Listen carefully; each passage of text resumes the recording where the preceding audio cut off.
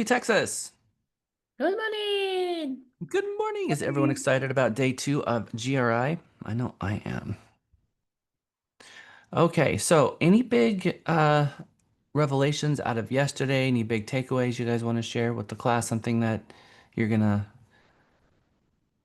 help enrich your practice? Who wants to go first?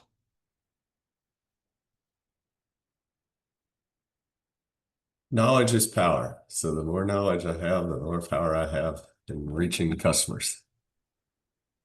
Very true. Anything specific that stands out? We talked about a lot of things yesterday.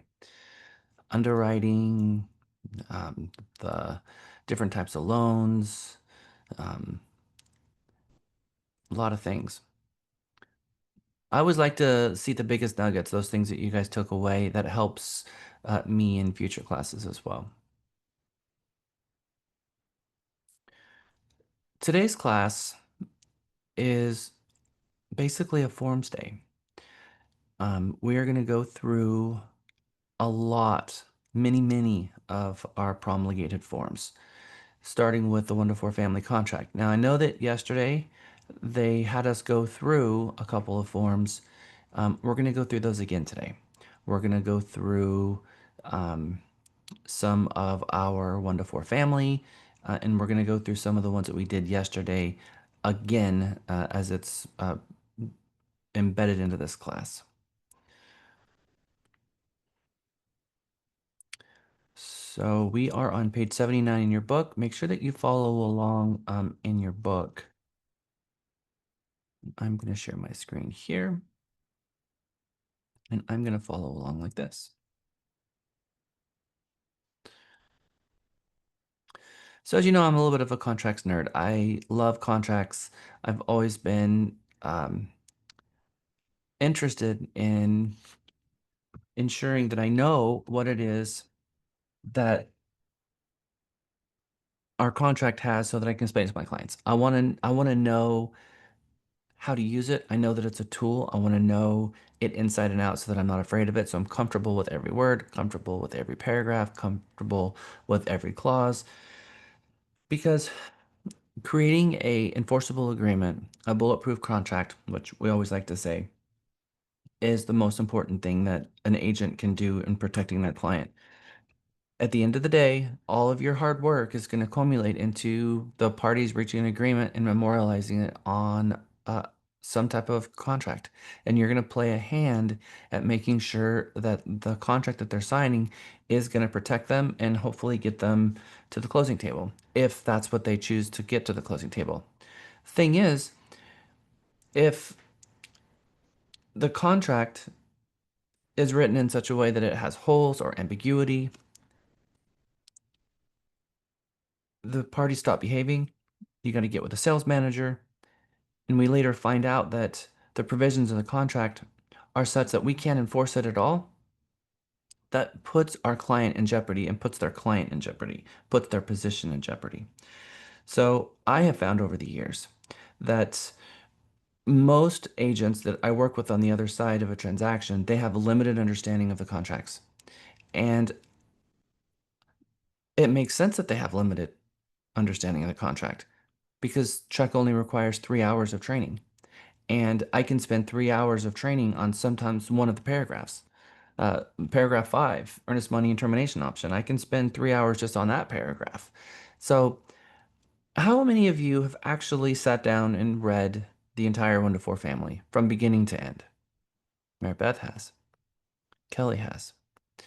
So, I do that myself on occasion. I will just go through and read the entire thing, even though I teach it and read it every time I teach it.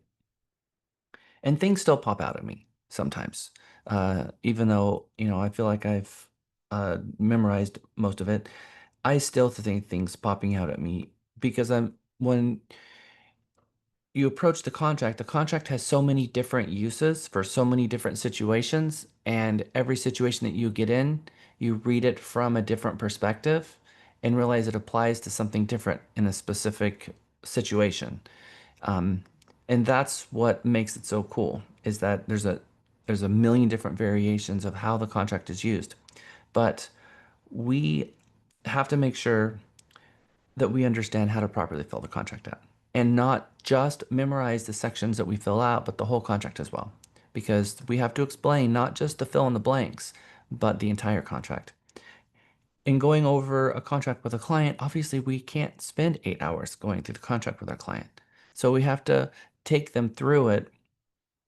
I will find that in different places in the transaction, I will explain different parts of the contract more. And I'll give them an idea of, what it means to have an option period and to do their due diligence and get their inspections done. But in different phases of the contract, I will go over different things in a little bit more in depth so they get a better understanding of it. But, you know, obviously you don't need to get into whether or not um, default is going to kick in or breach is going to kick in when they're signing the contract. You can explain a little bit about what 15 is, but you don't have to explain the depth until you find yourself there, and then go in deeper in the situation that occurs. We're going to first go through the entire contract. We're going to go through all 23 paragraphs this morning. I think that's probably going to take us into lunch.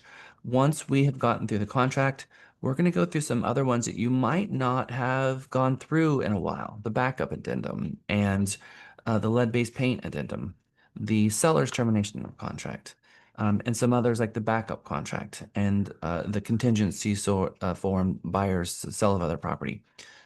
And we're not going to go over the ones that we went over yesterday. They have the loan assumption in here, and they've got the seller financing in here and the third party in here. Again, we're just going to pass over those because I want to make sure that we have enough time to spend on all of the other ones. So would someone please for me read the full 6 bullet points on page 80? Thank you, Kyle.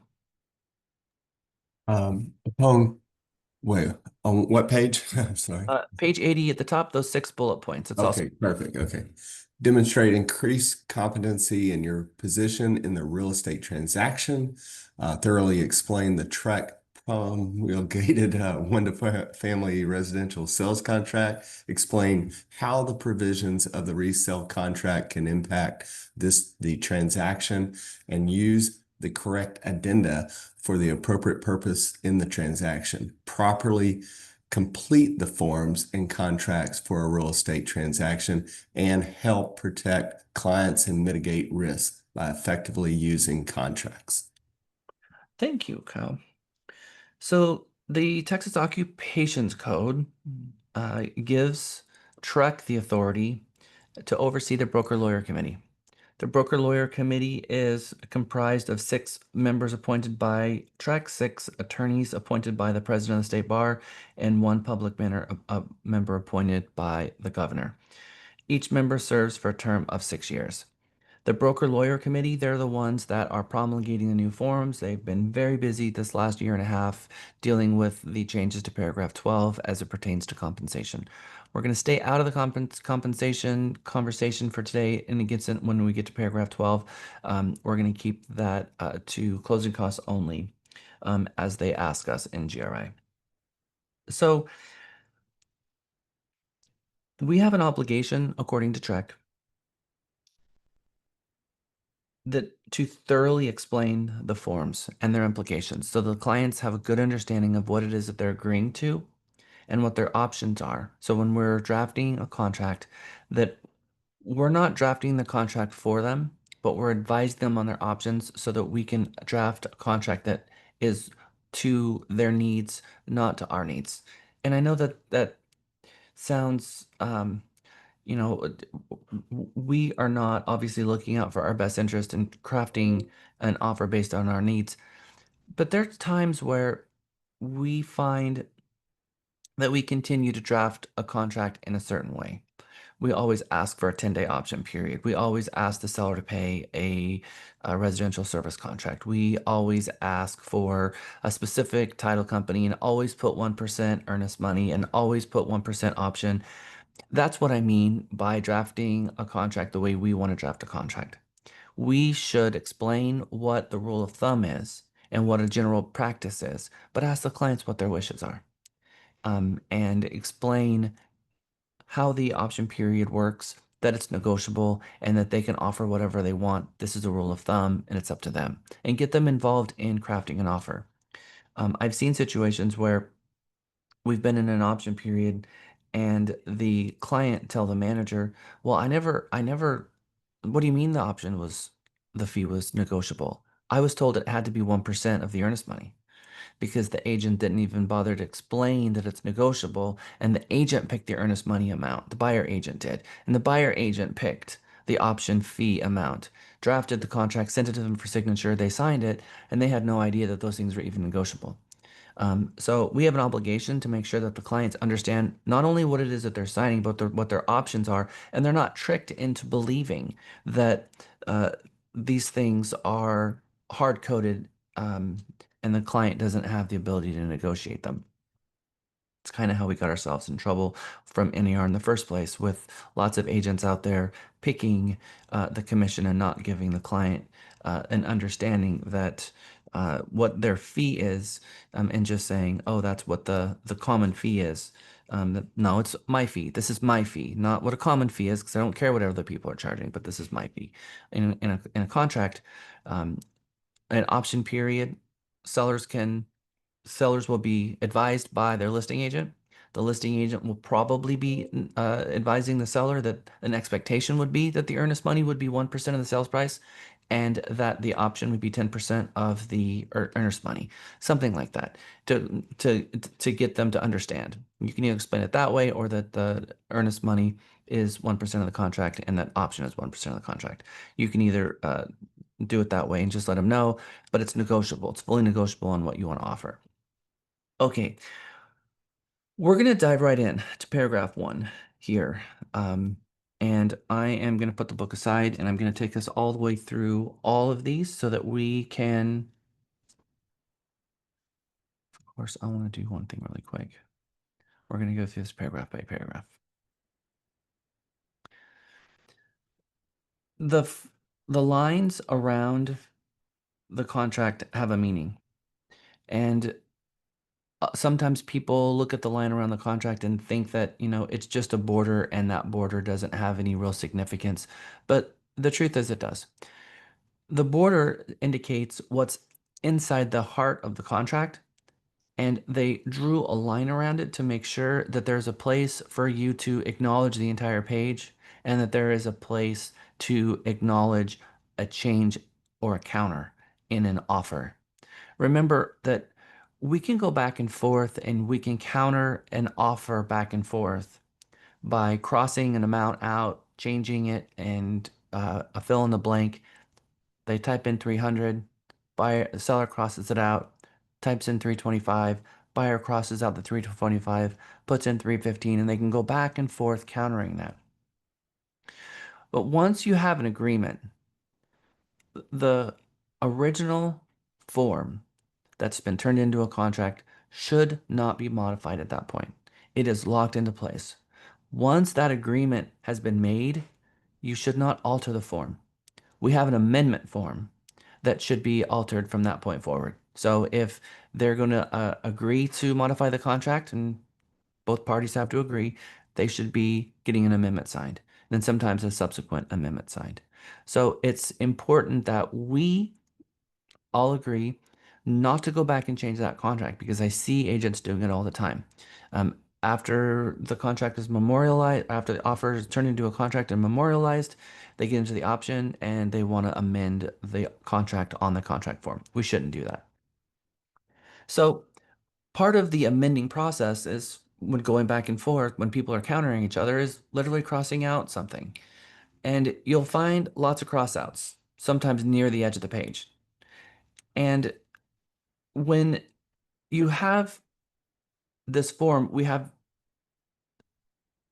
4 checkboxes at the bottom where people can initial that they acknowledge the entire page is correct, versus acknowledging one change somewhere.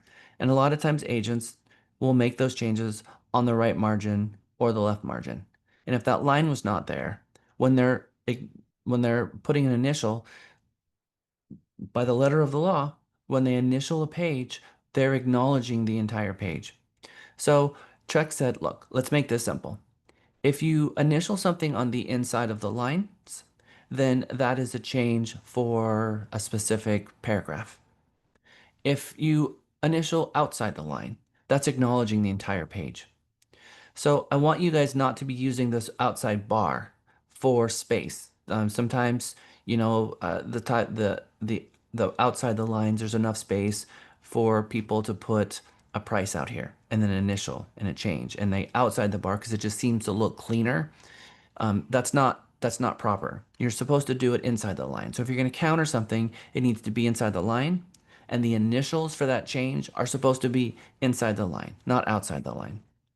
So I would say 50% of the time I see the initials and they put them on the outside of the line because they don't want to cover the contract. They don't want to put an initial over a word that's on the promulgated form because they feel like somehow that's wrong. That they're crossing over a word and people aren't going to be able to see that word because the initial's there. So they'd rather use that bar outside for it. Again, not right. So let's keep the standards unified so we're following the legal practice of how an attorney would uh, look at what is proper, because how parties use a promulgated form also is promulgated in the law. So real estate agents get this wrong all the time. So inside the line is for counters and for initials, and then outside the line, where you're supposed to have the initials, is designed for acknowledging the entire page. Every page needs to have an acknowledgement. Sometimes you'll see that a offer is missing an initial on one of the pages. Maybe page 5 doesn't have an initial. Every page needs to have an initial and the signature at the end for there to be a valid contract. Interestingly enough, I have seen in situations where a buyer missed an initial on one of the pages, but the seller and the buyer signed the signature page at the end of the contract. And the attorney said that the buyers and the sellers are under contract and the contract is not void, it is valid, but page 5 hasn't been negotiated yet. And everything on page 5 is still up for negotiation. So wrap your head around that. I think it's pretty interesting when we think, oh, there's a missing initial, so they don't have a contract. A missing initial, they do have a contract, but you have certain items that haven't been negotiated. Same is true if you leave a blank. Paragraph 7H is for residential service contract. If an agent leaves a blank instead of putting in a 0, the attorneys have said, well, it's not 0. If the agents wanted to make sure that the seller was not going to reimburse the residential service contract, they should have put 0, but they didn't. They left it blank. They didn't put a dash. They didn't put NA, which also would be not appropriate for that as well. They should put 0 or a dollar amount, one of the two, but they didn't, which means the law says later, well, they didn't negotiate that yet. That's still up for negotiation. So that spirit, if you wrap your head around that spirit, then you're going to want to make sure that in every single paragraph you lock it down. To make sure that there's no ambiguity, there's no question later, there's no way that someone can come back later and call you out on a missing value. Now, the agents obviously are not the ones that are going to be arguing this because they're not going to be able to argue that level, that granular of a contract law. But it's not about when we're arguing because that's not the point. The point is, once the parties are no longer behaving and it gets into the hands of the attorneys, what are they going to do with it? And that's where they go with this sort of thing. They tear it to shreds. They say things like it hasn't yet been negotiated, and the agent's like, "What do you mean it has been negotiated? We negotiated this contract 3 weeks ago." And we're in a completely different stratosphere as the attorneys when it gets into their hands. And from my purview, from what I see, because I deal with attorneys on a daily basis, I see how they look at the contract and it scares me. And so I think real estate agents need to see the contract the way that the attorneys see it. Because if you guys saw what I saw, you'd fill out the contracts differently. You would make sure that there's not a blank anywhere. Now, when I say not leave a blank, I have to be very clear with that. Because if there's a blank in a section that has a a feature that will turn on that section or turn off that section. And here's an example of that. If both of these are left false, meaning not checked on, and this item is marked false, perfectly okay. But if this is turned on and one of these are left, both of these are left blank, not okay. So if the entire paragraph has not been turned on, then everything in that line can be blank because it hasn't been turned on. But sometimes the entire paragraph is always turned on and it needs to have a value. So I'm going to explain that every time we get into a paragraph and whether or not it could be left blank or not. First, in paragraph 1, I think if you look across the top of this, why do you think Trek put notice not for condominium transactions? Why would it doesn't say not for farm and ranch? It doesn't say not for land contracts. Why not for condominium contracts?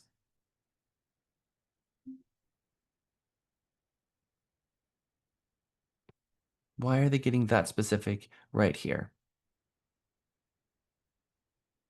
What do you think? Well, I'm gonna guess that condominium is residential, but they have their own contract, whereas the farm and ranch and the land one are not residential necessarily contracts. Okay. So I don't not like that. I like that answer. I also, when you think about residential, when I look at a condominium, a garden home, and I look at a traditional fee simple home, sometimes I can't tell the difference. You can't physically see the difference sometimes between a condo and a regular house because it has nothing to do with the way they built the house. It has to do with the way that they subdivided the land. And there's a lot of agents that have been using the 1 to 4 family contract for condominium sales. And there's some elements in it that are missing. And there's some elements in here that actually don't pertain to a condominium sale. Paragraph 12 is different in this contract versus the condo contract. The condo contract has built into it the HOA addendum, specifically for an HOA, which is different than the HOA in a subdivision. And then you layer on top of it the survey, where you have a survey built into this contract, and it shouldn't be stated in the contract at all because it also paragraph 6D is different. So they're different. So some title companies will allow, title companies are not going to get involved. I know I did a property, I closed a property a few years ago on Leah Lane, and it was a short sale transaction, and Chase Bank sent me a copy of the contract that they had filled out themselves, and they had crossed out stuff, and they had filled in special provisions, and they had to 1 to 4 family. And I called them and said, this isn't a 1 to 4. This is a condo. And they said, I know, but we're using this form. Went to the title company, went to the other agent, and everybody said, fine, this is what for the bank to approve the short sale, they sent us this form that they want us to use, and they were the seller's short sale bank. Fine. We used it. Title company said, we don't care. There are situations where you're going to have to bring a situation to us so that we can look at it. But either one of those parties arguably could have called breach and said that the transaction was void all the way through it. But even though something can be wrong and they use the wrong form, as long as the parties are all together willing, they can make it to the closing table and everything is fine just based on sheer will. But that doesn't mean it was right, and it didn't mean that the contract, if it had been put in the hands of the attorney, that everyone could have gotten out of that contract. So not for use of condominium transactions, because we should be looking at the legal description and make sure that it actually is in fact lot block section. And at the end, 0.25 acres. In the legal description, not say percent in common, because that's where you're going to really look, or a unit number in the legal description. That's where you're going to really look to determine, that's going to give you some good hints on whether or not it's a condo or not. Paragraph 1, I always like to start this paragraph by saying, we should not be making a determination ourselves on the order in which the buyer's and the seller's name should appear on the contract. Sometimes we do. Now, if you're the buyer agent, you are going to fill out the contract for the seller. So my recommendation is that you fill out the contract in order for the seller as it was in the tax records. But always check the MLS to see if there's offer instructions from the listing agent, or ask the listing agent themselves. Do you have offer instructions? Because I'm going to be sending you an offer and I want to make sure that I have the information correct, especially the information that we have in paragraph 21 notices. I want to see the seller's email address and the seller's phone number. We're going to get into that later, but we're going to dive deep into that because I need their contact information for this contract. So, but when it comes to my clients, I'm going to ask them, do you have a preference in the order in which your names appear on the contract? And then let them tell me. And I want to use their legal names, the names as it appears on their identification or the pre-qualification letter. The lender will have gotten their legal names from their IDs and they would have generated a pre-qualification letter with their legal names. So you're safe using the names on the pre-qualification letter or on their identification. And hopefully you already have a pre-approval letter by the time you are drafting an offer from the buyer agent. I have had situations, and I just want you guys to just be cognizant of this. There are situations where you're going to have an unrepresented buyer and you represent the seller. How many of you have ever had a situation where you represent the seller and a buyer showed up and said, I don't want representation? And then they say, I want you to write the offer for me. It is perfectly okay to write a reverse offer. You have a fiduciary duty to your client to put that offer together, but you don't have a fiduciary duty to the buyer, which means that the buyer says, I want you to put the offer together like this. You have an obligation to go to your seller and say, look, they're wanting me to write an offer. So how do you want me to put all this stuff? Because the only three pieces of information they gave me was price and close date. How do you want me to fill out the rest? Because you as an agent shouldn't fill out the offer in the same way that you would for a buyer that you have a fiduciary duty with. You have to fill out the buyer because you now represent the seller and you have to make it represent them, which means buyer pays title policy, not seller.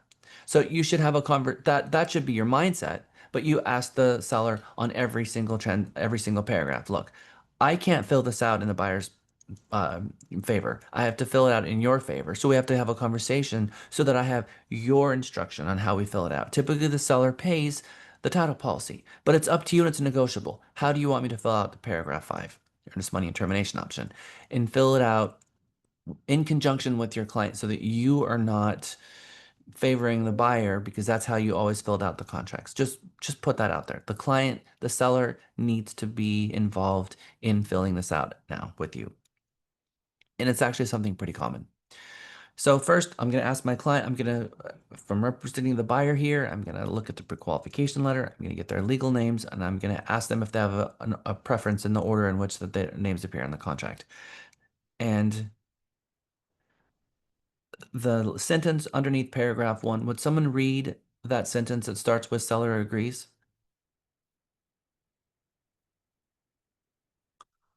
Seller agrees to sell and convey to buyer, and buyer agrees to buy from seller the property defined below. Thank you, Mary Beth. That is the contract. That's the gist of the contract. Buyer agrees to buy it and the seller agrees to sell it, and they're signing their names to it. Everything from this point forward is going to be solidifying that agreement, clarifying that agreement, and giving the buyer an out or the seller an out, which is called contingencies. And there's a lot of contingencies in the contract. The seller has one contingency to get out, and the buyers have many. So it's the job of the seller to try to reduce, well, it's the job of the seller's agent to try to assist the seller in reducing as many contingencies as they can get away with. And it's the buyer agent's job to help the buyer get as many contingencies as they can get away with.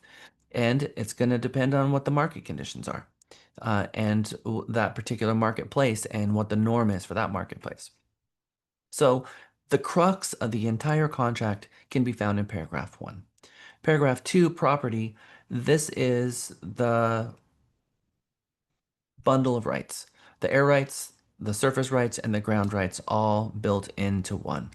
When a seller sells a property, they're selling everything they own, including the mineral rights.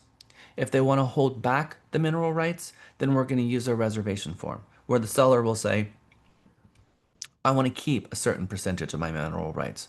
But when the contract is written and no addenda is used for a reservation for minerals, whatever the seller owns transfers. It transfers to the buyer, all of the rights to the property. So first, the land, improvements, and accessories are collectively referred to as the property. In first paragraph 1, we're going to put the lot, the block, the section, the city, the county, the address, and the zip code is all going to get filled out here. Sometimes you're going to autofill from the tax records, or you're going to autofill from the MLS, and sometimes the agent will have autofilled from the tax records when they put the MLS listing there. Be mindful here that you should look in the tax records and put eyes on the legal description. Because if there's a discrepancy between the address and legal description, the contract is in force not based on the 123 Main Street Vanity 911 version of the address, because that's where that vanity description of the address comes from, but it's the legal description. If the legal description is correct and you wrote 132 Main Street instead of 123 Main Street, the law is going to transfer title of the legal description. So most of the time, we're more hyper focused on the 123 Main Street address and less about the legal description because the legal description isn't plastered on the side of the house. So the legal description is what you need to be more focused on. We want both of them to be right, but if the legal description is wrong and you don't catch it, you sold the wrong property. Candy. I was just wondering why property was in parentheses underneath property. I mean, and I started reading it and I was like, well, maybe it's because the seller and the buyer and then the property. Does that make sense? Like, I don't have a good answer for you because it says referred to as the property and then they put the property in parentheses. Um, I have no idea why they did that because the period becomes after property. So referred to as the property, and then they have this word here again in parentheses. I know why they put seller here because they want the seller in this field and the buyer in this field, but you would think that this actually would be after here at the end, but that's not how they did it. And so I can't answer it because it doesn't make any sense to me either. So okay. I, All I right. I'm getting all technical. Well, I have found four errors in the contract. The contract that we had, that was the version in 2022, had the word "the" twice in paragraph 5. It said "the" and then "the," and nobody noticed it, and I reported it, and I was the first one to ever report it. There are errors in these things, and so I think there might be less errors now that they can upload this to ChatGPT and say catch errors, and then but it's just a matter of enough eyeballs looking at it to report stuff like that. Um, but I've often wondered why that's there myself. It just doesn't make a lot of sense why they have it property to property. So paragraph 2A is the land portion of it. Paragraph 2B are the improvements, and you'll see the improvements are permanently installed and built in.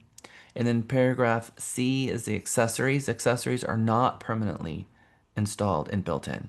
And then exclusions, things that the seller is going to exclude from the sale that they want to make sure that is either an improvement or an accessory, something that is been made real property that they're going to take with them, and reservations.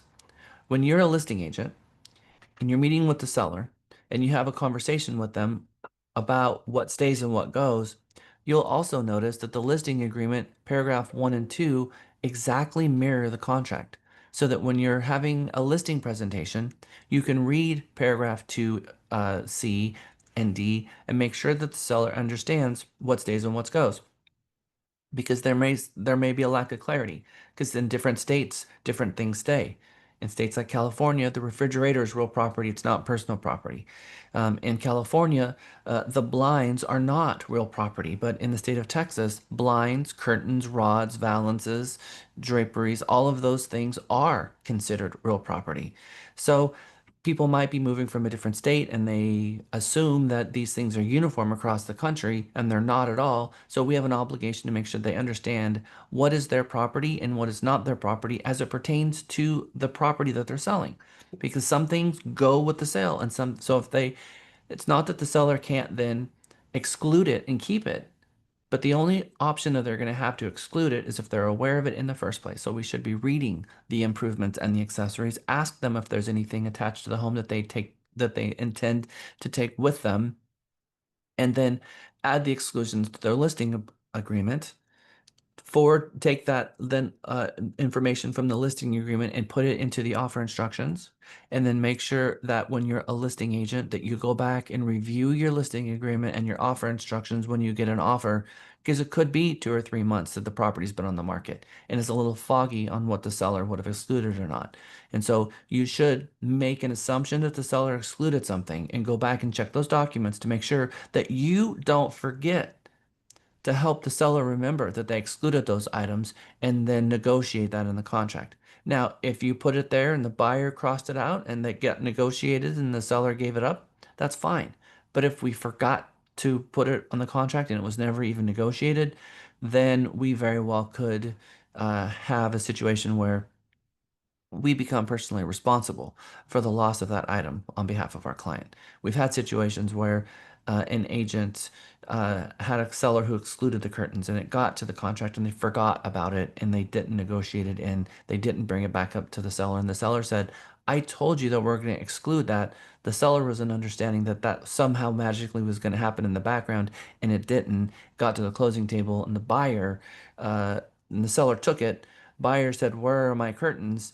And it turned into a fight. Some curtains can be high ticket items. In this case, those curtains were $15,000 on this 4,500 square foot house, which is not as high as I've seen in the past. We were able to negotiate those curtains down to 3,000, but that was $3,000 that came out of that agent's pocket, and it could have been a lot worse. So learn from the mistakes of those who came before you and make sure you get this right. Again, paragraph 2, improvements. Let's read it together. The house, the garage, and all other fixtures and improvements attached to the above described real property, including without limitation, the following, and they put bold print here, permanently installed and built-in items. There is only a few bold sentences, and there's only one underlined sentence, and there's only one place in the contract where it says time is of the essence. So we're going to be taking special notice to what these things mean. Under the improvements, permanently installed and built in is very important, because there are things like a refrigerator that could be built in or not be built in, and that is what's going to determine whether or not it is a built-in item. For instance, if you rewind the clock or back to the 1990s, it was not uncommon for a dishwasher to be sitting in the middle of the room attached by a hose, because they weren't built in at that time, because they were, fairly new items at that point. So it was fairly common. It's not common anymore. It's pushed into the cabinetry, and there's one screw that screws it into the bottom of the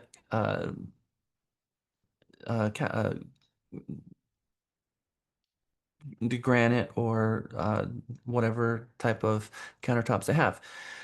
So that little screw that is attached to the bottom of the granite is what makes it real property. That one little tiny screw. And your range, the fact that it has an anti-tip device that it slips into, that one thing is what makes it real property. So sometimes it's loosely defined on what is permanently installed and built in and what that really means, because a range by very nature is not really built in anyway. It's not screwed in anyway. But the anti-tip device is what an attorney's told me, that it's required in Texas, and the anti-tip device, it just literally slides into a sleeve. It's not even screwed in any way. And so I think that, there could be an argument there. But in any event, when you look at the accessories, then they try to use the accessories which are not built in to try to underscore, to make sure that there's no big confusions later. Because looking at a mirror can be installed in 3 different ways. It can be leaning against the wall. It can be glued to a wall. It could be hanging on a hook, or it could be bolted to the wall through molly bolts. In all of those different ways to redefine that mirror and whether it's a personal property or real property. You go into a bathroom in a home, and if they have, they took the builder mirror off that was glued to the wall, and they replace it with two mirrors above each vanity, above each sink, and it's hanging on a hook. The property closed and the seller took the mirrors with them because they were hanging on a hook. The agent's responsibility would be then to make sure that they understand what stays and what goes and what is hanging on a hook and what is glued to the wall so that the buyer has an understanding of what it is they're buying.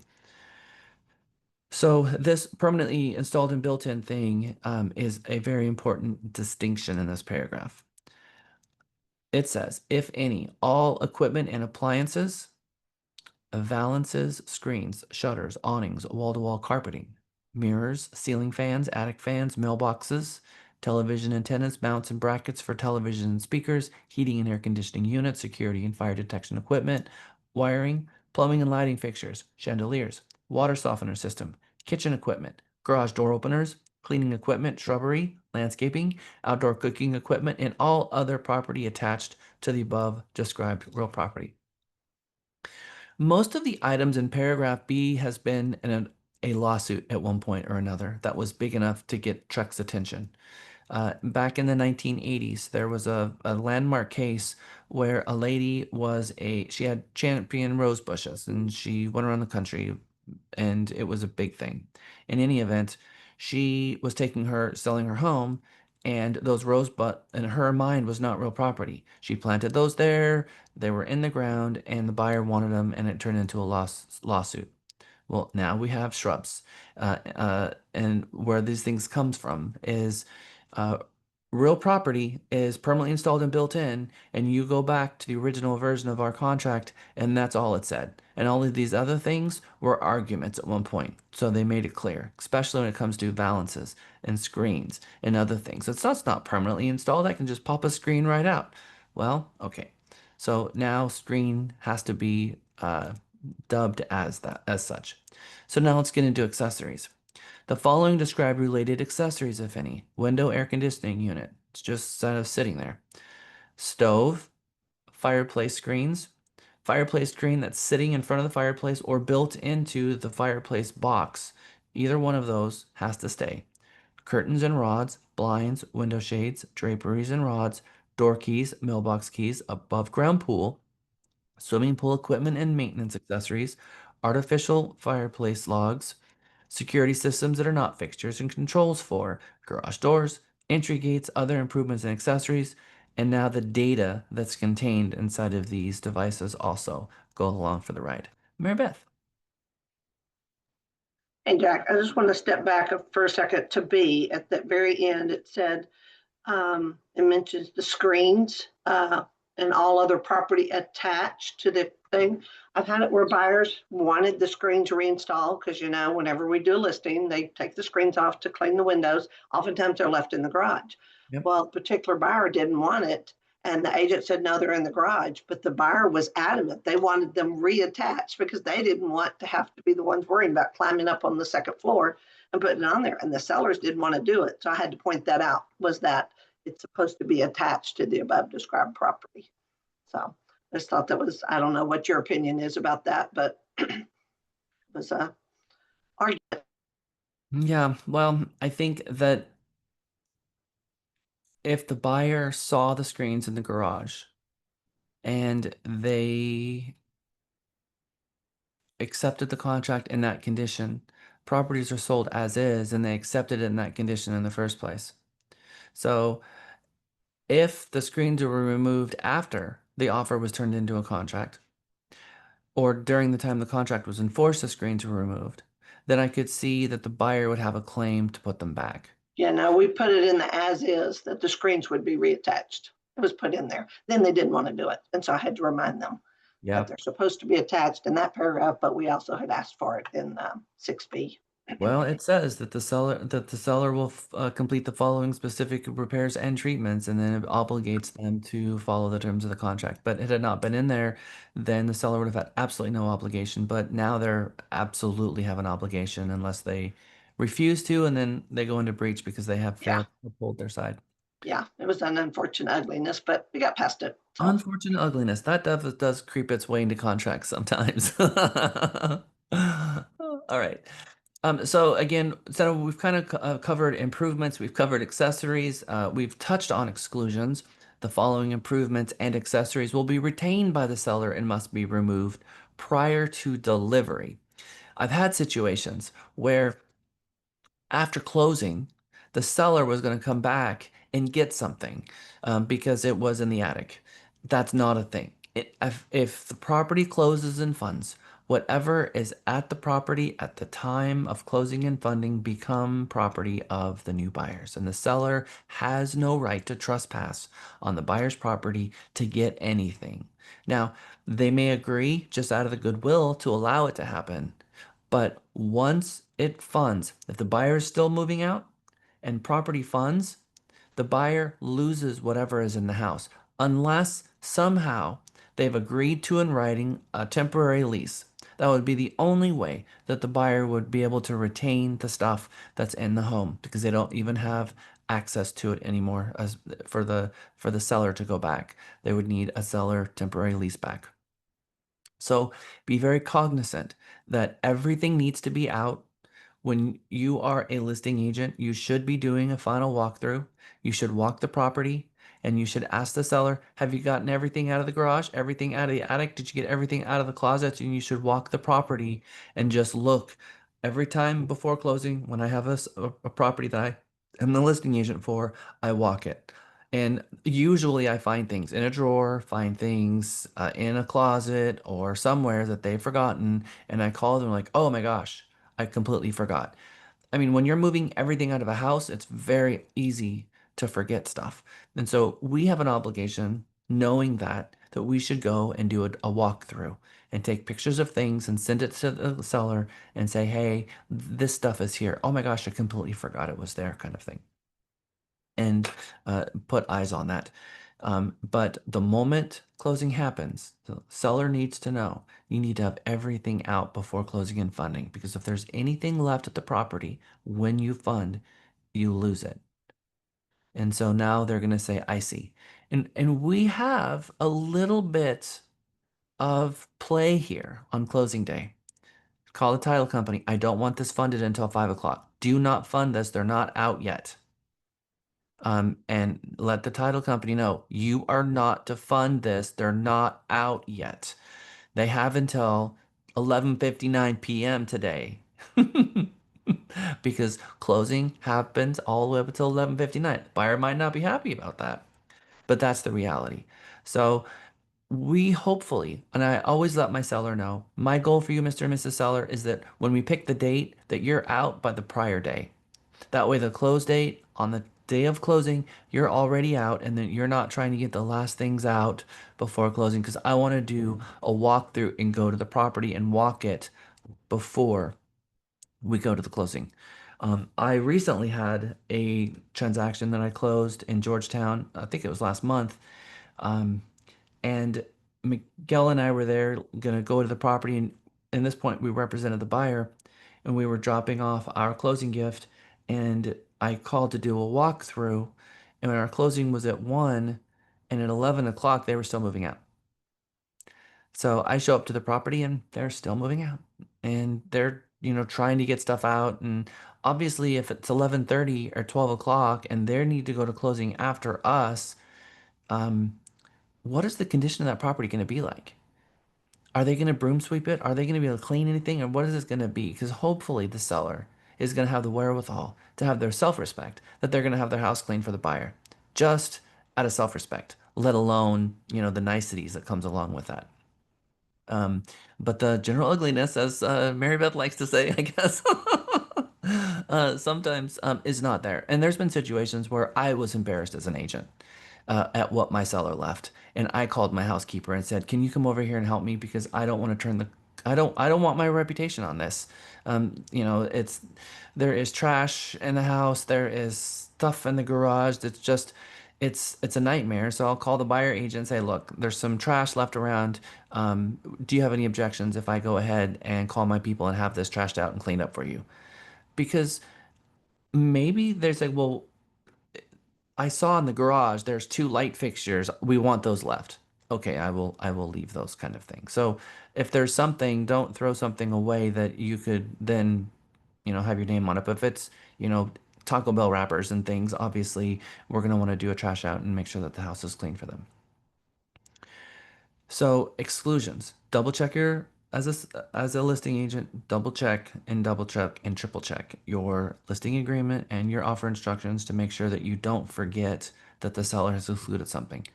And sometimes sellers can exclude some odd things. Chandeliers. I had a front door excluded once because it was a barn door from their grandparents' house and they were going to replace it.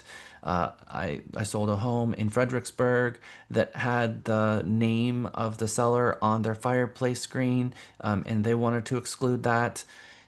So sometimes it's just some weird stuff. And my original opinion is, Mr. and Mrs. Seller, if you want to exclude it from the sale, I recommend that you just go ahead and get it out of sight, out of mind during the listing so they don't even see it. It doesn't become an issue. It's not an argument. They don't even know about it in the first place.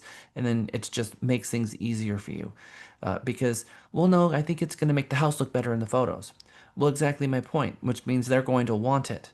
And so I can't control the negotiations of what the buyer's going to demand, and it could be a point of contention. So out of sight, out of mind could be better. But it's your decision, Mr. and Mrs. Seller. But I highly recommend we get it out of the purview of the buyer in the first place, if it's that important to you. And then paragraph E. Any reservation for oil, gas, and other minerals, water, timber, and other interest is made in accordance with the attached addendum. And we have a reservations form promulgated by TREC that allows the seller to hold back some of the minerals. If you have less than an acre, we're not going to have a conversation with our client or the buyer about minerals. It's not even a thing. Some developer 100 years ago, if further back, had the something to do with the minerals at that point. So if you've got an acre, maybe there's a conversation to be had. Unlikely, but if you've got 50 acres, you're probably not using this form in the first place. You're most likely using a farm and ranch form, but you could be using this form. So sometimes buyers, on a third acre lot in the middle of a master planned community has a question regarding the mineral rights. Well, Mr. and Mrs. Buyer, the reality is that the developer is the one who's likely owns the minerals here. And if it's less than an acre, they're not going to be able to come to your house and put in a rig in the first place. But if you really, really want to know about the mineral interests and who owns them, I can get you in touch with an oil and gas professional who can then, for a fee, go back and research to try to figure out who currently owns the minerals on the property that your home is sitting on. And it ends with that because the title company can't help us with that. We can't help them with that. It's a third party that they're going to have to hire, oil and gas professional. They're also licensed by TREC. And by the way, they also have continuing education starting in this 87th Texas legislature from two sessions ago. And we have two oil and gas professional real estate agents working here at Realty Texas. Okay, any questions from paragraph 2? Are we all feeling pretty confident with paragraph 1 and 2 so far? Hey, Jack, I just wanted to do a little interjection about paragraph 1. Okay. My new listing was a situation where my seller has been divorced from her ex-husband, and now she's remarried, and the husband that she's married to now lived in this house. So even though she's the only one on the tax record, I had to include him in the parties because it became his homestead the minute he moved into this house, even though he's not on the tax record. So title gave me some good education about that the other day. Well, and I can tell you that we had a nightmare of epic proportion that Michael Potter and I had to deal with over this last 2 months regarding a very similar situation. And it was a very unfortunate situation. We had a seller who had a home that was a premarital asset, and her new husband was in jail for domestic violence. He beat her up good and was thrown in jail for it. And she, who was not yet divorced to this man, but that was impending, but the divorce wasn't finalized. And the title company needed to know this ex-husband's phone number and information so they could contact him. And she refused to give us that information, and then later did give us the information. And they asked, did this guy ever live there? No, he's never lived there. Well, in fact, he did live there, and he claimed it as a homestead. And in jail, he marked it as his primary residence. So now he did live there. So he needed to be on the contract, and the title company needed to have something stating from him that he was making no claims to the property, even though this was a pre-marital asset.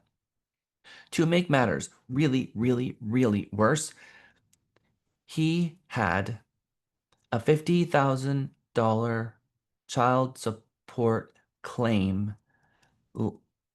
in a lien filed against the property. And it could not close until the lien was released. And there was no way to release this lien. So we also couldn't sell it because we had this cloud on title. So the buyer miraculously allowed us to extend the contract for a month in order for the fast track divorce to happen, because in a domestic situation, the judge can terminate the marriage immediately. So we were able to get that done, the divorce finalized, the lien not released, property sold, paid off the lien.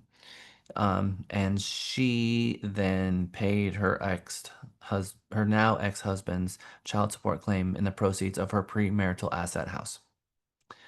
So there are certain things that we can see. We can see that a travesty is occurring in our own eyes and watch it happen. It's like a slow motion train crash, and there's nothing that we can do to fix it. There was nothing that I could do to remove that lien.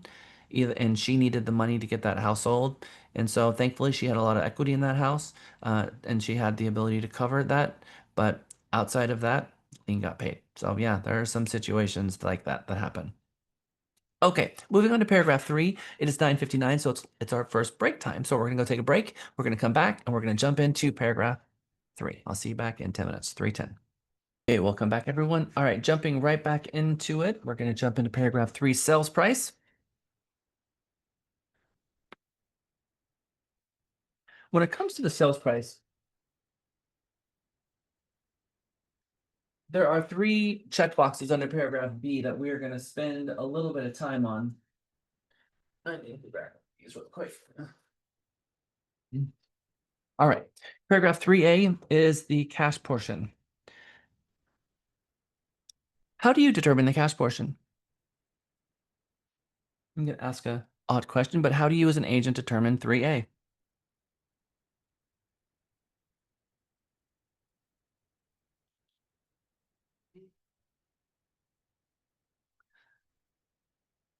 Okay, well, you ask your client how much they're planning to put down and then verify that with their lender, that they match. We should not be making an assumption that they're going to put 3.5% down or 3% down or 20%. Exactly as Mary Beth said, that we need to be talking with the lender and finding out what they need to have as a down payment. Sometimes you're going to have a buyer who is not a 3.5% down FHA, it's a 10% down. We learned that yesterday. And so we can't just make that assumption. We need to be talking with the lender and getting this right. And then having on hand proof of funds, because the expectation should be, as an agent putting this together, we should be asked for 2 pieces of documentation on behalf of the creditworthiness of the buyer from the listing agent. The proof of funds for the down payment, as well as a pre-qualification letter from the lender. And we should have both. We should have proof of funds for the down payment. And it should come in the form of some type of document that has a bank account showing the buyer has that amount in their account. That down payment will also help make sure that the buyer has the earnest money, because that's how I make sure. I've been in transactions where the buyer has not turned in earnest money and it's been 6 days after. We're going to talk about what happens, and the seller says, look, I want this buyer to buy my home. I've been on the market for 180 days. So I don't want to terminate the contract. We're going to talk about what the seller's rights are when a buyer doesn't turn in the earnest money, but the buyer didn't have the earnest money because the buyer agent said, oh, they're not going to cash the check. That check is going to go to the title company and they're not going to cash it. And how many of you have ever had a situation where you're working with a buyer and they write an earnest money check and an option check, and then they look you dead in the eyes and say, when is this going to be cashed? I've been asked that question. Why are they asking me that question? Why are they asking you that question? What is your assumption when they're asking you that question? They They don't don't quite have have enough money funds. for fund. That they're trying to figure out in their brain how much time they have to get that funds together before that check bounces. That's the assumption that you should have that's going on in that moment. So let's make sure that when we're working with a client to let them know that they're going to need to wire the money, that the money is going to be taken out immediately, that it's a deadline in which the money has to be transmitted, and that we need to get a proof of funds for the down payment. So not only do we need to have a conversation with them about the availability of the earnest money, but we need to have proof of funds of the down payment. And the down payment is going to be more or less than the earnest money. Probably more, right? Probably more. 3 times more, in fact. 3.5 times more, maybe. Now, we find out that we have a cash poor buyer. That's okay. We need to know that piece of information ahead of time, not after the fact. So then it's a conversation of, all right, got it. So we're doing a down payment assistance program, and we're going to be asking the seller to participate in closing costs. And the buyer has just enough money to cover the option, very little money left over for an earnest money, and you have a conversation with the listing agent. We got a cash poor buyer here that's wanting to buy a home, and this is where we're at. So we're going to be coming in with a smaller earnest money, and we're going to be submitting that offer, and if the seller doesn't want to participate, we understand. I mean, it's easy as that. The buyer can only do what they can do. You may hear some teachers or some other agents saying, well, maybe this buyer shouldn't be buying a home if they can't even afford an inspection. You know, I don't know where I feel on that spectrum of things. I think that there is a lot to be said about helping get people get a roof over their head that they own, that they have a consistent payment that they can count on. Um, But if there are assistance programs out there that we can help our clients with, we should be exploring those avenues. And one of such avenues is the down payment assistance program called Down Payment Resource that is located in the MLS, where you can reverse search the MLS based on the down payment program. Okay, so 3A, we're going to talk with the lender. We're going to find from the lender what the down payment amount should be. Also have a conversation with the buyer about that and asking for proof of funds for that down payment. Yes, even if that down payment is only 3.5%, we should still be asking for proof of funds. They can get proof of funds from a bank account, or they can get proof of funds from a banker, personal banker, and ask for a funds availability letter. And I'll have it at the ready, but I'm not going to transmit it with my offer unless the listing agent asks for it. And most of the time they're not. I do. I always ask for proof of funds. But that is more of a function of me seeing how many buyers, after the contract has been put together, don't ever deliver the earnest money because they don't have it. So I don't want my seller to be in that scenario. Now, obviously, if it's a cash transaction, we're asking for proof of funds. But we don't seem to ask for proof of funds when they're putting 3.5% down or 10% down or 20% down. I guess we just all make an assumption that they have the money. That's an assumption we should not be making. Our job is to make sure that we're trying to anticipate problems that are going to come later. And let me tell you, from a broker who closes 1,000 transactions a year, we closed about 1,400 last year. We see this happening a lot where buyers get a contract put together, and then for whatever reason, they have a problem sourcing either the down payment or the earnest money. And the down payment, sometimes they're going to put 20% down, and they're riding on the fact that grandma's going to hand over the down payment that they promised them. And for whatever reason, it doesn't arrive. So the listing agent, if they had asked for the proof of funds for the down payment in the first place, they would have seen that it wasn't in their name. They would have had that piece of information. They could have shared it with the seller. And then the seller could have taken that piece of information into consideration when they negotiated the offer. So if later they don't have the money, the seller took that risk We didn't just not prepare them for the risk and then that be therefore our fault because we didn't ask the question that we should have asked. Paragraph 3B, sum of all financing. Third-party financing addendum, loan assumption addendum, and seller financing addendum. So where they're getting the money matters, and whether or not the form is going to be attached to the contract is also important because what does the third-party financing do? Two things. But I'm going to ask a question. I'm hoping I'm getting the right answer. If a buyer attaches a third party or a loan assumption or a seller financing addendum to the contract, what do we call the spirit of those three agreements? It's that C word that we keep using. Contingency. Yes, they are simply contingencies. They don't necessarily need to be there. Now, there's information that we need on those forms. So you can attach those forms and not check them off here and it not be considered addenda. So you'll see that on paragraph 22, agreements of parties, we have the attached addenda are attached and made part of the contract. So in paragraph 22, when you check them off, that is going to determine whether or not it's part of the contract. Here, you're disclosing to the seller where they're getting the money and what forms should be attached. Because sometimes it's not going to be attached to the contract and they don't want the contingency. It's a weird situation. It would not be something I would recommend in most normal situations, but you have an ambiguous contract if these checkboxes are not checked here in paragraph 3B.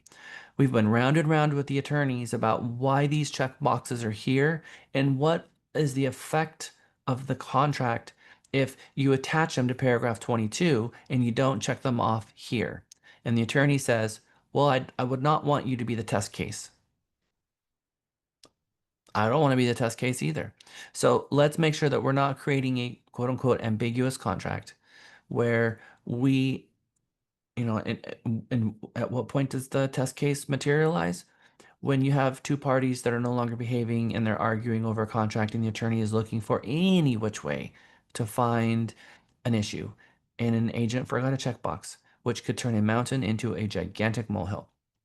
So make sure you double check these are checked correctly. Now, paragraph 3 is going to be the sum of all financing. The idea here, I think, is you can have third-party financing and a loan assumption, or you can have third-party financing and a seller financing. I say this because if someone assumes an underlying note that the seller has, they might have 50% equity in that loan, meaning that they're selling a home for $500,000 and they have a underlying loan that you're going to assume for $250,000 and there's $250,000 delta that the buyer has to make up. They have $25,000. So now they're going to put $25,000 and they're going to get a second third-party financing loan. They're going to assume the first, they're going to get a second for a bulk of the difference and then put $25,000 down. They need to sum up the both of the loan assumption and the third-party financing and add those two together to put it in paragraph B. So I think it was Trek saying, look, we need you to know that the financing here is a sum of all of the financing that's coming, not just what you're borrowing from a bank, but the sum of all the financing, because seller financing is fairly common. And then paragraph C is simply the addition of the sum of all financing and the sales price, because paragraph 3C is, in fact, the sales price. Any questions about paragraph 3? Pretty straightforward there. All right, paragraph 4, maybe not so much. Paragraph 4, we usually have some questions. Paragraph 4 is new to us as of 2022. Before that, it was a different paragraph. Paragraph 4 is leases. And you have some properties where you have a tenant in place, and when you're submitting the offer, you find out that the tenant is month to month, or you don't even ask the question. You show the property, and you don't know that the property is tenant occupied. You know that someone lives there, and you made the assumption that it's the sellers who live there. but the sellers don't live there. There's a tenant that lives there. We should know who's currently occupying the property when you submit an offer. And some ways that we can look is doing a good CMA on the property, including leasing in your CMA.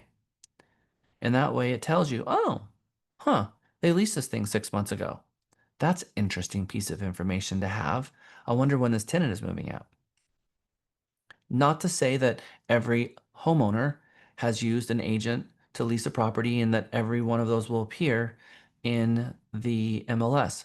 Another place you can look is the address of where their tax bill is being sent. Being sent to California. Interesting. I wonder if they're an out-of-state seller, or simply asking the client. Oh, you look on paragraph 21 notices. Oh, that's interesting. They used a different address in paragraph 21 in the property address. I wonder if they don't live there.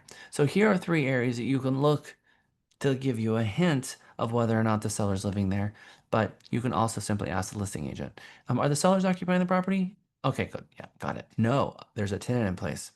Why am I making a big conversation about this? Why does it matter? Because if there is a tenant in place, we need to use an addenda called addendum for residential leases that is attached to the contract, which will specify whether or not the tenant will be out of the property before closing, or whether or not there is a lease in place. Because if there is a lease in place, that's going to cause you grief, 100%. What happens if there's a tenant in place and the tenant has 6 more months of their lease and your client is purchasing the property for owner occupancy and getting an owner occupancy loan? What are some issues that could come from that? What do you think? Because the lease trumps the sale, and a buyer who is doing owner occupancy has to occupy that property within 60 days of that loan. So there are owner occupancy requirements where the buyer must take possession of the home. And as Mary Beth just said, in the event that that tenant has a lease, the lease must be respected. So the lease is not going to be terminated on transfer of ownership. That lease remains. And the tenant has the right to fully execute that lease and move out later. And they're already living in the home, which means the new homeowner cannot move in, which means they are in, they have breached the promise they made to the lender to take possession of the property within 60 days, as well as their homeowner insurance and a whole bunch of other things. And so they literally could go into foreclosure by not taking access to the property. So how does this buyer purchase the home? They may have to they may have to get an investor loan with a much higher interest rate and at 20% down too. So a non-owner occupied loan comes at a higher rate and 20% down. Or negotiate to get the tenant out early. But that would have to be an agreement between the owner and the tenant. So if there is a tenant in place, regardless if they are month to month, regardless if the tenant is going to be out before closing, the moment the contract goes into force, if there's a tenant living in the property at the moment the offer is being negotiated, in paragraph 4 leases, you need to check off the box that says that the property has a tenant in place. So let's read this addendum. Residential lease means any lease of the property to a tenant, including any addendum, amendment, or move-in condition form. Seller may not execute any new residential lease or amend any residential lease without buyer's written consent. Existing residential leases will have the following status at closing. Check either A or B. A, termination of residential leases. All residential leases must be terminated by closing. Seller shall deliver possession of the property in accordance with paragraph 10 of the contract with no tenant or other person in possession or having rights to occupy the property. Notice, this paragraph will not amend or terminate any existing lease. Consult an attorney and refer to the residential lease for rights to terminate before agreeing to this provision. Or paragraph B, assignment and assumption of residential lease. All contracts in real estate are assumable. So when the buyer purchases the home, they're assuming the lease. Just like if somebody dies and they're a party, that transaction doesn't just vanish, it becomes an owner of the estate. In this case, either the seller is going to agree at the time you're negotiating the contract for the tenant to be out before closing and make that promise, which means they're in breach of agreement if the tenant still remains as of the closing date. Or paragraph B, they're going to assume that tenant in place. Assignment of assumption of residential lease. Existing residential leases shall be assigned by seller and assumed by buyer at closing. Delivery of residential leases. Buyer has received a copy of the residential lease, or buyer has not received a copy of the residential lease, and the seller shall provide a copy of the residential lease within 3 days after the effective date. Buyer may terminate the contract within a certain amount of days after the date the buyer receives the residential lease, and the earnest money shall be refunded to the buyer. So if the tenant is going to remain and the buyer is going to assume that tenant, if they don't already have a copy of the lease, then they can ask within a certain amount of days to get a copy of the lease and review it. And if they're not happy at what they see, they can terminate the contract and the earnest money will be refunded to them. And I don't recommend that a copy of the lease be provided to anyone until you go under contract. That's just my recommendation. I would check off B and then give them 1 day and say, nope, go under contract, we'll leave you a copy of the lease. I don't know, for privacy reasons, that it would be fair to do it any other way. So once the buyer is bound to a contract, then have them show it. But if they want specific information about how much the lease is, you could share that. But there's some personal information inside these leases that maybe it would not be fair to share. Not for us to say, it's just a recommendation that I would give the seller to help safeguard the information that the tenant has.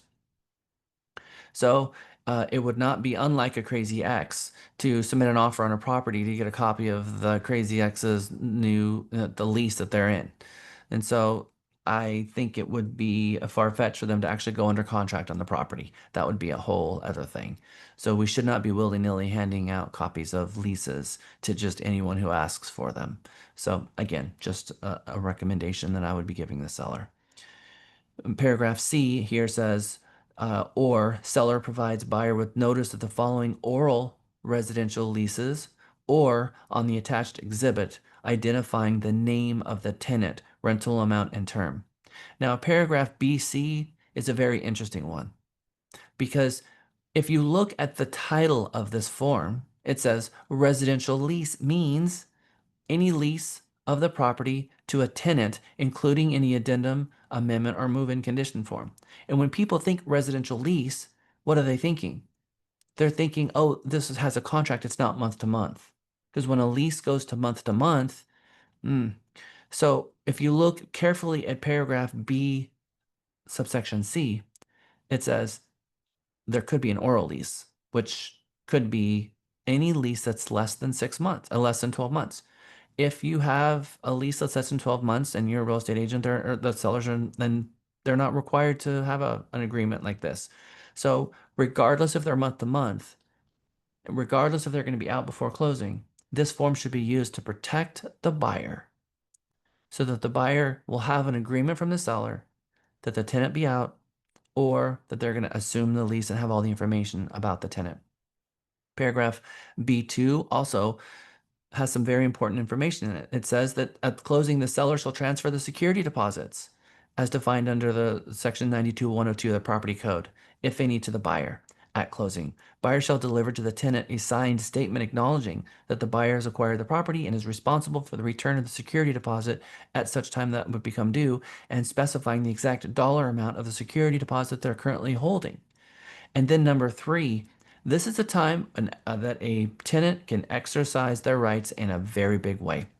If a tenant knows that the property is being sold, this would be the time for them to submit a very long list of things they want fixed in the property. Because of this paragraph 3C, talk about tenants knowing their rights. I think if a tenant knew this was here and they were having a difficulty from a landlord, that they would submit in writing the moment they saw the property was being sold. Because look at what this says. Paragraph 3. Except as described below, and to sellers acknowledge for each residential lease, the residential lease is in full force and effect. No tenant is in default or in violation of the residential lease. No tenant has prepaid any rent. No tenant is entitled to any offset against rent. There are no outstanding tenant claims against the seller involving the property. There are no pending disputes with the tenant or prior tenant, and there are no other agreements, options, or rights outside the lease between the landlord and tenant regarding the property. And then explain if any above is accurate. And then 4, seller will promptly notify buyer if seller learns that any statement in paragraph B3 becomes untrue after the effective date. So if at any point the tenant is making a claim against a condition of property and asking them to fix something, it would put the seller in breach if they don't notify the buyer that this tenant is asking for these upgrades. And it very well could be that that make its way as an amendment to cure those items before closing, because it's going to have to be fixed one way or another based on the tenant's request. Okay, so this paragraph 4A should then put you all on notice. We need to know if there's a tenant in place. Because if there's a tenant in place, this should be checked off 4A to protect the buyer, to make sure that the seller has agreed that the tenant is going to be out before closing, or that they're protected in getting all the information the buyer is going to need about that tenant, the security deposit and all the rest. Paragraph B, fixture lease. What's a fixture lease? Give me some examples of those. Like a water softener? Solar panels. I like both of those. Pretty common. So what's a new kind of fixture lease that we're seeing every day pop up?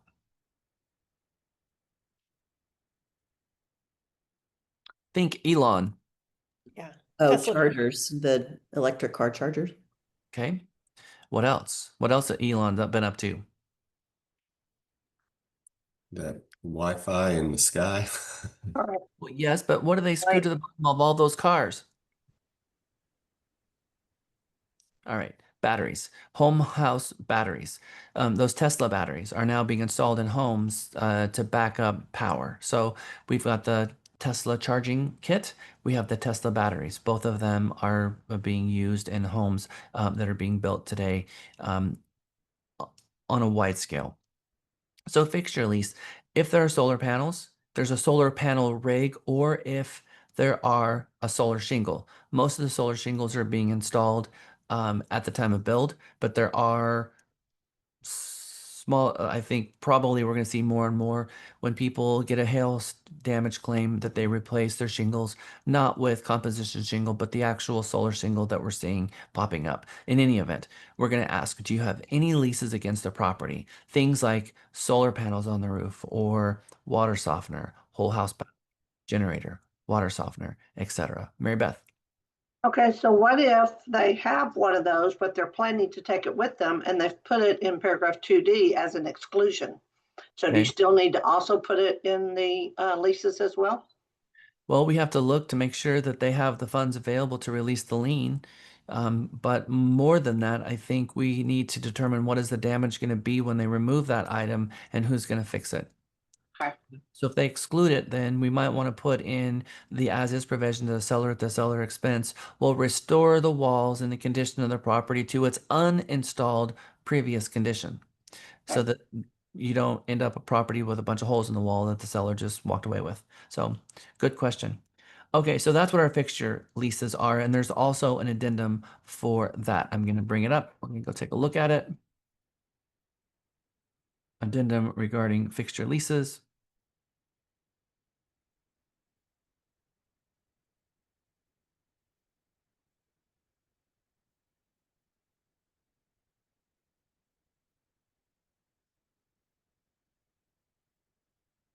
It's got 3 paragraphs. The leased fixture are those fixtures in or on the property that seller leases and does not own, specifically the solar panels, the propane tank, the water softener, the security system, or check off the box. Collectively, the leased fixtures. All rights to the leased fixtures are governed by the underlying fixture lease. Paragraph 1, at closing, buyer shall assume and seller shall assign to the buyer the following fixture leases: solar panel, propane tank, water softener lease, security system lease, fill in the blank. Buyer shall pay the first X amount of any cost necessary to assume or receive an assignment of the fixture leases, and seller shall pay the remainder.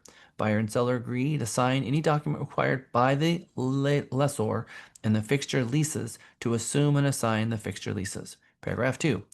Prior to closing, seller will or will not remove the lease fixtures covered by the property leases that buyer does not assume. Seller will repair any damage to the property caused by any removal. So if the seller removes it and the seller has excluded it, do we need to use this form?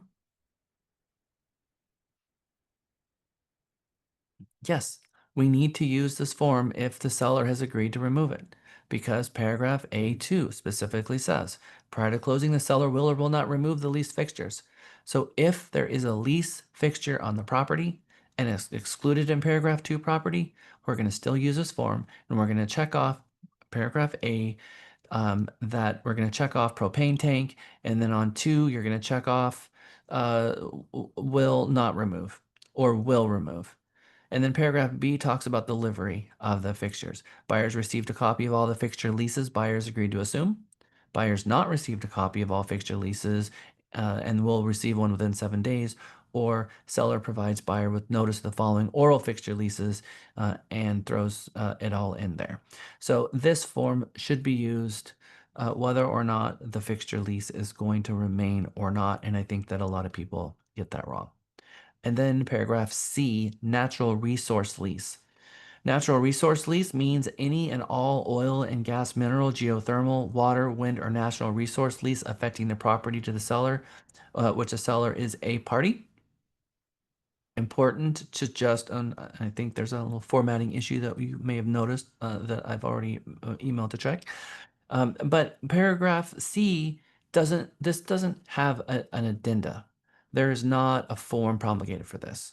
So if there is a natural resource lease, then we need to get a copy of it. And you're going to check off here, hard-coded in this contract, 1 or 2 sellers delivered to buyer a copy of the natural resource lease, or within a certain amount of days they will.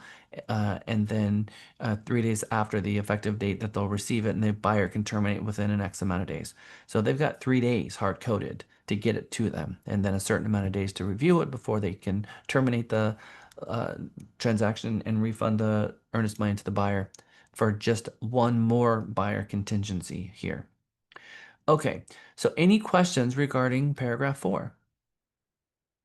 Gavin? Or yeah, paragraph 4B for the fixture leases.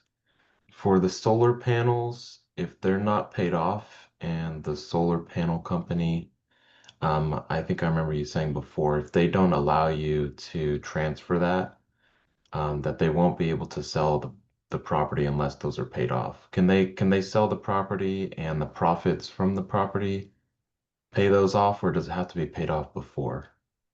That's a really good question, and we need to go back and look to see what the lease says. It is a chicken before the egg scenario. The lien will have to be released before the proceeds can be generated. It's up to the third party of whether or not they are going to allow the lien to be released or allow the new buyer to assume the lease with the lien in place and the lender allow that to happen. So if the lease has a due on sale clause, which it very possibly could be, then that lien would have to be paid off. If the lease does not have a due on sale clause, and it be assumable, then it could be assumable with qualification. So the parties will need to read what the lease says and follow it to the letter, and the title company is going to ask for a copy of the lease, and they're going to send it to their title examiner, and the title examiner is going to read every single word of it to determine whether or not they're going to offer title insurance on it, and the lender is also going to ask for a copy of it. They're going to send it to their attorneys, and they're going to read it. If it's a cash transaction, title companies can still look at it, but the lender won't. So we should have a copy of it. Someone should read it to understand whether or not the third party, whoever it is going to allow it to transfer. Earlier installations of and earlier versions of some of the solar panel contracts had a due on sale clause, and later ones don't. So it really depends. The newer ones, solar panel companies were getting beat up by people saying, "Oh, I was told by my real estate agent not to get them because if we get them and we try to sell our home, we're not going to be able to sell our home." And so they have loosened the ability for a buyer to assume the payments and continue on with it. But so there's no answer, can it or can it not? It's let's look at the lease agreement, read it, determine what it says, and then that is going to tell you whether or not you're going to be able to sell the property by getting the lien released. This should be done from the perspective of the listing agent before the property is brought to market, and a copy of the lease being available, so to give it to prospective buyers so that they know whether or not that they can take this asset and assume the payments, or agree, okay, we can close this transaction, and the seller can then offer the buyer a holdback for the difference to pay off and after closing and use the settlement. Because if there's no due on sale clause and the buyer says that they want these paid off and they're not willing to assume the payments, if there's no due on sale clause, then they can contract that the seller hold back a certain amount in order to pay off that lien. Candy. I was gonna ask about the natural resource leases. Um, I'm not exactly understanding what that is. My grandmother had a oil pump, like one of those oil rigs in the back of her property. And I'm not sure if that would that be something that would be a lease, or I'm trying to figure out what that is. Man, there's a lot. Oil and gas could be a lease. A landowner grants a lease the right to explore, produce, drill. That's one.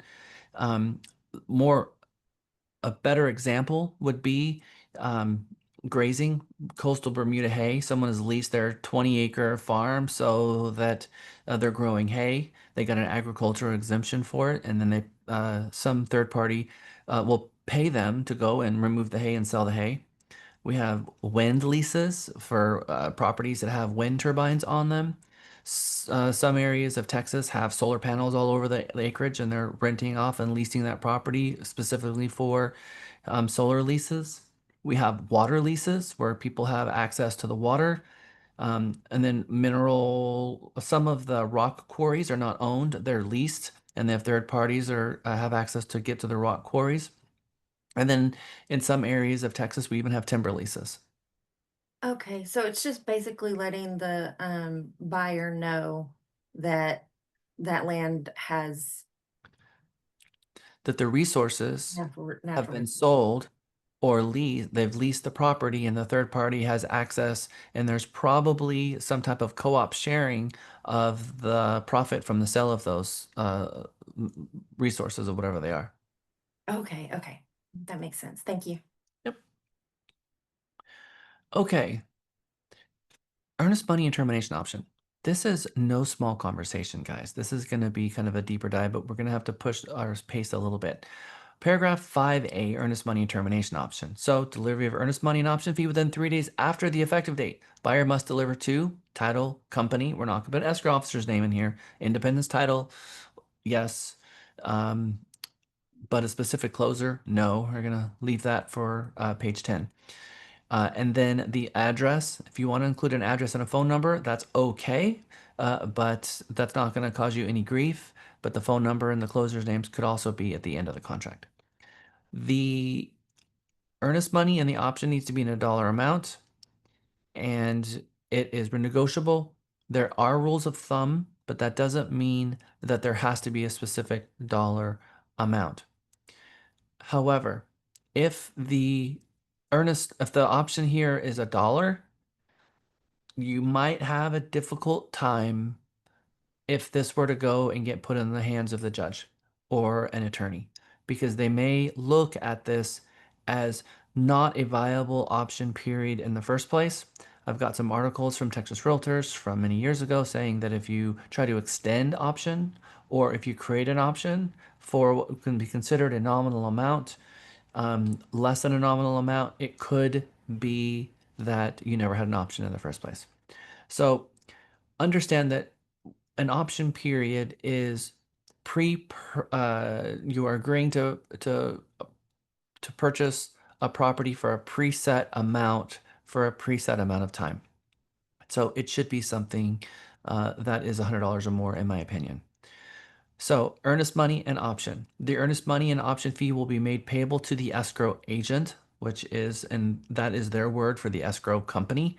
Escrow agent is the company, and the escrow officer is a person. So the agent would be the independence title, etc.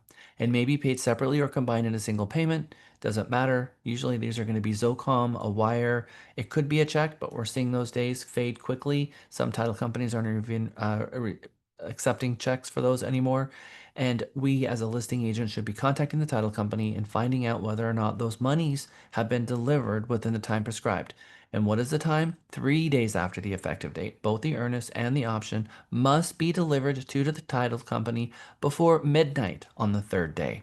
Now, I know that you guys hear about this 5 o'clock thing. 5 o'clock has nothing to do with the delivery of the checks.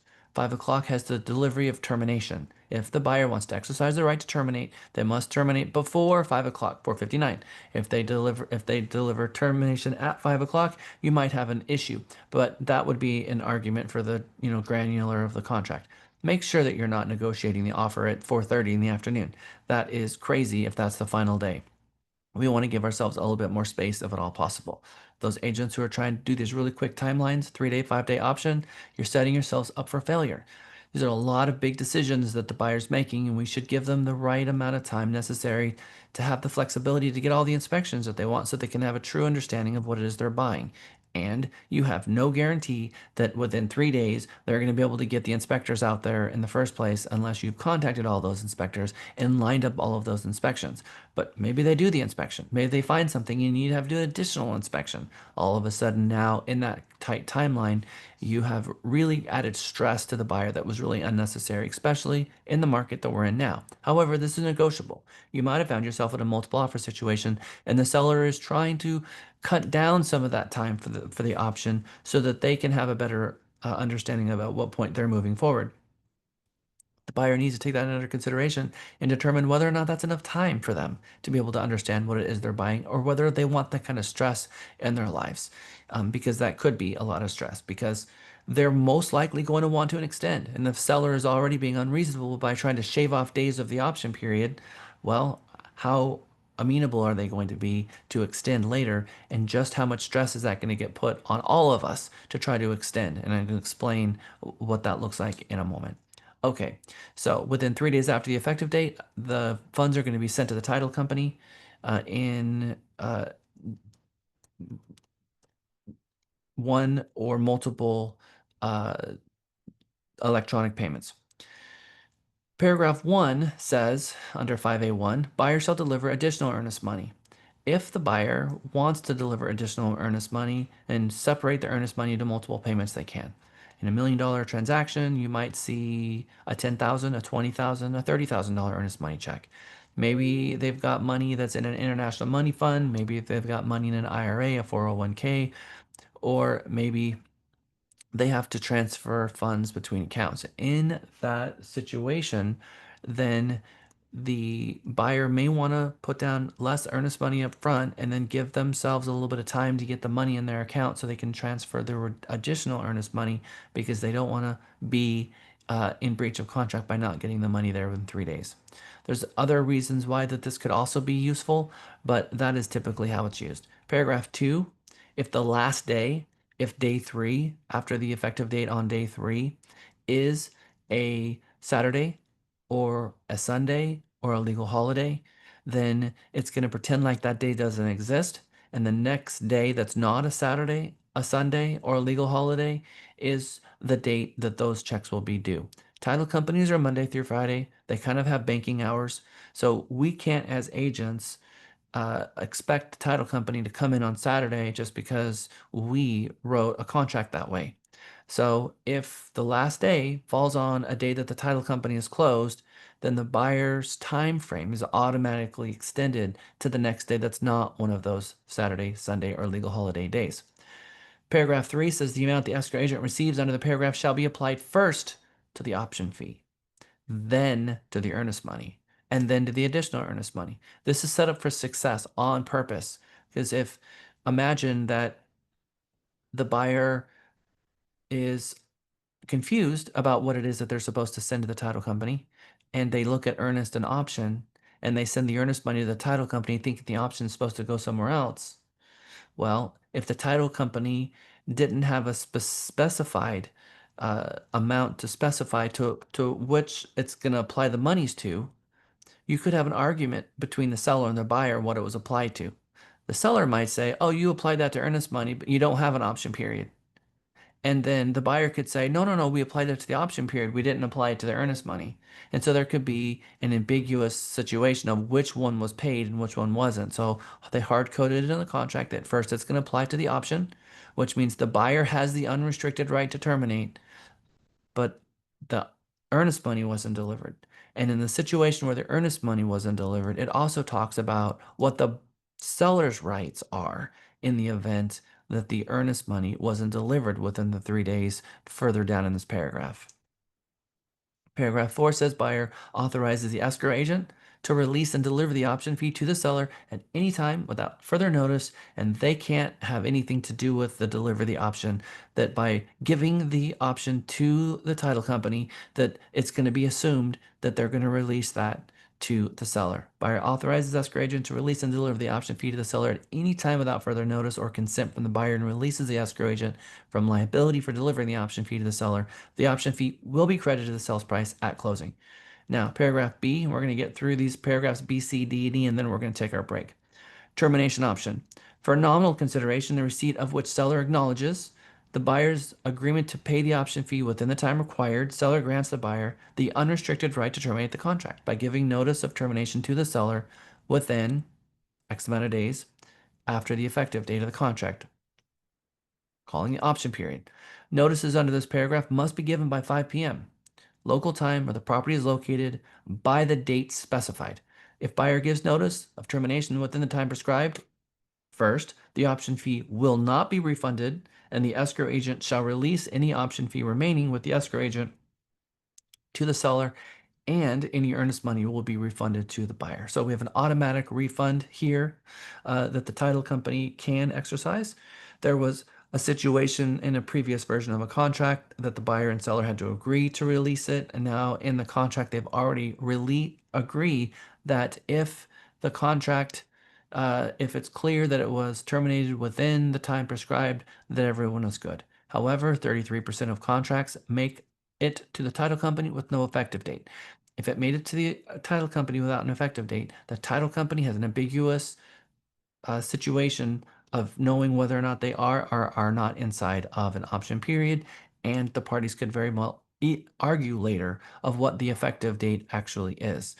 Was it the date that they found the error and hand wrote the number, or did they backdate it to, how do they figure that out? So it is up to you to dot your I's and cross your T's and create your fiduciary responsibility by being scrupulous and meticulous with acts of commission or omission, forgetting to fill in the earnest money according to the check rules, and make sure that there's an effective date so everyone can easily calculate this. Talks about failure to timely deliver earnest money, and talks about what happens, we just mentioned that a moment ago, and failure to deliver the option fee. Failure to timely deliver the earnest money. If the buyer fails to deliver the earnest money within the time required, seller can terminate the contract or exercise the seller's remedies under paragraph 15 or both by providing notice to the buyer before the buyer delivers the earnest money.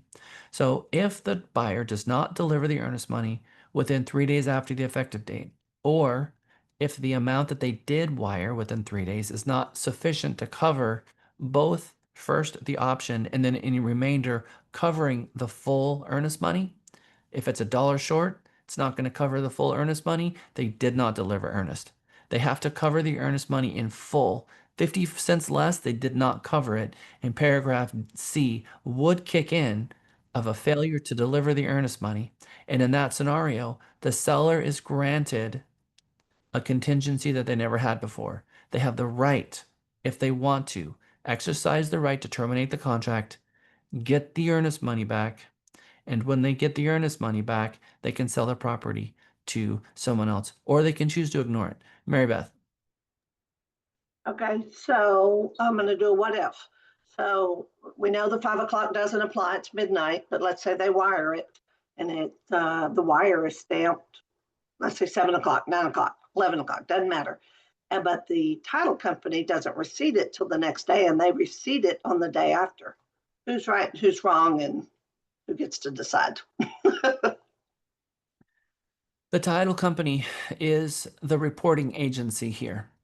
And so the title company receipts the contract on the date that they determine that the contract was receipted. So they are right. And if we believe they're wrong, it would be a claim against the Texas Department of Insurance for fraud. So whatever they write on the receipt page is what's going to govern that contract. Now, if we feel like they lied, the contract is going to be receipted by the title company and the rules apply. Separately, outside the contract, you close later, one of the parties could sue the title company for breach of duty and could take it to the Texas Department of Insurance. But whatever they write on that contract is going to prevail for that contract. Yep. And then paragraph D, failure to timely deliver option P. They don't get the funds in before 3 days. They don't get an option period. It means they simply don't get one. Regardless of what they agreed to, the funds, regardless to the number of days they agreed to in paragraph B, they did not get the funds there within 3 days after the effective date. So the buyer failed to deliver the option fee within the time required. Buyer shall not have the unrestricted right to terminate the contract under this paragraph 5. And then in paragraph E, the one and the only time you will see this paragraph inside the 1 to 4 family. Time is of the essence for this paragraph, and strict compliance with the time for performance is required. That doesn't even exist in paragraph 9 closing. It only exists here in paragraph 5. It is strictly a performance agreement that they've agreed to get the checks in before 3 days after, and that's at midnight, not 5 o'clock. The time to get the check in is before midnight at the end of the 3 days. The time to deliver termination is before 5 o'clock on the X amount of days agreed to after the effective date, as long as they delivered the option fee timely in the first place. Okay, so that is it for paragraph 5. I think we have sufficiently covered it with lots of good questions. Does anybody have any questions on paragraph 5 before we take us to break? Okay, it is 11:09. Let's come back at 11:15. I'll see you back.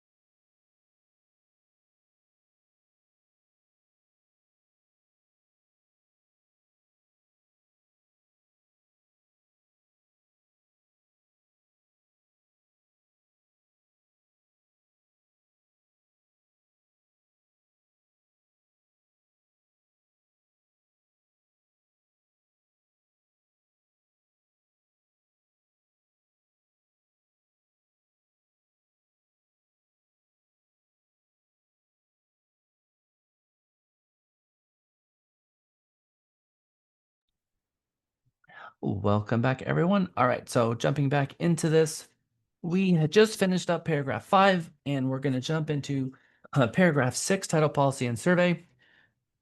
We're not going to have our usual 2-hour conversation on title paragraph 6. It's too much information to dump into this, but we are going to go through the typical stuff. Paragraph 6, title policy and survey. There are 8 exclusions that we have to the contract. Paragraph A is title policy.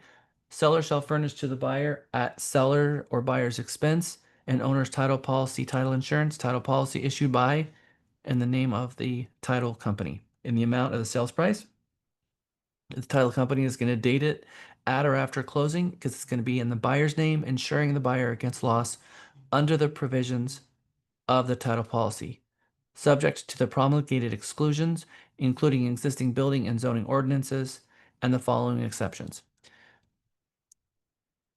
They're going to need a title policy or an abstract. We have an obligation to recommend that the buyer have the abstract reviewed by an attorney or get a title commitment. Most of the time, especially in Texas, we're seeing the title commitment being generated. It's going to be in the buyer's name. It's going to be the agreement is going to be based on the sales price, and the agreement is going to be dated at or after closing, and it's an insurance policy that someone is paying for the buyer. It's either going to be paid for by the seller or it's going to be paid for by the buyer. One of those two.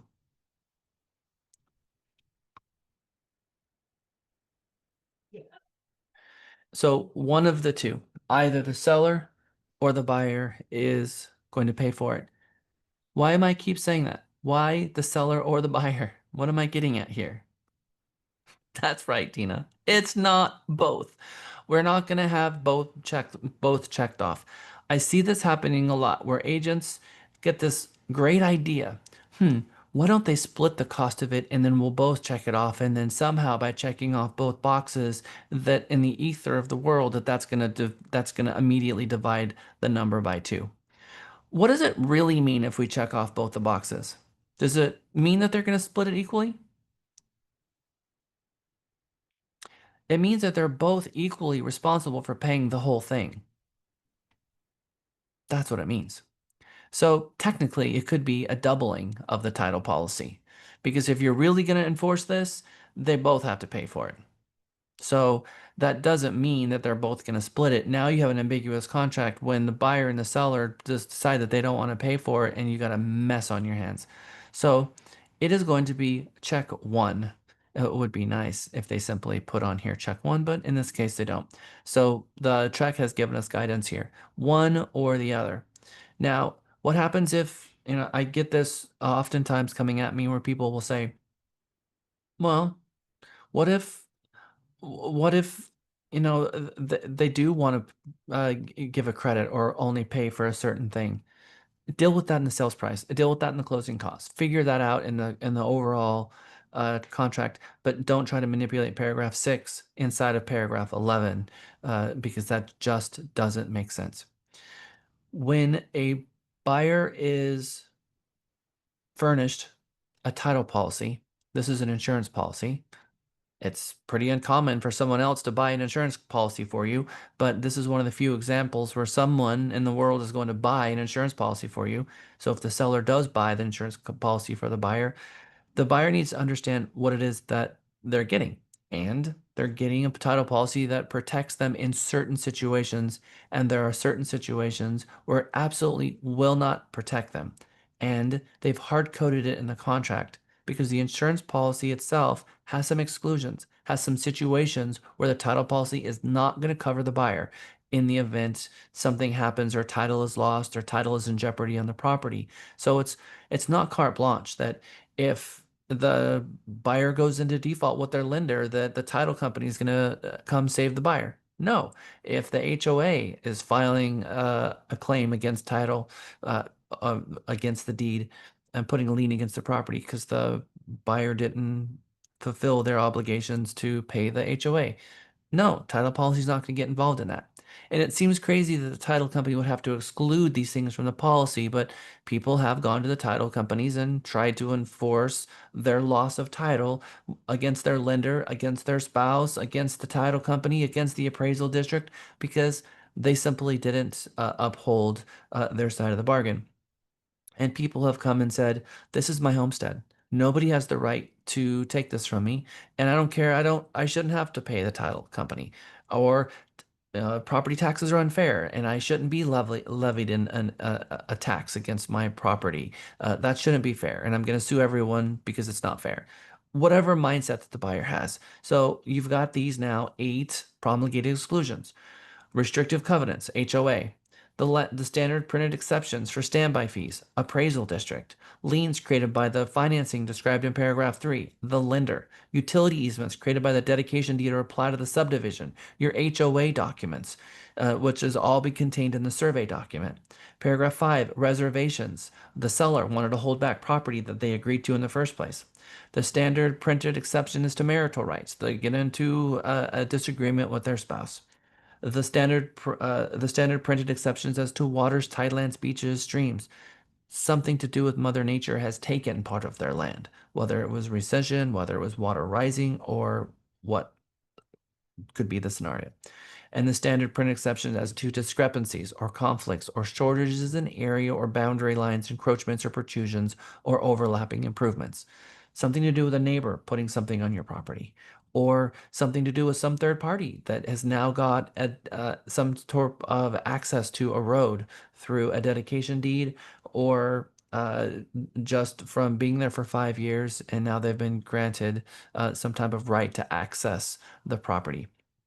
So paragraph 8 is somewhat modifiable, but what's never going to be modified in paragraph 8 is a loss of land. The title company is not going to cover that. Shortages in area. If the buyer purchased a property and it finds out that there was some confusion over what that land area was, the title company is not going to get involved in that. It's going to be a DTPA claim or some type of claim against between the buyer and the seller, but the title company is not going to get involved in that because it is a 100% guarantee that shortages in area will never be approved. So you'll see that 8 has 2 options. You can either leave it alone, and 8 says that the title company is not going to insure the buyer against a discrepancy or a conflict or a shortages in area or a boundary line issue or an encroachment issue or a protrusion issue or of an overlapping improvement. Title company is not going to cover any of that. Or you can modify number 8 so that it simply becomes shortages in area, meaning that the only thing that they're not going to cover is the shortages in area. And now the information that came up on the survey, they are going to cover a discrepancy and a conflict and an encroachment and a protrusion or an overlapping improvement. So that the only exclusion will be shortages in area. And if they want to remove some of these things from what is not going to be included, they have to pay for it. And it's relatively inexpensive. 5% of the total cost of the title policy. It could be $250 or less. It could be a very small number. And again, it's another negotiation of who's going to pay for that. It's up to the parties to agree. So either 8 is going to be left alone, not going to be amended, and this is what's not going to be included, or it's going to be amended and we're going to completely delete paragraph 8 in all of its lines and we're going to cross it out and it's not going to be part of the contract by checking off this. So the nature of checking off this box 2 makes 8 no longer apply, and someone pays for it, and the only item that will no longer be included is shortages in area.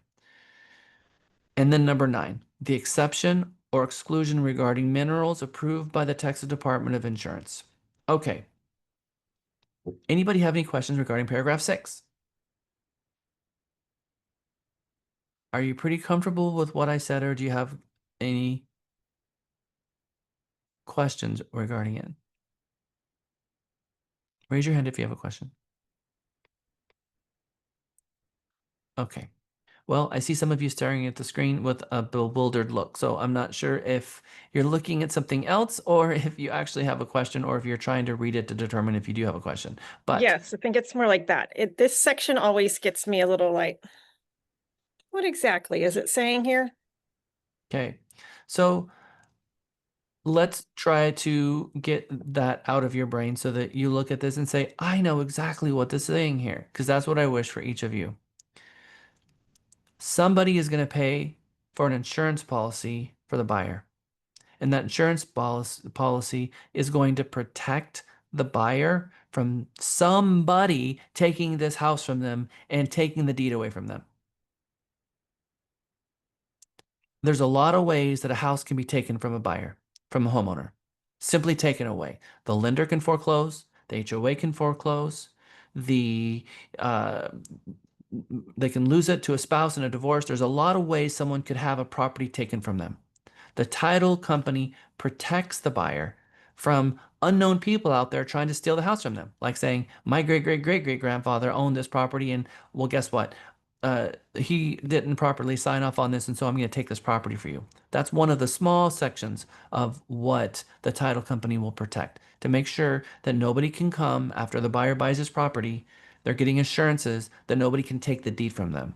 So they're getting an insurance policy protecting their deed. So if you think of the title policy as an insurance policy protecting the deed, then like, okay, I get it. This is an insurance policy on the deed. There are certain things that the insurance policy doesn't cover. So there are certain ways that the house can be taken from them that the title policy, is insurance policy on the deed, is not going to cover. And it's these 8 items that's not going to protect the deed. HOA, they don't have coverage protecting the deed from the HOA. They don't have protections from the deed from the appraisal district. They don't have protections on the deed from their lender when they go into foreclosure. They don't have protections from the deed from an easement or dedication deed or plat on the subdivision. They don't have protections on the deed from reservations, paragraph 2 property, where the seller wants to reserve some of the mineral rights. So if they get into a fight with the seller and buyer over those mineral rights, they've agreed to it in the contract, and whatever the contract says prevails. They're not going to get involved in that dispute. They're not going to get into a dispute between spouses over the deed. They're not going to get into a dispute um, uh, they're not going to pay out a claim if some sort of natural event takes away some of the land based on water rising and they've lost land, that kind of thing. Or now you've got your property, and if there's a barn on it, you've lost rights. Or if someone has created a road on the property to access another property, you might have lost rights. And so there are certain things there that people can lose some of the rights of their property. And the title company is going to wash their hands from the whole thing.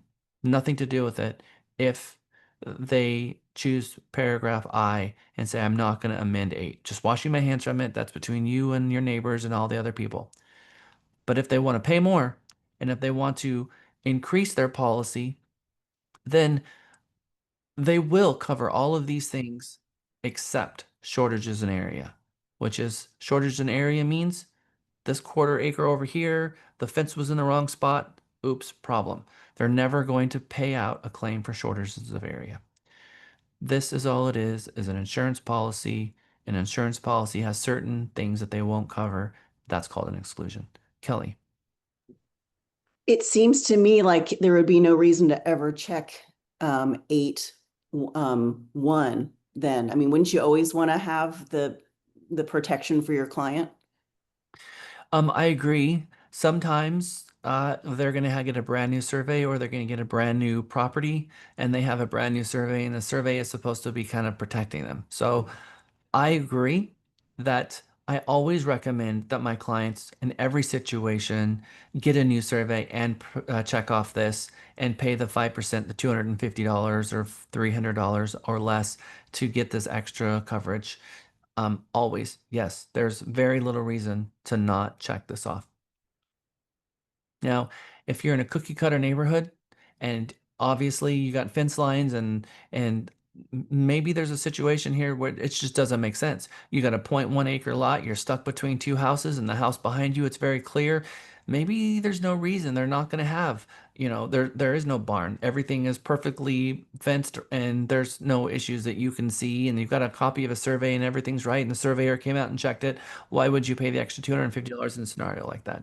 But later it could be found, like in Del, Texas, the entire city was zoned incorrectly and mapped incorrectly and surveyed incorrectly, and everyone's house is directly on the property line. So you go out there and everything looked fine, but you don't have x-ray vision and see where the property boundaries are actually under the ground. The surveyor in 1960 something went out there, and there was something in the ground, and they had a metal detector go off, and they thought that that was the railroad tie, and it wasn't. 50 feet later over was the railroad tie, and the entire community in Dale was done wrong. And it's still that way today. So it could look perfect, but we don't know. So we should be recommending that, like Kelly said, always check two. Candy and then Meg. So they're basically just doing research, like as far back as they can, to make sure that there's not any like disputes, make sure that you are actually purchasing land legally. That and that that's what the title commitment does. The title commitment does what's called an abstract, and an abstract is research based on the sovereignty of the land. 1776 and 18 whatever that was, where Texas became a state. So there's two sovereignties. That is, they take from those dates and then move forward, and they look at every time it was sold and purchased and sold. The people who originally owned it, did they have heirs? And of those heirs, if they died, and did those people sign it? And then they do the title reach from sale to purchase to sale to purchase, and they're looking to see, did they have the signatures for each parties, and they looked at the closing documents and the deed for each one. That's what they do to make sure there's no clouds. And if there's a cloud, then they can no longer give you a general warranty deed. They have to give you a special warranty deed. The deed has changed because there's something special going on here, and we don't guarantee that someone's not going to come back later and take your home. A special warranty deed versus a general warranty deed means your deed is at risk. The deed, it's not title policy. So when you say, oh, we're giving him a special warranty deed, okay, I want to see why you're giving me a warranty deed special, because there's something going on. Your deed is a little bit suspicious here. They don't want to cover it. Insurance company doesn't want to cover my deed. Why? What is going on here? That's what schedules A, B, and C in the title commitment is all about. So that's why an attorney should be assisting the buyer in reviewing these documents to make sure that what they're buying is what they think they're buying. So at the point where you're getting a special warranty deed, the warranty on the deed that you're getting from the title company protecting the deed, and a special warranty deed, you should be getting an attorney involved to find out why. Why do I not get a general warranty deed? Okay, good questions. Meg, did that answer your question? Because you got your. It did not, but I have one more question. Okay, good. If number 2 is checked there, 8-2, Mhm. is that 5% is automatically going to be added to the title policy amount? Yes. Okay. Thank you. Yep. So automatically the 5% is going to be added and promulgated by the Texas Department of Insurance. So the amount of it is fixed based on the sales price of the property. And now it's just comes to a decision has to be made between the parties. Who is going to pay for it? The So buyer. if my buyer, we went ahead and checked that box, and so they have the extra 5%. When they go to sell it again, the next party can still check that box, Yes. and they're still getting the extra protections down the road. 1000% yes. Okay. And oftentimes we see seller agree here and the buyer agree here. Seller says, look, I'll give you a title policy, but if you want to upgrade it, you can upgrade it and pay for it on yourself. That's an add-on. So, but again, it's all negotiable. Typically what I do is seller in this market, I do seller, seller, and I don't get a lot of pushback. Stop it. I like it back when you couldn't edit a PDF. But I'll put it where seller and then seller, and sometimes I'll get a counter and tell the buyer, they may try to counter us on this, and it's a couple $100. It's not that big of a deal. But if they counter it, it's not that they're telling you you can't have it. It's basically who's paying for it. Different scenario. Where did the 5% come from? So the pipe, it's just my brain. I happen to know that the cost of the survey deletion, this paragraph 8, is what title companies call a survey deletion because they're deleting these exclusions so that they're no longer excluded. And so that survey deletion, if you go to the Texas Department of Insurance's website, that all of the title policies in Texas are promulgated, meaning that the fee to the title policy is fixed across the board. All title companies have the same fee for a title commitment, for a title policy. So you go and look at the sales price of the home, and it will tell you what the title policy is going to be. And then if they're going to upgrade the title policy, those fees are also promulgated on the Texas Department of Insurance websites. Okay, any other questions before we go on to paragraph B? Good. All right. Commitment. Now, what the title is committing to. Now, the commitment is what the title company is committing to. In other situations, you've probably heard of a binder of insurance. So you go to an insurance company and say, "Okay, an insurance policy. Okay, here's what our policy is." When they put the policy in your hands, at what point does it become enforced? When you pay for it? When you pay for it. So the title company is going to put a commitment into your hands, the buyer's hands. And there's a specific promulgated amount of time that they have to put that commitment into the buyer's hands. And then it becomes a policy when the commitment is actually paid for. So this is what the title company is going to commit to. And it has a paragraph, it has a schedules A and a schedules B and a schedule C and a few addendas that follow that. And so now the title company is all right. Here's the commitment or this document that they're committing to. Within 20 days after the title company receives a copy of the contract. This is why it's probably a good idea for the very day that you have a contract agreed to, that you fill in the effective date and get it to the title company that day, because that starts the clock ticking for the time that the title company has. I have seen situations where we've had a cash offer that was closing in 7 days. I've seen that. Title company then is trying to figure out how they're going to make that work. Perfectly reasonable, they can, but they have 20 days to get the commitment, regardless of what you concoct as an offer and the parties agree to.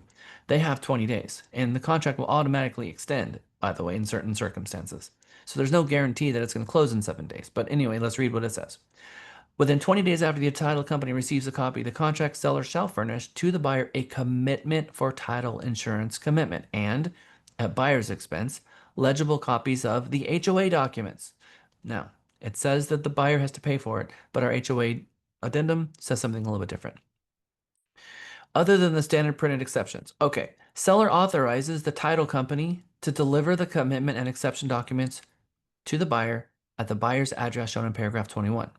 They're going to physically mail a copy of it out. They are. And title company gets a little offended when you don't put in the email or the physical address because they've got a responsibility to also comply with the contract. And if there is no address, they're having a more difficult time doing their job. So we're going to talk more about paragraph 21 as we get there. If the commitment and the exception documents are not delivered to the buyer within the time prescribed within these 21 days, then the time for delivery will be automatically extended up to 15 days. So now it's 31 days, 35 days, or 3 days before closing, whichever is earlier. So if it's a 7-day closing, now that's changing a little bit. If the commitment and the exception documents are not delivered within the time required, the buyer can terminate the contract and the earnest money will be refunded to the buyer. There is an automatic protection from the buyer that never got a commitment because the title company couldn't get it out in time that automatically allows the buyer to terminate the contract. So in a 7-day closing, if the buyer never received the commitment, they can get their earnest money back at closing. You're giving them basically in a cash transaction, and a transaction that quick, up until the title company gets them the commitment, they have the ability to get out.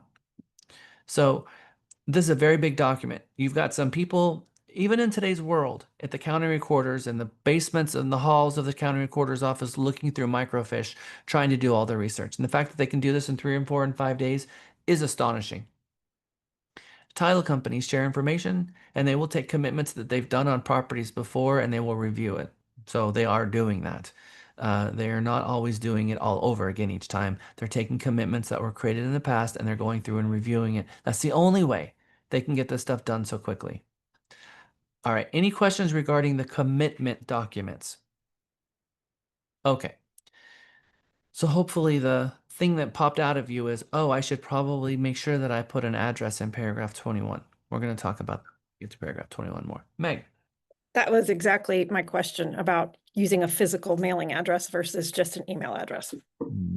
Yes, yes, yes. Okay. Because the contract becomes ambiguous. If somebody later says, you didn't mail it to me. You didn't say you're going to email it to me. And these are the types of things that an attorney loves to pick apart. That's their job, to pick these things apart and to try to find any which way to make it someone else's fault that their client is in this situation. Well, had the agent put in an address, the title company could have put in that 20 days and they didn't. So the agent caused this whole thing in the first place. Now, does it say address here? Why did you not put in an address, Mr. Agent? Well, because we don't. Did it ask for an address? You didn't put it in. Why? And they pick the agent apart, and the poor agent's on the stand crying in most cases. And they just are accepting this whole thing, and now it's all their fault. Okay, so even like you have to, anytime an offer comes in, if they didn't fill out a physical mailing address in that spot, send it back. We should be asking for the information so that we can make sure that paragraph 21 is filled out correctly on both sides. And Trek has added that into both Legal 1 and Legal 2 to sound the alarm that paragraph 21 should be filled out incomplete. The only piece of information that is allowed to be missing in paragraph 21 is the agent's email address, not the phone number, email address, or physical address of the parties. Okay, paragraph C, survey. Now, this is another complicated one, because the survey is a very important document. This paragraph here, existing in 6C, is only for a property that's not a condo. One of the reasons why they put the big sentence on the top of this thing, not for condominium transactions, because of this. The title commitment can't be created without the survey. The title commitment cannot be created without the survey, because the title commitment comes in 3 sections. Paragraph commitment A talks about all of the party information, contract information too. And then Schedule B has to do with the property and all the information that comes from the survey. Now, interestingly enough, there is a deed and there's recorded information about every single property inside the county public records, which is if you have an easement in the backyard for a utility easement, it is a dedicated platted easement from the utility company for AT&T internet. Or there's a 20-foot easement in the front of the house, and under the ground is Atmos gas pipes. Or under the ground, there are water pipes from the city. Or under the ground, there is a utility drainage. Who knows what? But that's what is recorded, that these improvements are on the land, and these improvements cannot be messed with by the homeowner. They need to be left alone, and they can't put any new improvements in these sections. So then a surveyor goes out and they draw the map, and they go and they look at the county recorded, okay, at this marker 14 feet over and 10 feet, and they draw a survey from what it says in Schedule B. So a surveyor, in order to create a survey, first needs the commitment. So if there's going to be a survey, first the commitment has to be generated, and the commitment has to be sent over to the surveyor. So when a surveyor is hired to do a job, first thing they're going to do is, who's the title company and who's giving me the commitment? Because they're drawing a map from a bunch of very confusing coordinates that's based on the county recorders, and they're going to build a survey from it. And that surveyor has air and emissions insurance in case they made a mistake, that their air and emissions insurance will kick in if they've missed something on the map that they're going to draw. And have you seen a survey? There's hundreds of little pieces of information all over that survey that they're going to get, and they have to go down and verify every single one of them. So paragraph C, survey. Their survey must be made by a registered professional land surveyor acceptable by the title company. acceptable to the title company and buyer's lender.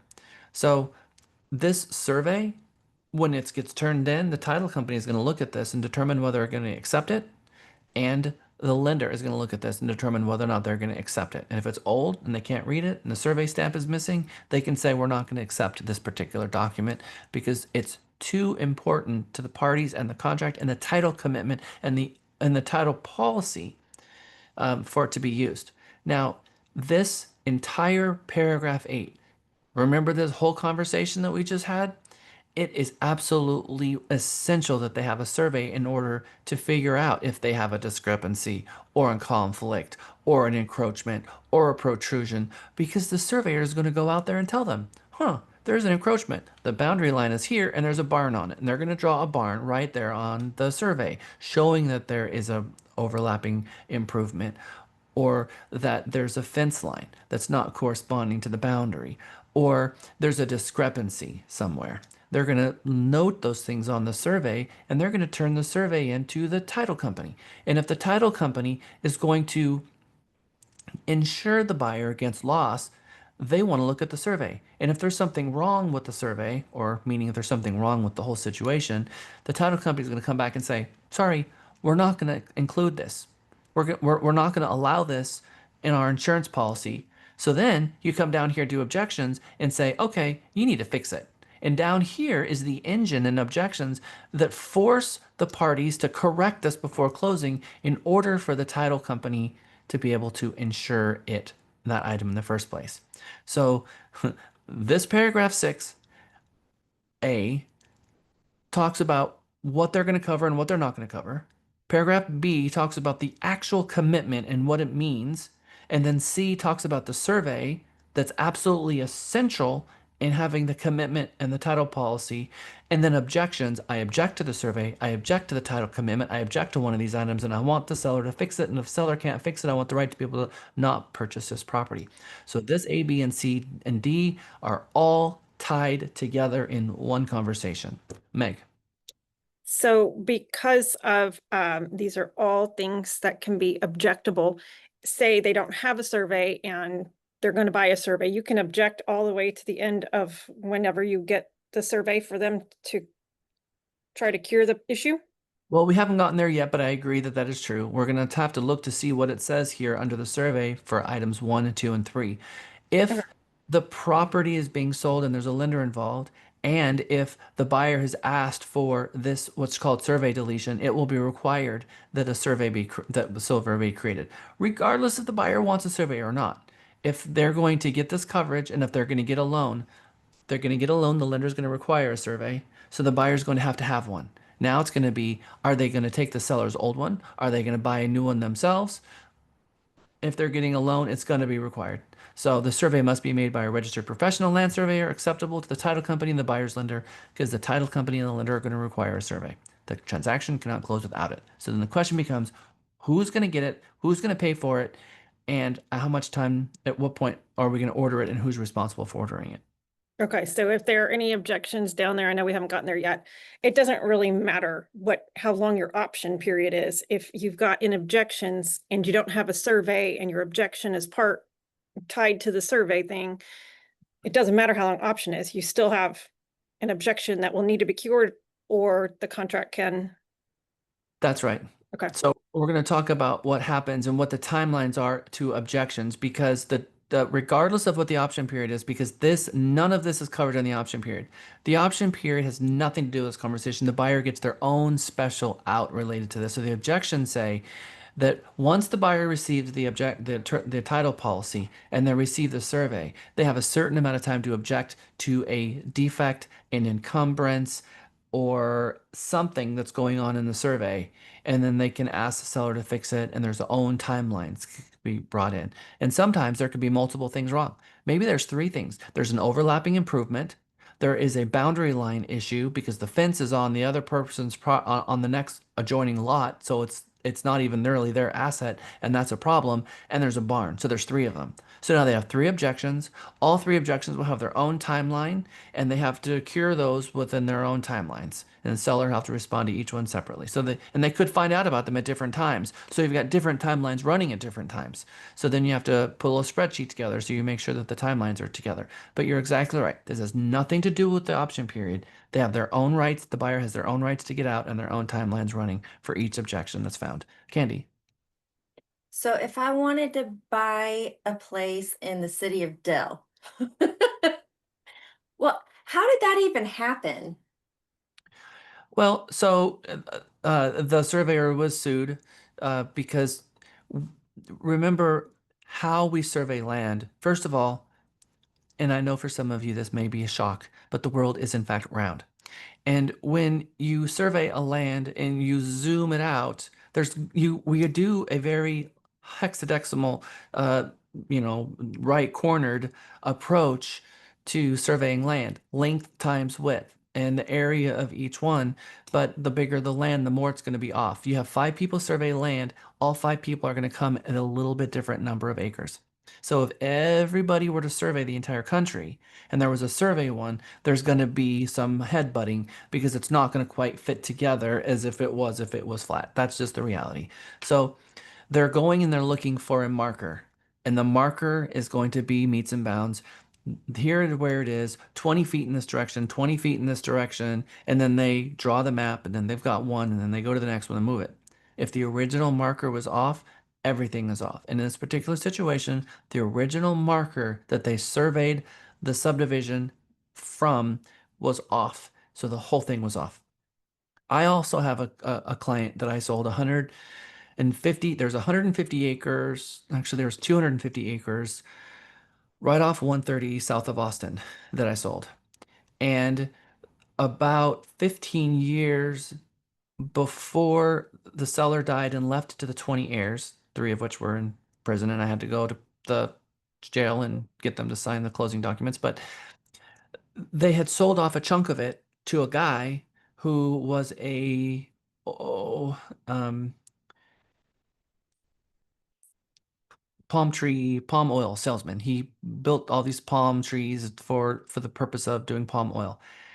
And what he bought and what it says he bought is completely opposite. So you look at his closing documents and you look at the survey, it was very clear that he thought he bought this land. He got a survey that said, and he put all of these improvements and all of this here. And then we went to sell the whole thing. This was 15 years before I met them that the owner had sold off this piece. We went to the closing and had the survey done. And the entire place that he added all of those improvements was not what he actually bought at all. And all of that improvement was a different place. We couldn't sell it. And so it was easier for them to have it resurveyed and then redo what he bought on based on what it was than it would be for them to get in a lawsuit for the sellers to pay back all of the fees. And it was just a nightmare scenario. And then on the deed, it actually said that only family members could sell to other family members. So we couldn't sell it to the buyer in the first place when the deed came up because great grandma had a great idea that they wanted to keep this in the family. And so we got all the way to the end after curing the survey issue, and after all of this, it turned out not to be sold. And of course, that's overly restrictive. So the family would have to take it to a judge to have the deed reviewed. And I don't actually even know what happened because the transaction fell apart, and I never followed up with them. So these things are real. They're out there. They cause all kinds of a nightmare scenario. Attorneys get involved, and we just kind of step away from the situation.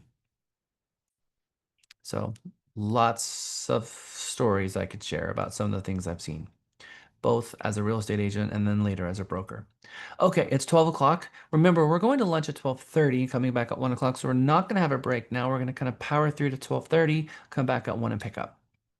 Okay, so we are right here in the middle of survey. Survey obviously is a very big important. I wanted to impress upon you that the survey is created from Schedule B of the commitment, so they can't even begin the survey work until Schedule B has been created. And the survey needs to be acceptable by the lender and the buyer. So paragraph C1 says within X amount of days. So C is going to have either 1, 2, or 3 checked. 1 is that the buyer is going to agree to inherit and take over the seller's existing survey and not have a new survey. That's a dangerous proposition. I don't know when it was. It was probably in about 2010. I was at a realtor association and we had a lunch sponsor come in and say, real estate agents, I am a surveyor, and I'm going to tell you that you should not be reusing surveys. You don't have the right to give someone that survey. It's probably copyrighted anyway, and I've heard a lot since then about this. There are even people who are purchasing old surveys and considering it a original work of art, and when people put it in a photo in the MLS or use it, that they're suing them for copyright infringements because there's a copyright logo on a lot of these surveys. So I'm not going to put the fear of God into you about this, but I am going to tell you that our recommendation to our client should be that they get a new survey, because understanding just how important all of this is, maybe it was 20 years ago that the last time a surveyor has been out to the property. Maybe a barn has been created since then. Maybe a fence has been moved since then. And everyone is just assuming that nothing has changed since 1981, from the date that the survey was done. And the title company is not going to go out to the property.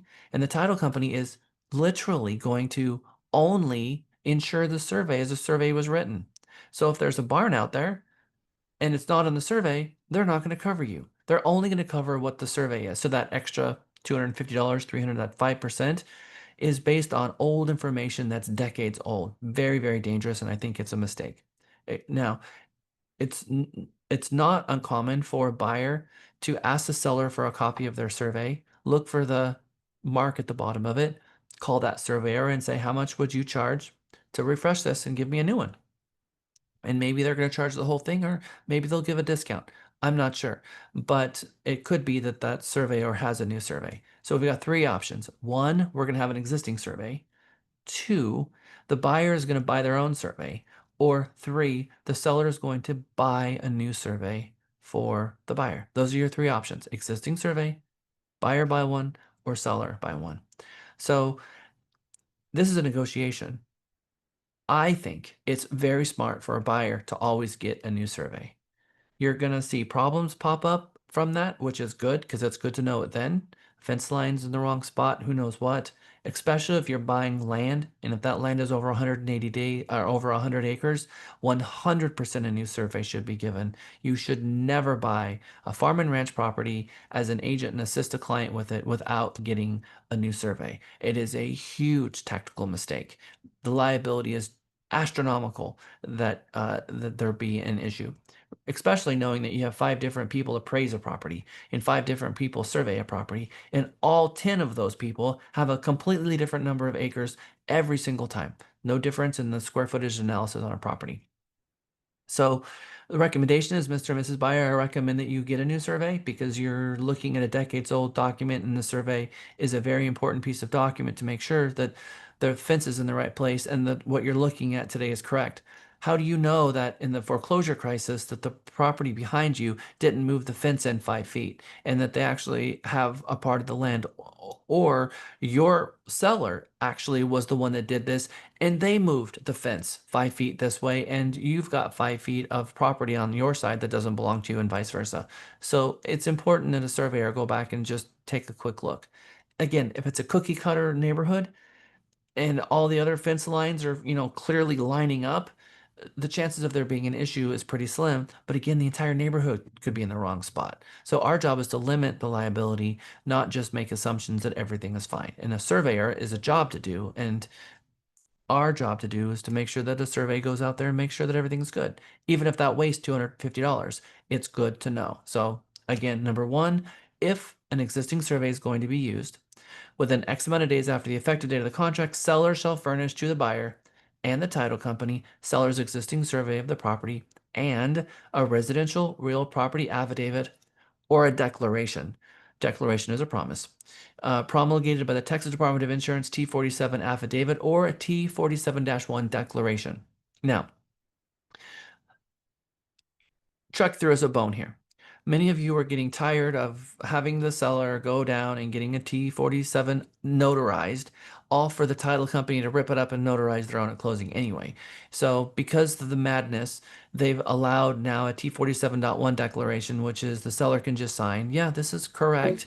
And then they will sign a document at closing that's the actual T47 notarization. So it just keeps us from having to notarize it. But what you're seeing here is the seller has a certain amount of days that they must provide a copy of their survey in either the declaration or a notarized document stating that accompanies it. And they have to give it to the buyer, the title company, and the lender.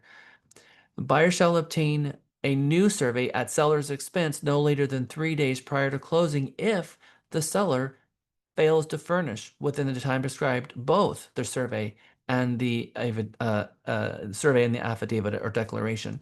So the language is different in the prior to the 2024 contract. The 2022 version of our purchase agreement, the language was slightly different. They changed it to make it clear that the buyer must obtain a new survey if the seller doesn't provide the survey in time. Why? Because the title commitment can't kick in. We must have a survey.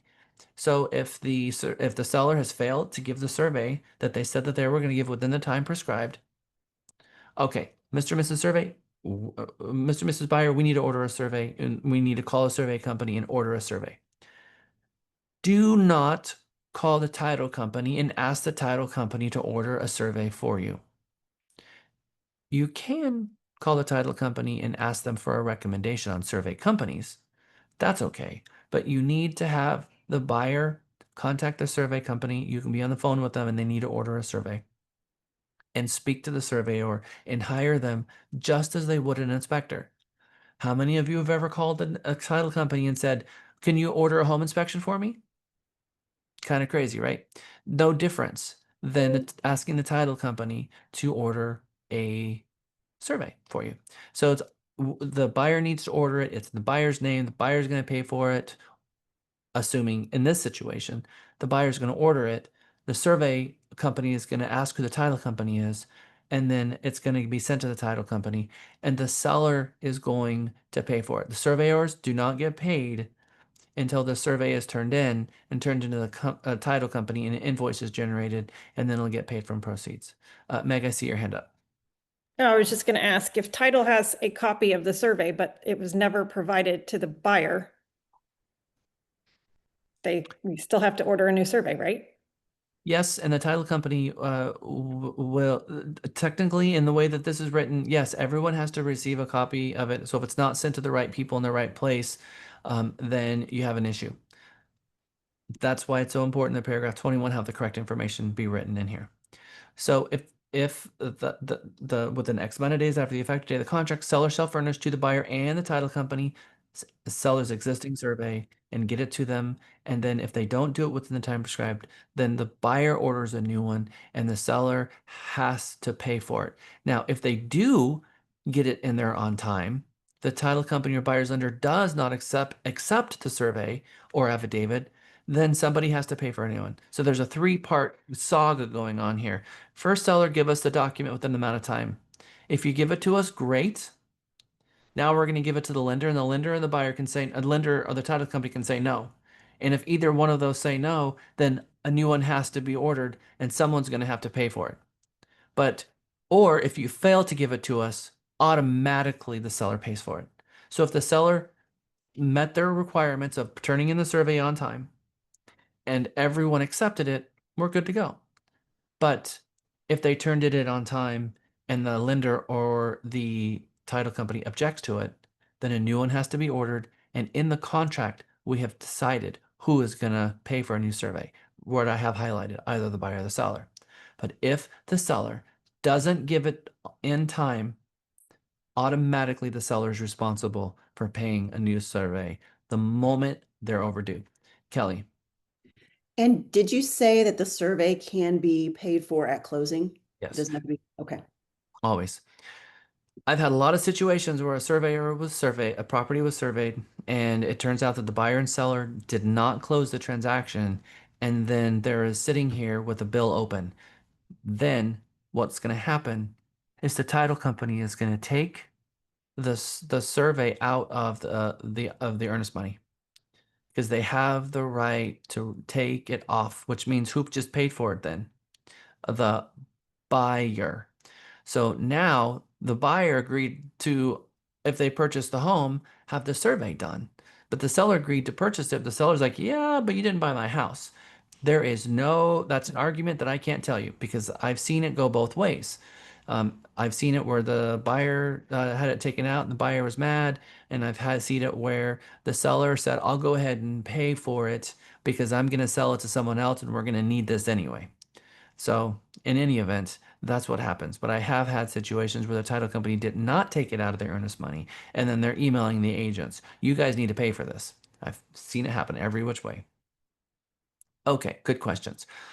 So now paragraph 2 says, within X amount of days of the effective date of the contract, buyer may obtain a new survey at buyer's expense. Buyer is deemed to receive the survey on the date of the actual receipt or the date specified in the paragraph, whichever is earlier. If buyer fails to obtain the survey, buyer may not terminate the contract under paragraph 2B of the third-party financing addendum because their survey was not obtained.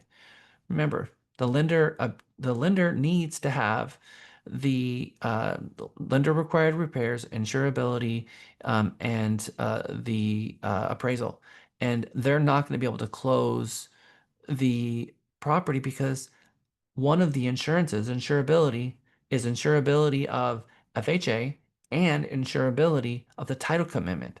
And so now the lender's not going to be able to close. Paragraph 2B is property. And so if the buyer doesn't order the appraisal if the buyer doesn't order the survey as if they're supposed to be, then they can't terminate the third party financing paragraph 2B property condition because they put the transaction in jeopardy. So they can't use that as a commitment. They can't get their earnest money back because of that. It would be a buyer breach. Paragraph 3 says, within X amount of days after the effective date of the contract, seller, at the seller's expense, shall furnish a new survey to buyer. Very clean. Probably the very best way a buyer could set this up. Because all the other ways, the seller has agreed to purchase a survey. If the buyer walks away from this transaction, there's no ambiguity here. This is the cleanest way to go.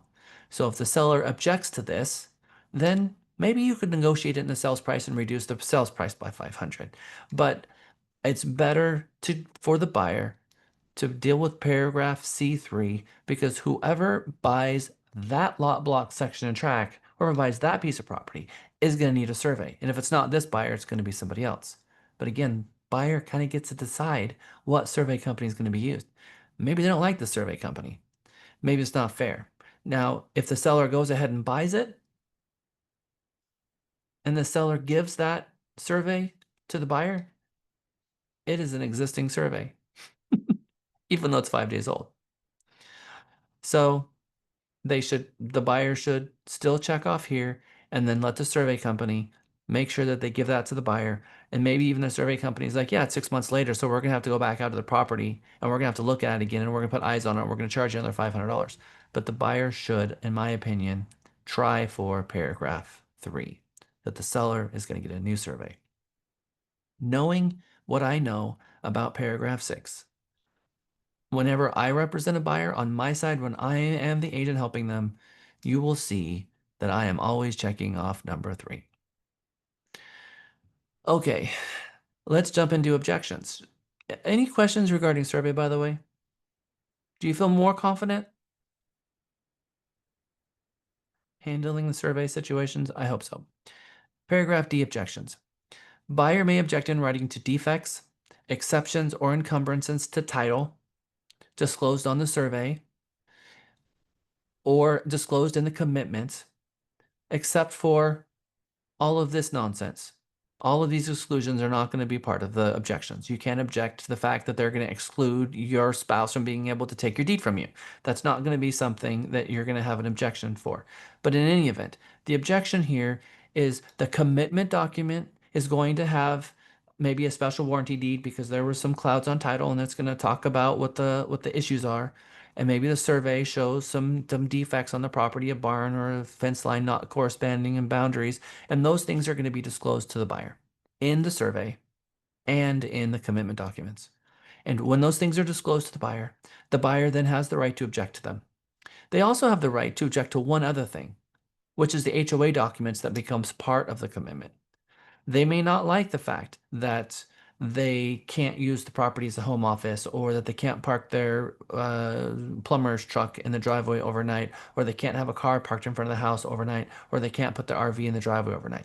They might object to all of these things and have a problem. If they have an objection to these things before time, and these are things that they know that they're going to want to object to, they have to add that as an objection in order to object to it in the first place. So they can object to something that they've learned from the title commitment, a new objection they didn't know about before, or they can object to something that comes through the survey that they didn't know about before. But if there's a specific use that they want to use the property for, that's why it says, or which prohibit the following use.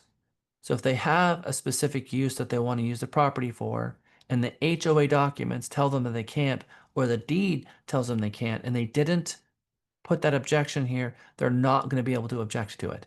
So they don't get the deed and say, oh, I don't want to buy this home because I can't have swine on property. Swine on property, not having swine on property is pretty much promulgated in every deed in the state of Texas. It's just not allowed. Just like chickens are not allowed on most properties that have an HOA. So if they want chickens, then they need to add it here. That's different. Having a specific use for a property is different than a defect or an exception or an encumbrance to title that's on the title commitment or the survey. These are things that we learned about a moment ago: an overlapping protrusion, a fence line that's not in corresponding boundaries, some defect that's going on. So the buyer then has the right to object, but they have a right to object on a very specific deadline that's confusing the way it's written.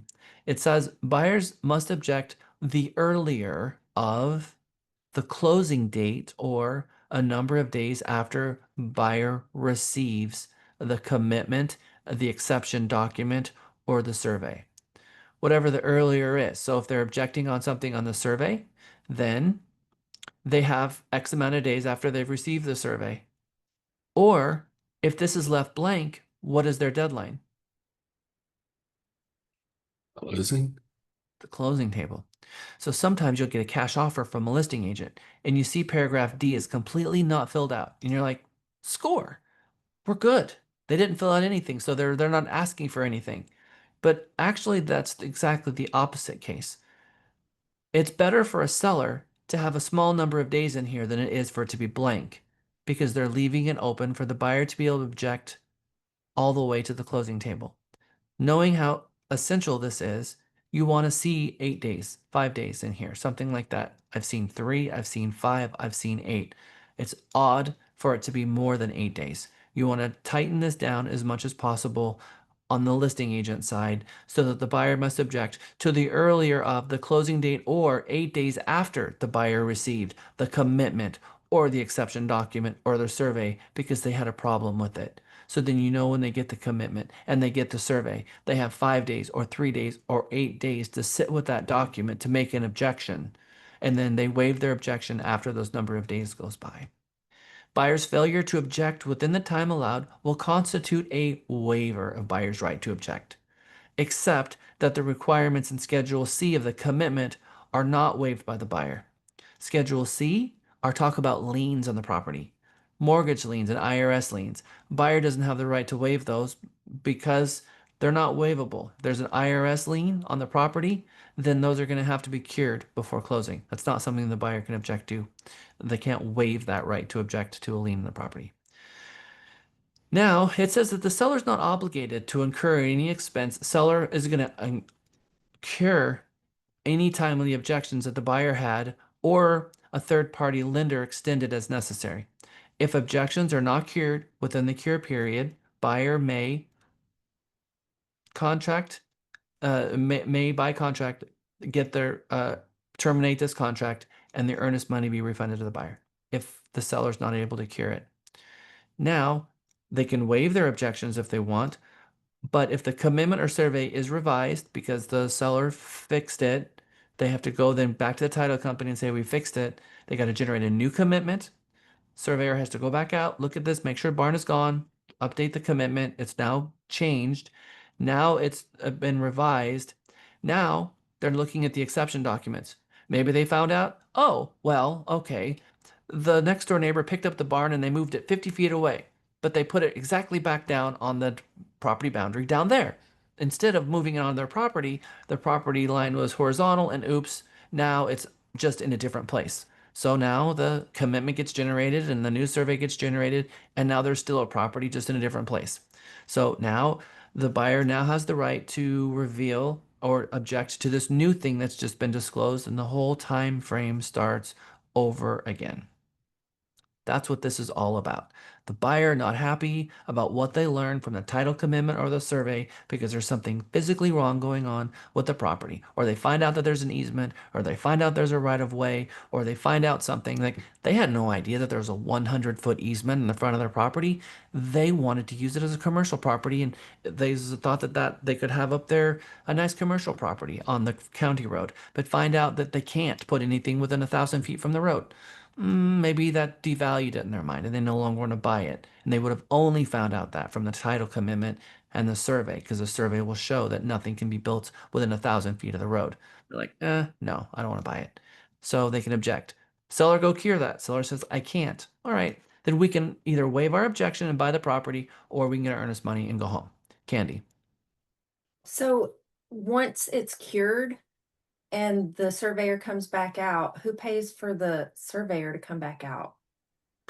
Well, if the surveyor has to go back out, it's going to incur another fee. But right here it says that the seller is not required to pay for the fee. So they have to figure this out. They have to all together work together. So the seller is not required to. However, the seller and the buyer want this thing to close.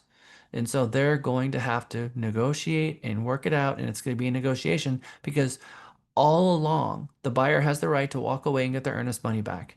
And now the seller found out about a defect at their property that they should have disclosed if they knew. So the seller is finding out about this and know that this is going to be an issue in the next buyer too. Just like anything else, they're going to have to work it out. Kelly. If you have no objections in D, do you want us to leave it blank? Because I know we don't like blanks. We don't like blanks, and I do have an autofill that automatically fills from a company default that says no special objections. Because the thing is that a blank would mean that they don't have any objections, or it could be that it hasn't been negotiated yet. And I don't like that. I don't want to leave something this important open to interpretation for an attorney to say, well, paragraph 6D, they didn't negotiate that. They didn't put none. And if they had if they don't have any special objections, they should have put none. So maybe they're still thinking about it. That's the kind of nonsense an attorney would bring. So to protect the parties, it's better to put no special objections noted at this time. And that's it. Now you've nailed it down. There are no special objections at the time the contract was put together. And now they could find some special objections later in a commitment or a title company. But at the time the contract was, there was no special objections. That is what we have in the contract for you today. Auto-filled. Good question. Okay. Are we good with D? Anybody have any questions related 6D? All right. Now let's jump into the title notices because the title company, they've got a big job to do. They're working with the surveyor, they're dealing with their title examiner, they've got to get the abstract out, and they've got to get a title commitment to the buyer that's telling the buyer what they're willing to insure. And it comes in 3 schedules, A, B, and C. A has got all the personal information of the buyer. Schedule B has all of the information that comes from the actual property in the survey and all the numbers that were written on that survey, easements, setbacks, utility easements, building lines, all of that was in words in a commitment somewhere, in a document that was filed at the county somewhere. And then Schedule C is all the liens placed against the property, whether it's liens for a property, liens for a child support, liens for IRS, all the liens against the property, even a lien for some of these leased materials on a property, like a water softener or a Tesla battery, will also be included on Schedule C. The title company is required to communicate all of this information. And they're required to communicate this information to what you put in paragraph 21 notices. So 21 notices becomes more and more and more important the more you understand how this contract functions and the importance of the title company. I think sometimes a new agent thinks that the function of a title company is to give people pens to sign and to hold their earnest money. But when they realize the importance of the title commitment, they realize the real function of a title company is very, very different. So let's look at notices. First, the abstract. Now, we talked about this idea of the commitment. The commitment first, the title company goes out and they do this research from the sovereignty of the land, and they learn about all that's going on from every closing, and this whole thing is called an abstract. All of the information, the abstract is the field study. It's like all the paperwork you do to your CMA, right? You got all this field work on your CMA, and then you have a cover page on your CMA, and then that becomes your CMA packet. But all of the parts that made your CMA, well, that is part of the field study. For the title commitment, the field work, all of the parts of it is called the abstract. And then the abstract is turned into a commitment, and that's turned into a title policy. So the abstract or the title policy, broker advises the buyer to have an abstract of title covering the property examined by an attorney of buyer selection, or the buyer should be furnished with or obtain a title policy. If somebody is super smart and knows real estate really, really well, they can go through the abstract, find no defects at all, and realize there's no reason for a title policy at all and choose not to get one because they reviewed the abstract and they're happy with it. Or get a title policy to protect them. It's very smart for us to always, we have an obligation under the law to tell the buyer, if you're not getting a title policy, Mr. and Mrs. Buyer, you need to go have an attorney review that abstract to make sure there's not a ticking time bomb there for you. Or get a title policy that's going to cover you. So if they say, I don't want a title policy, you need to have an attorney review the abstract or the commitment because there could be a ticking time bomb here for you. Okay, so that is required by law that we make that disclosure, that recommendation. If a title policy is furnished, the commitment should be promptly reviewed by an attorney of buyer's choice due to the timeline limitations of buyer's right to object. So if they do get an abstract, if they do get a commitment, we understand that the number of days that they have the right to object is hopefully limited by the agents and leave it open to the closing date. And so they're saying here, you better review all that stuff quickly because we're going to email it to you, and you better review it quickly because you don't have a whole lot of time. Membership in an HOA or a property owners association. This is the parties disclosing to each other that there's an HOA and that they're going to be obligated to pay the HOA, because if they don't, they very likely could go into foreclosure. And if the buyer is concerned about what's going on with the HOA, then they really should read the HOA documents very closely. Statutory tax districts. If the property is any utility or statutory district, water district, appraisal district, that there's going to be fees associated with being in that district, and the buyer should be disclosed to understand what those fees are going to be. Tide waters, this is part of the commitment. Remember, the commitment and the title policy is not going to cover acts of God, water rescission, land falling off a cliff and it becoming ocean, rakes and waters rising and losing land. If the property abuts to tidally influenced waters in the state, Texas Natural Resource Code requires a notice regarding coastal area property to be included in the contract. An addendum containing the notice promulgated by TREC or required by the parties must be used for the buyer to understand that they could have loss of land.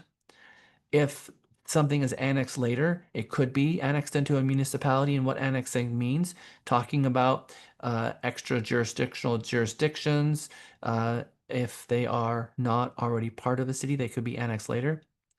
Property located in a certified service utility district or a service provider, whether it's a water code, this could cause more fees later or fees to them. If there's a PID, a PUD, a MUD, a SUD, if it's in a public improvement district, the buyer must be given a notice from the seller saying that there's going to be fees to own a home in that district. If the property is subject to private transfer fees, then the seller must notify the buyer before closing of what those transfer fees would be. This is probably going to go away at some point because transfer fees are more and more becoming illegal. Propane gas system service area. If there's an HOA with one gigantic tank in it and they're all feeding off that tank, the buyer needs to know that there is a propane tank and there's going to be fees associated to that service. Water level fluctuations. Now we've got tidally influenced ones up here, but we also have lakes and rivers. So all kinds of stuff talking about whether or not they have access to be able to tap into that water, and what happens to the number of acres as the water rises and falls.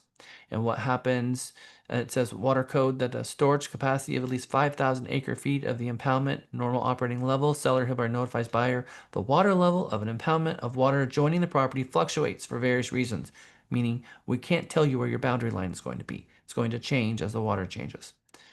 Certificate of mold remediation, which is new in our newer contract here. This is helpful. I know that Mary Beth Ray and two other agents, Cynthia, and who else, have in the last year have dealt with mold situations, including myself. We've had mold situations where we had to have a full mold remediation, which means you had to have a company come out and test, and it failed the test. So then you had to have a third party come out and, like Restoration America, come out and properly dispose of the materials, and then a tester come back in to make sure that it's cleared.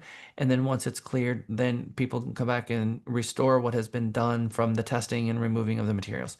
And so there must be a certificate at the end of mold remediation, and the seller now must provide to the buyer each certificate of mold damage remediation issued under the occupations code for 5 years preceding the sale of the property. So from that point forward, 5 years, they must have a copy of these documents. And so if we see this a lot, there's mold in every home. It's just, is the mold level going to be above or below the statutory requirement of a remediation needs to happen? And when the mold has set into the property and it's growing, it's going to show up in a damp, musty feeling. And so it's going to be up to the agents to make sure that they actually test for that, because your general home inspector is going to be going around with their little infrared device looking to see if there's moistures in the walls. And if there is, you might want to have someone come out and test. And then the PIDs, PUDs, and SUDs notices. One thing that is really important to notice here, though, after we've gone through all of this, is the 20 days that the title company is going to use the commitment. Within 20 days after the title company receives a copy of the contract, seller shall furnish a buyer commitment, and they're going to do so as it says in paragraph 21. So we need that information in paragraph 21. It is 12:33, so I wanted to get through this before we jump to break. So now it's going to be time for lunch. We're going to go to lunch and we're going to come back at 1:05. And we're going to jump into property condition as soon as we get back from lunch. So, Hey, Jack, that other agent was Victoria Thornton. yeah, And she was amazing. I loved working with her, but especially because she made sure that the buyer signed acknowledging that they received a certificate from us. And so always an extra layer of protection. always. Thank you, Mary Beth. Have a great lunch. I'll see you soon. Okay, welcome back from lunch, everyone. It is 1:04. We will be popping out of class today at 4:30 like we did yesterday. So we have 3.5 hours left. We just finished our paragraph 6, popping into paragraph 7, which is property condition. Paragraph 7A. I wish I had a microphone that would extend to every single agent in the entire state of Texas to hear me say this. A buyer can do inspections at any time they want during reasonable hours at any point during the transaction. Inspections are not tied to option period. If a buyer wants to do an inspection 2 days before closing, 10 days after the option period terminated, they have that right. They have the right to do inspections at any time, and the seller must let them in to do those inspections. What the buyer might not have anymore is the unrestricted right to terminate for any reason they want. Paragraph 7A says access, inspections, and utilities. This does not say anything about option period. This has nothing to do with paragraph 5, earnest money and termination option. This is its own paragraph. Remember the four corners of the contract. Everything is contained within the contract itself. All of the agreements are inside of the contract, no different than this one. Seller shall permit the buyer and the buyer's agents to access to the property at reasonable times. Period. The seller shall permit buyer and buyer's agents access to the property at reasonable times. Buyer may have the property inspected by inspectors selected by buyer and licensed by TREC or otherwise permitted by law to make inspections. So this means that the buyer at any time, regardless of option period, can have inspections done so that they can learn as much about the property as they can. If the seller knew about a problem and didn't disclose it to the buyer, then the seller is in default of paragraph 19 representations. Representations, paragraph 19, a lot of agents think representation, we do that. So that means that there's agents involved in the transaction? No. Representations is promises that the seller's made. And if anything is false, if any statement that the seller made is false as of the close date, the seller is in not breach, but default. And that is a very, very dramatic statement for the contract to make. It's the first time you'll see the seller go directly into default. Seller lies, it's a default. Talk about breach and what breach is and what we can, as agents, invoke default. Typically, the parties can breach an agreement, and if they breach the agreement, one of the parties can raise that breach to a default, or they can cure the breach, one of the two. But by an agent invoking default puts the contract in default, and that means it's done. That's a termination. That's an end game event. We don't ever want to say default. We want to stay away from those very dangerous words, but we'll get there and we'll talk about that more. Right now, as a broker, I see all the time, I get a call from one of our buyer agents, the seller's refusing to let the inspector come in. They said that they don't want any more inspections because the option period is over. It's up to the buyer agent and all the agents to communicate with each other, but it's up to the seller's agent to explain to the seller that the seller understand that they will have inspections all the way through to the very end. Access, inspections, and utilities. Seller shall permit the buyer and the buyer's agents access to the property at reasonable times. Buyer may have the property inspected by inspectors selected by buyer and licensed by TREC or otherwise permitted by law to make inspections. Any hydrostatic testing must be separately authorized by the seller in writing, and seller at seller's expense shall immediately cause existing utilities to be turned on and shall keep the utilities on during the time the contract is in effect. If the seller turns the utilities off, they are in breach. If the seller refuses to allow a buyer inspector in the property during unreasonable times, the seller is in breach. And if the buyer does a hydrostatic test on the property, not only is the buyer in breach, but the buyer can be held liable for damages done to the property as a result of the hydrostatic test. We're going to spend a couple of seconds on this. I think it's worth the time spent. I'm going to take you over to the form system. I'm going to show you what the hydrostatic testing addendum looks like. It is a promulgated form by TREC. Gavin, you're a relatively strong guy, yes? I would say so. Okay. Can you lift a gallon of milk? Yes. Can you lift 2 gallons of milk? Yes. Can you lift 10 gallons of milk? Probably if I had something to carry them with. Okay. Can you lift 50 gallons of milk? Probably not. Okay. Would that put quite a bit of strain on your body to try to lift up 50 gallons of milk? Yeah. Imagine 50 gallons of water being in a water pipe. You think that's going to put some strain on the water pipes? Oh, yeah. So this is the thing. What a hydrostatic test does is something unprecedented for the water pipes, which is They include the pipes at the street and they fill them all the way up with water, all the way so that they're completely filled. You could have 100 gallons of water in those pipes in that situation. So a massive amount of weight that's put on those pipes. And we know that the pipes are brittle probably anyway. You probably have 1980, not, or you could have anything from cast iron from the 1960s that's just turned into calcified tubes at this point, or you could have very brittle PCV.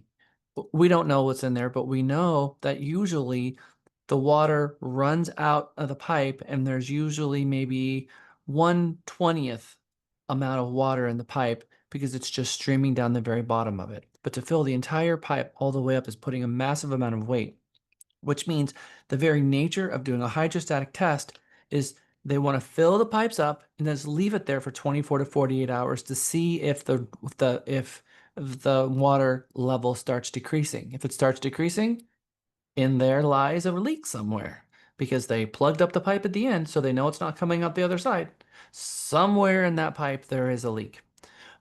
So doing a hydrostatic test could be very dangerous. You could take a system that is working and actually break it, make it no longer working. So the contract says that the buyer does not have the authorization to do a hydrostatic test. Thank you, Gavin.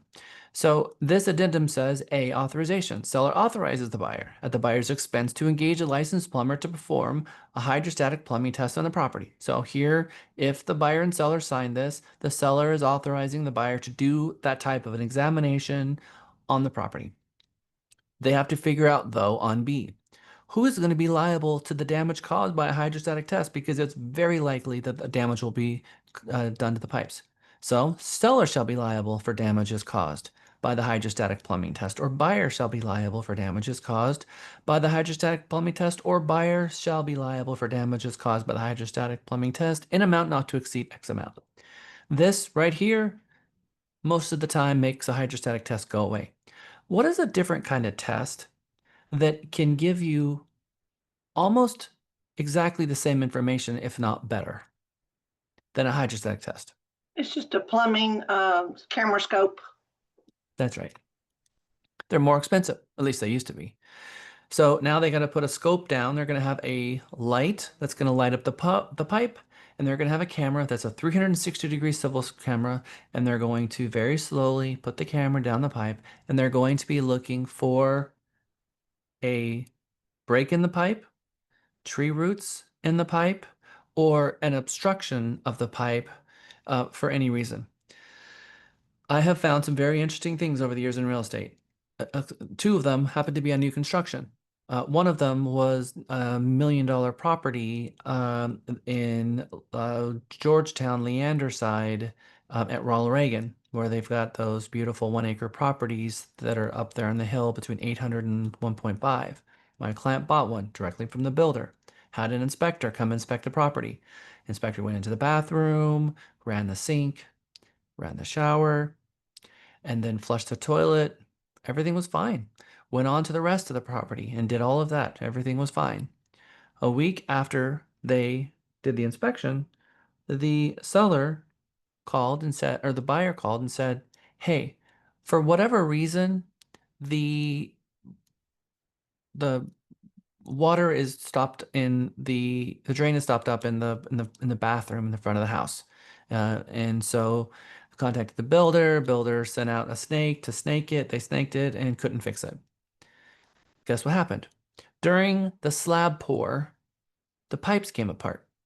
And so on each side of the pipe was a cement wall. So no, there wasn't going to go anywhere in that water, but that water would contain, because of how big that house was, between that particular bathroom and where the pipe was included, had a special pipe that was meeting up with the pipe. So only that bathroom contained that particular pipe and would contain about 50 gallons of water for that particular bathroom. So they could flush that probably 5, 6, 7 times plus all the water. So during a normal inspection, they would have never found it.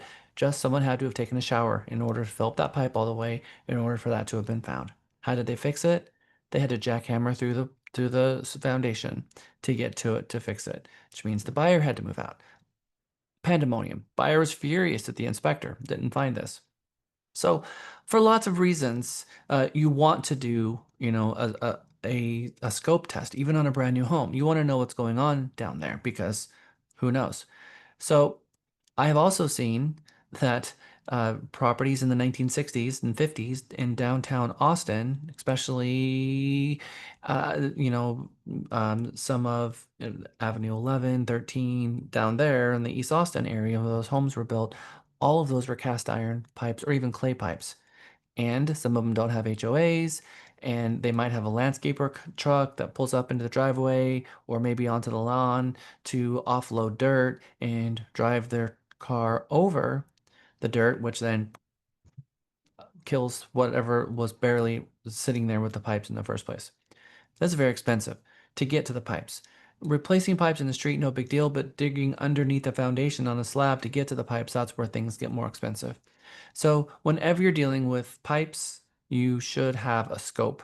Scope it out to see what you're dealing with because that can be a very big deal. We know the cast iron pipes and the clay pipes from prior to 1980 are gone. They have a 30-year shelf life. They're already gone. There's no more pipes left. You just now, like I said, have calcified tubes in the ground. And PCV, the stuff that was created in the 80s, had a 30-year shelf life before it became brittle. The new type of PCV that they have today has different elements that will last longer, almost 100 years. But cast iron, clay, and the older PCV only had a shelf life of 30 or 40 years, and that's been 3 or 4 times that amount of time. So if they don't have new pipes, we already know what the situation is. Okay, but the spirit of 7A, no hydrostatic test because we know it's going to cause drama. The buyer can do inspections whenever they want at reasonable times, and the seller must, go along with this. That's part of the agreement. Now, there can become a point in which the seller is becoming a nuisance. They should work together to schedule a time that works and can't just walk in the middle of the seller. But if the seller is making things difficult and refusing reasonable appointments, at some point it's going to rise to the level of a breach. Paragraph 7B talks about the seller's disclosure. This is another very important thing for a listing agent to really wrap their head around early on in their career so they never make this mistake because the Texas Property Code for seller's disclosure says in 5-008, which is the property code that allows for this. I got a copy of it right here, and this one comes up a lot. It says that the seller shall provide a copy of the seller's disclosure prior to the buyer going under contract. Well, guess what? It doesn't say a week later. It doesn't say 3 days later. It says prior to going under contract. So you can go right into the law books right here. 5-008, a seller of a residential real property comprising of not more than one dwelling unit located in the state shall give to the purchaser of the property a written notice as prescribed by this section or a written notice substantially similar to the notice prescribed by this section, which contains at a minimum all of the items in the notice prescribed by the section. B. The notice must be executed at a minimum reads substantially similar to the following prior to going under contract. Continue going through at the very end. It talks about what the obligations are and who a seller's disclosure must be given to.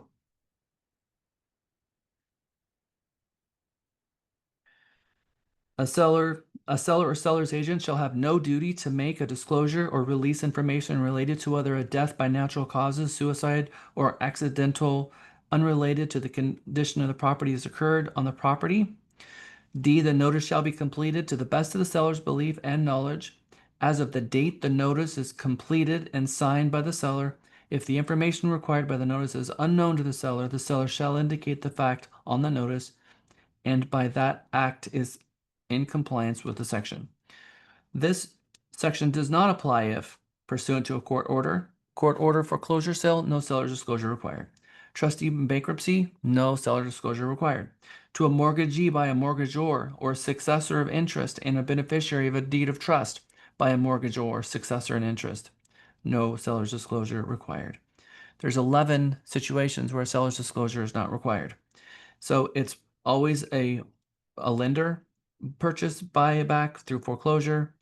If there is an administratum under the decedent's guardianship, conservatorship, or a trust, no seller's disclosure is required. From a co-owner to another co-owner, from a spouse to a spouse, or in the lineal line of family line. But to or from any governmental entity, of a new residence of not more than one dwelling unit, or of real property where the value of any dwelling does not exceed 5% of the property. Now, this is the thing, paragraph F. This is the most important part of it. The notice shall be delivered by the seller to the purchaser on or before the effective date of the executory contract binding the purchaser to purchase the property. If a contract is entered without the seller providing the notice required by this section, the purchaser may terminate the contract for any reason within 7 days after receiving the notice. And it goes on and on and on. So it says in the law that they must receive the notice on or before. That's what the law says. But then it says, look, if they don't do it, then the buyer gets a free 7 days out. So that language in the law has made it to our contract. The seller's disclosure notice pursuant to 5-008 of the Texas Property Code. And I always think it's fun as an agent when you see that to go back and actually read the entire act and see what it says, which gives you some insight of what it actually says in the law. And what's actually kind of cool, and I'm going to bring this up again, is that 5-008, you can see my law book here.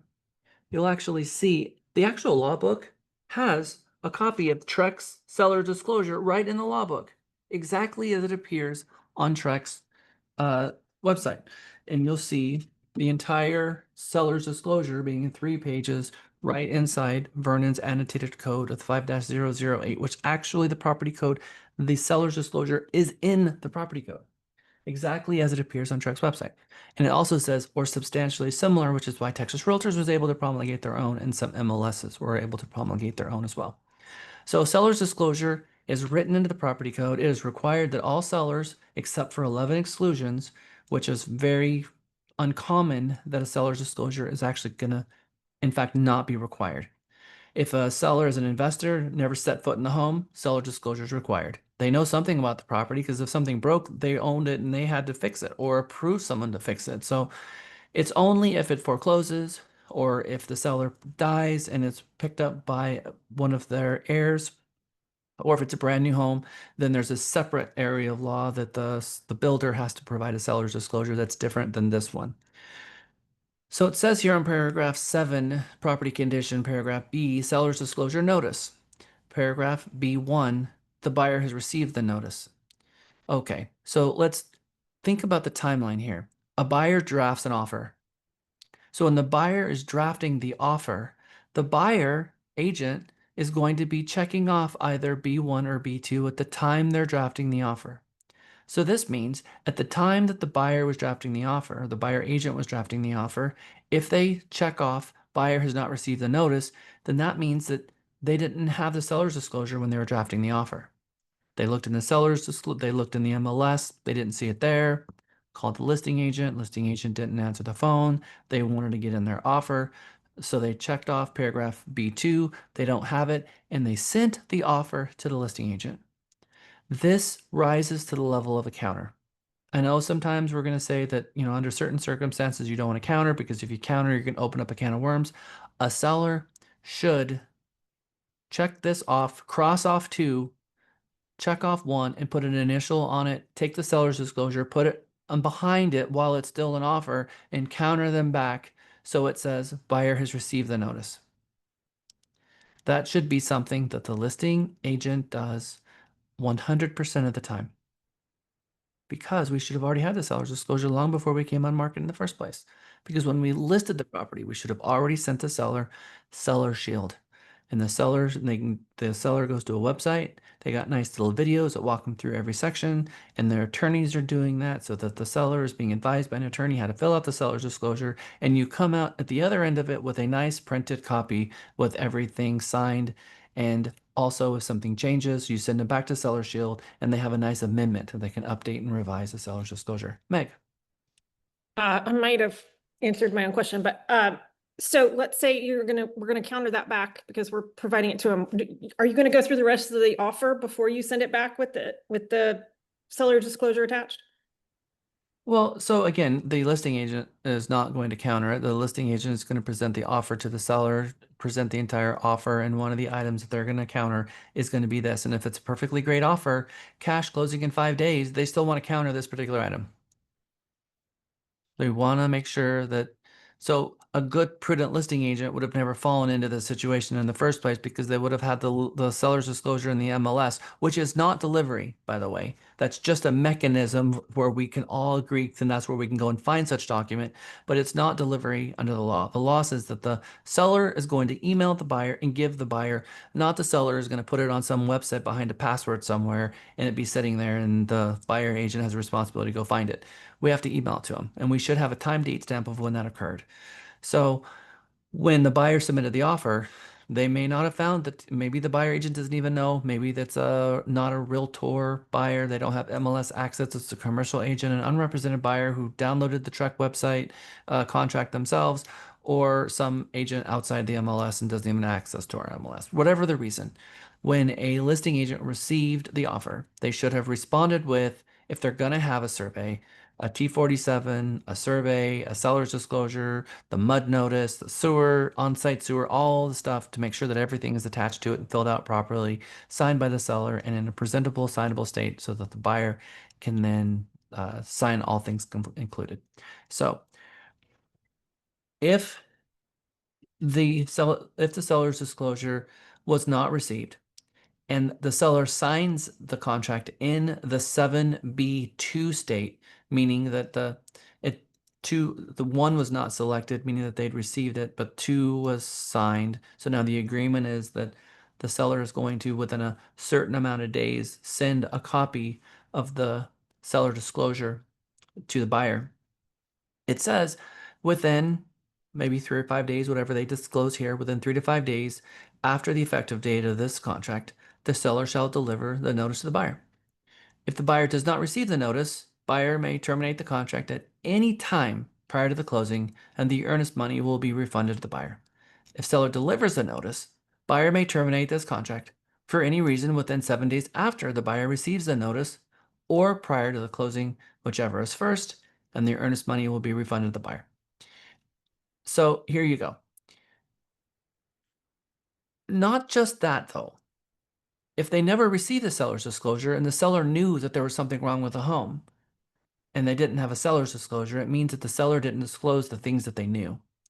And that means paragraph representations, paragraph 19 kicks in, and paragraph 19 says, if the seller knows about something and didn't tell the buyer as of the closing date, the buyer is in default and puts them in default forever, and they can do a buyback of the property. Very, very serious. Very, very serious. Obviously, seller's disclosure in our world is a very big deal. Disclose, disclose, disclose. But it should be disclose, disclose, disclose before going under contract. We're just going to tack that little end on there and make it a new sentence before going under contract to protect all the parties, so that you don't give the buyer a free 7 days to get out of the contract really for any reason at all from the time they received it. So maybe you negotiate a 7-day option period. From the effective date, you have 7 days after the effective date to issue termination. But if you've got a seller disclosure situation like this, and you had 5 days to give it to them, and you maybe got it on day 5, then you have 7 plus 5 after the effective date. So 5 days after the option terminated, the buyer still has a right to get out of the contract. It's a huge door, a huge contingency that's been left open for the buyer. As a listing agent, we don't want to see that happen. And as a buyer agent, we don't want our buyer to go under contract on a property where they haven't been able to review the seller's disclosure and know what's wrong with it in the first place. There could be foundation damage. There could be other material facts going on with this property that they're working out with their attorney to get the verbiage just right to protect the seller and not scare buyers away, kind of thing. And now your buyer exercised their right to terminate, which means they've just lost an option fee. And so we should be doing everything that we can as a buyer agent to get a copy of that seller's disclosure, to get it to our client before submitting the offer. Now, the buyer's in the driver's seat. So again, we don't make decisions for our buyers. So in a situation where we are not able to get a copy of the seller's disclosure, we should be communicating to our buyer. Look, Mr. Buyer, this seller's disclosure is a really big deal. And there could be a material fact that's wrong with this property that we don't even know about, that they know about, and that's going to be in the seller's disclosure. The option fee, if you terminate, you don't get that back.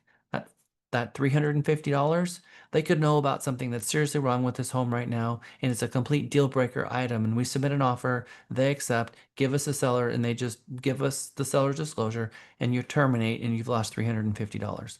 So if you want, we can put in the offer. I recommend we wait to get a copy of the seller's disclosure, but you're in the driver's seat. I just need to advise you on where you are and what your decisions are and what the outcome could be. You could end up terminating and lose $350. Now, we've advised them. It's good that we have those advisements, not just verbally, but also in writing. So when we tell them something, we should back it up with an email because later they're going to have amnesia. Well, I don't remember that conversation. Well, after the conversation, I followed it up with an email, so you also have it in your email box. So that later, when they lose their option fee and they're mad because they read the seller's disclosure, now the reality has hit them that they're going to lose their option funds because they don't, for whatever reason, all the windows were fogged and they didn't realize it, whatever, and the seller's not willing to fix it, they lose their option and they don't think that's fair. So we are paid for our advice. Well, yes, but we're not paid for our opinions. So I always give advice and ask, and if they ask me for my opinion, I'll give it to them. Advice and opinions are two different things, but we're paid for our advice. And so if we're paid for our advice, and that's what we're being uh, hired to give, every piece of advice should be memorialized in writing because that is the value that we bring to the table is lowering their risk through advice. I know you guys know that you need to go back and document stuff like that, but if you're doing everything via phone and you have it recorded, that's helpful. But sort of. It's helpful in the fact that you can say, haha, I did tell you, but sending them an email is also showing them you can read this later and maybe you didn't understand the conversation we had, but here's the email and on your own time you can read it and digest it and maybe that's going to help you more.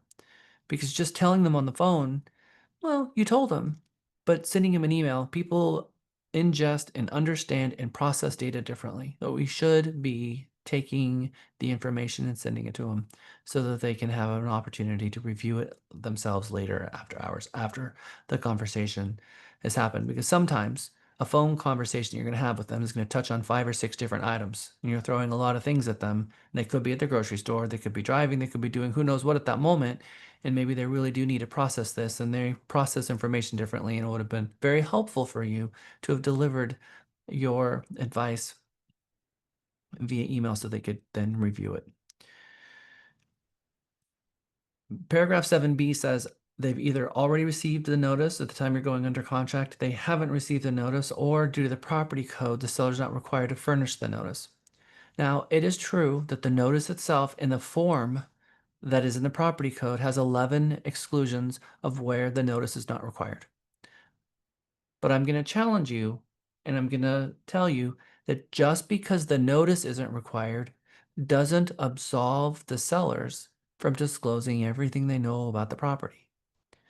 Just because the form is not required doesn't mean that everything that the seller knows is not required. You're just now saying that the form is not required and the venue that we give you to disclose those items are not going to be used. So now how are you going to get that information over? Are they going to go to Microsoft Word and just word vomit everything they know about the home? Or are you going to give them the seller's disclosure and let them fill it out? So I think a good conversation with them, well, I don't need to give a seller's disclosure. The property code says that I don't. That is true, but you still have the obligation to tell them everything that you know about the property. Anything that you don't tell them about the property, we take them over to paragraph 19, representations, and read that to them, and then the light bulb goes on. So you can use the form, which is a good way for you to transmit the information, or you can put it in Word. But my recommendation to you, Mr. Seller, is to disclose everything that you know. Well, I refuse to. Then you got to go to your broker. You go to me, go to your manager, and have a conversation with them and say, I've got a seller who's refusing to disclose. There are certain circumstances that if we know the information, we have the legal right to disclose it. And if they tell you, you're not to disclose that information, Mr. and Mrs. Seller, I understand that you don't want me to, but the reality is that I'm legally required to. And it just comes down to that. Okay. Paragraph E. Lender required repairs and lender required treatments. Unless otherwise agreed in writing, neither party is obligated to pay for lender-required repairs because the parties agreed that all homes are sold as is. So neither of them have to make a repair. And if they both are just, hard-headed and don't want to work together, well, it's a sign of where this contract's going to end up. So again, unless otherwise agreed in writing, neither party is obligated to pay for lender-required repairs, which includes treatments for wood-destroying insects, that's WDI. If the parties do not agree to pay for the lender-required repairs or treatments, this contract will terminate, and their earnest money will be refunded to the buyer. If the cost of the lender-required repairs and treatments exceed 5% of the sales price, buyer may terminate this contract, and the earnest money will be refunded to the buyer. So, if the lender-required repairs exceed 5% of the sales price, $25,000 on a $500,000 home, then something significant's going on. So it could be that the repair, and it could be a whole bunch of small things that it's epic. And so the buyer can then say, you know what, all things considered, whether or not you're agreeing to repair them or not, I don't want to buy this house anymore. There's just too much wrong with it. I don't feel comfortable with this. So if it's less than 5% and the seller agrees to pay for it, the buyer has to move forward. But the buyer has an option to bail even if the seller agrees to fix it if it's more than 5%. Shingles, no big deal. But maybe the shingles on the roof are okay, but the buyer says, yeah, but I know that there's rotted wood up there and I want the decking to be replaced. And they're in an argument over whether the decking is going to be replaced, and the seller says no, and they're going to put brand new shingles over the top of it, and this is going to cost more than $25,000. And maybe the buyer says, you know what, I'm not going to buy this house anymore because I want the trusses and the decking and everything replaced, including the radiant barrier. And that's not something the insurance company is going to repair. And the seller says, no, it's fine. We don't need to do that. The buyer now has a door to open to get out. But if the shingles were not more than 5%, then the buyer doesn't have that right to get out. But they found out about something that's wrong with the property. And so now, how do they get out of the property? Did the seller know about it before? Well, if something's discovered while they're going under contract and the seller knows about it, doesn't mean they have to fix it. No one's required to fix it, but a new material piece of information has been found out about the property, and we're going to talk about what that means for a buyer as we get through the contract. So again, lender required repairs and treatments. The buyer and the seller, somebody has to fix the lender required repair, because if nobody fixes it, the lender's not going to fork over the cash. So if neither one of them fix it, the lending falls apart and the buyer goes back to the money. The earnest money goes back to the buyer. But if like I said, if the whatever is going on with the property, the lender required repairs is more than 5%, the buyer now has a new contingency that's given to them. They can exit the contract and get get their earnest money back. The buyer paid earnest money back. Even if the seller says, no, don't go away, I'm going to pay for it all. No, I still want out because it's more than 5%. Paragraph F talks about the completion of the repairs and the treatments.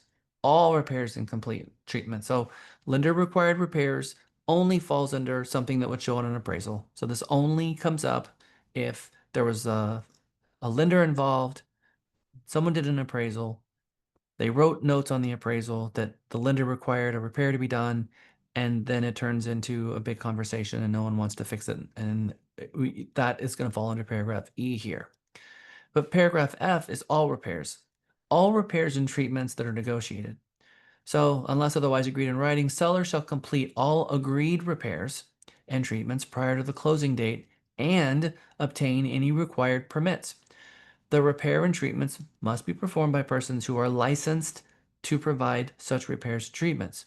So that means, because they've added this language, a lot of you are writing your repair amendments, and in the repair amendment, it says by a licensed professional.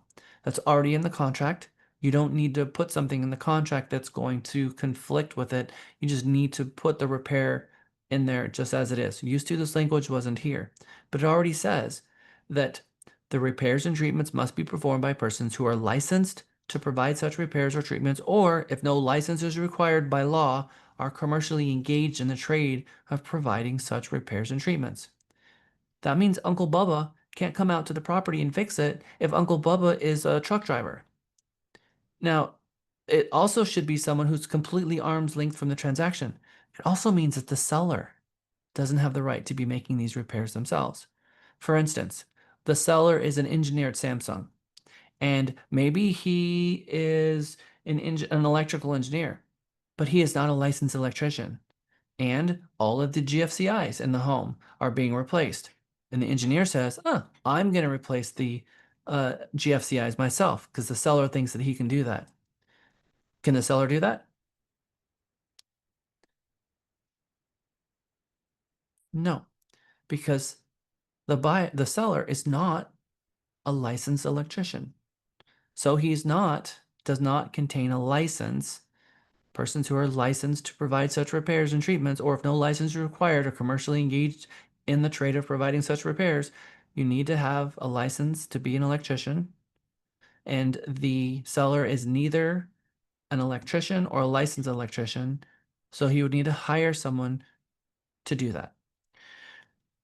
If okay, commercially engaged in the trade of providing such repairs or treatments. Seller shall, I, provide buyer with copies of documentation from the repair person showing the scope of work and payment for the completed work, and II, at seller's expense, arrange for the transfer of any transferable warranties with respect to the repair and treatments to the buyer at closing.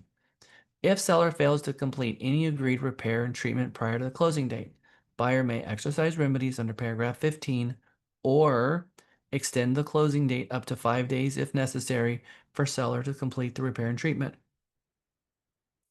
I had someone take a very different view of what this says. I had a seller say, well, we didn't have time. The seller had a situation where they had a repair they had to make.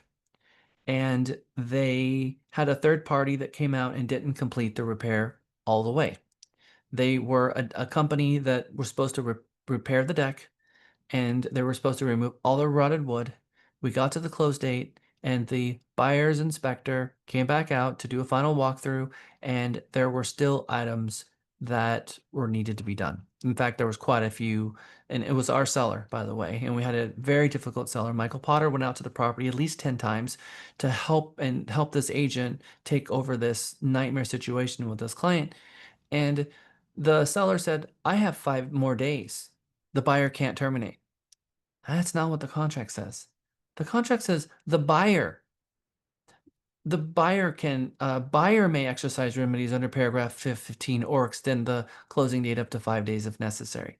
It doesn't say that the seller can, and it doesn't say that the contract automatically extends 5 days because the seller didn't do it. It says the buyer can go ahead and wait 5 days, giving the seller more time. But if they don't want to wait, they don't have to, and the seller goes into breach, and breach remedies come into play. And so be very cognizant on what this says, that the buyer may exercise remedies under paragraph 15 or extend the closing date up to 5 days necessary for the seller to complete the repairs and treatments if the buyer is going to be patient and allow that. Any questions so far about lender required repairs or completion of repairs and treatments? Meg. I have a situation right now where we're going to close on Wednesday next week. And part of the repairs is to replace foggy windows. They have been ordered. If they are not delivered and installed by closing date, is there still a way for us to close on time, knowing that delivery and installation will take place after closing? If the lender and everyone is going to allow it and the buyer and seller agree to it, that the invoice can be paid and it can be escrowed. And what happens is the buyer will submit, the proceeds will be taken from title and it will be placed into an escrow. And the title company will then release that to the repair person after the repair has been done. So they can, let's do an escrow holdback, which means they're going to hold back a sum that is equal to or greater than the actual invoice to replace it later. This is why it's much better, a trillion times better, a trillion times better to figure out what it's going to cost to replace these windows and simply give the buyer a credit or reduce the sales price to offset it. So that then the seller has no issues at all. They just are going to provide the buyer credit and they could go take that money and fix it themselves. Trek very much believes that that should be the case, because what is not in here anywhere is what is the definition of buyers being satisfied with the repair. And it's not in here anywhere. And Trek even themselves at the Texas Realtors Conference was talking about this. There is no way to make a buyer happy with repairs. There is just absolutely no way. And so it is so much better for an agent just to say, here is an amount sufficient to cover this, even if it's, an amount and exceed it, to figure out how to get that done so the transaction can close and then the buyer accepts the property as is. All they've done was taken a credit, and now the seller walks away scot-free from the situation. But for the seller to make a repair, even after closing, the seller still has risk and liability. So I always do whatever I can to try to throw money at the buyer to make it go away. So in that situation with her, if the windows have been ordered and window ABC says that it's going to be $420, then if the seller just gives the buyer $420, then they communicate, well, then the buyer will end up paying the windows ABC when they are finally installed, correct? Yeah, or they do an escrow. Depending on the lender might not want that. The lender might want the title company to hold that money back from the seller because yes, Okay. it's negotiated in the sales price, but maybe they're not going to negotiate it in the sales price because the sales price doesn't put the money into the buyer's pocket. And the lender may want the repair to be done. And there's only so much closing costs can actually be given to the buyer. So there comes a point in which, how do you get $20,000 into the buyer's pocket to pay for a repair like that? Right. But if it's just one window and it's just X amount, there is room to do it. Couldn't they do an amendment and change that amount if the lender agrees to it? No, because the lender is going to want the repair to be done. And so Okay. so the lender is going to say, we Okay. require this repair to be done. So the lender is going to give them two options: repair it before closing, or do an escrow holdback so that the title company is going to release the money. So the money has been not given to the buyer where the buyer can go to, Vegas and spend it. It's stuck at the title company and it's earmarked to pay this third party. Okay. That is the way the lender's going to want to handle it. If there's no lender, easy, it's cash. All the money's coming from the buyers. By reducing the sales price is leaving the money in the buyer's pocket, which means the buyer now has the money because it never left their bank account in the first place to pay for their repair. Easy. But if they're 3% down conventional and the seller is already paying all of the buyer's closing costs and it's a $10,000 repair, the only way to make sure that that repair gets done is an escrow holdback from the title company. Good questions. Okay, environmental matters. Buyers advised that the presence of wetlands, toxic substances, including asbestos and waste or other environmental hazards, or the presence of a threatened or endangered species or its habitat may affect buyers' intended use of the property. If buyers concerned about these matters, an addendum promulgated by Trek or required by the parties should be used. All right, let's go into paragraph H now, and we're going to wrap up the conversation regarding property condition. I think that paragraph H is probably one of the most misunderstood paragraphs in the contract. I always like to ask this question and see the response. So for those of you who already know the answer, some of our new people, let's see what they think before reading the contract. If the seller agrees to purchase a residential service contract for the buyer, and they do so, and they agree and they put $750 in this blank under paragraph 7H here, $750 here. And then 30 days after closing, buyer finds a garage door's not working and they call the buyer agent and say, hey, well, what's that phone number for that residential service compact, the home warranty company? What's their phone number? And then the agent says, oh, let me ask the title company who they ordered. And then the agent calls the title company and they say, oh, one was never ordered. Whose fault is that? And what do you think should happen?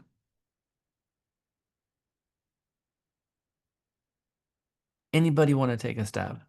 I think the buyer should have ordered it, and the buyer's agent should have told the buyer to order it. I agree. In this, you'll see more bold language. There's bold language in this paragraph. And it's saying that although the seller may have agreed, what the seller didn't agree to buy a home warranty at all.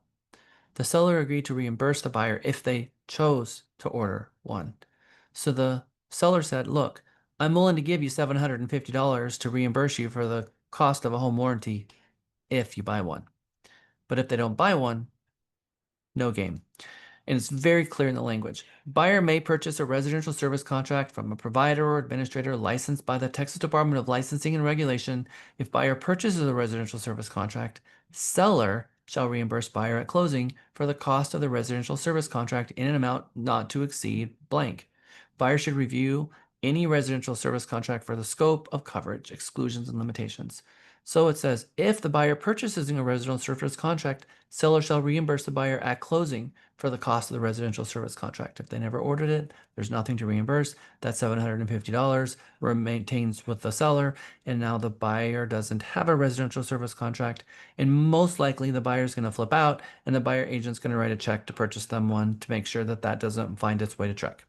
Because it would be up to the agent to make sure that the buyer knows where to order their residential service contract, and maybe even giving them a couple of other options to choose from and explain to the options of different extra coverages they could have, like washer, dryer, fridge, sump, pump, etc. The purchase of residential service contract is optional. Similar coverage may be purchases from various companies authorized to do business in Texas. Okay, so that's it on paragraph 7. Anybody have any questions related to anything in paragraph 7? We feel good about 7? Okay, let's move on to paragraph 8. Jack, Hello, Jack, Rosemary. quick question. Hi, are we allowed to make recommendations for certain things like that? I know decades ago, with Wayne and Lynn Morgan, they were saying that where I got my license from, they were saying that we weren't allowed to make recommendations about certain companies, plumbers, electricians, whatever. Has that changed? So that might Is have it a been confusing question? No, it's not a confusing question. I think I understand it pretty well. No, I just didn't know if I was explaining it right. That's all. I understand. So let me, I know that there's a delay here, so I just wanted to give it a second to flush it out. All right, so let me restate your question to make sure that I got it right. Okay. Over the years, there have been a best practice that agents have been told that they should provide 1 to 3 references to a client, and completely opposite, they've also been told they shouldn't make recommendations to a specific company in order to do a repair. So in some Right. situations, buyer agents have been told you shouldn't recommend a company. And on others, it's you should give the buyer several choices and give them a list, and have them call that list. TREC has no such law, no such regulation, no such rule. The National Association of Realtors does not cover this in their code of ethics. This is a best practice that can come from just a broker policy or an E&O company comment that they make at a realtor luncheon. The best practice here is for a brokerage to tell a buyer if they have any preferred list, if that preferred list is they're being paid to be on this list, or if the brokerage is going to receive any compensation from referring out this person. So that is covered by the law. If the brokerage has a list and they're going to receive any compensation from referring these people out, they have to make that disclosure. But outside of that, the broker has a duty to put the customer in front of themselves. So if their spouse is an electrician, maybe it's not the best to refer them out because, I don't know, maybe they do think that electrician is the best. But by sending them to their husband, maybe they know that at the end of the day that their husband's not the cheapest. So we should, number one, be arm's length from it. And if we're not arm's Right. length, we should disclose that to the client that there's a relationship between the inspector and the agent. But at the end of the day, the agent just has to fulfill their fiduciary duties of disclosing anything they know about their relationship, disclosing about anything that they know about the third party, and disclose the person the agent really thinks is going to do the very best job for them. And if that's more than one, great. What some brokerages have a policy that says, I don't want you to just to give one person to your client, because if something goes wrong, then you have referred this person, thereby you have all of the liability when they mess up. It's going to be on you. You referred this person and they broke my house, so I want you to fix it now. So that's kind of flushed its way out of the court on the other side, that the agents are not responsible for third-party actions unless there was some questionable reason on why they referred that person into why they referred that person to him in the first place. So does that Okay. answer your question? Yes, sir. Good. All right. Anybody else have any Thank questions? you. I have, You're Jack, in terms of, we're talking about home warranty companies, does Realty Texas get any kind of kickback if we use any of our preferred partners for that? Okay, good. Because I've never used that disclosure and I was afraid that maybe I was missing something. No, there's RSC2, Residential Service Contract 2 form that's floating out there, that if the firm is receiving any compensation from a home warranty company that's specific to a home warranty company, no, we don't receive any money from a home warranty company. And the lenders we are not compensated from the lenders for transactional stuff. They don't get any kickbacks at all. Okay, good question. Paragraph 8, brokers and sales agents. We have a requirement under the law to disclose any relationship between the purchasers and ourselves. So if that is us, we have a requirement to disclose. If it is a family member, if it is a spouse, a parent, a child, a business entity in which the broker or sales agent owns more than 2%, or a trust for which the broker or sales agent acts as a trustee.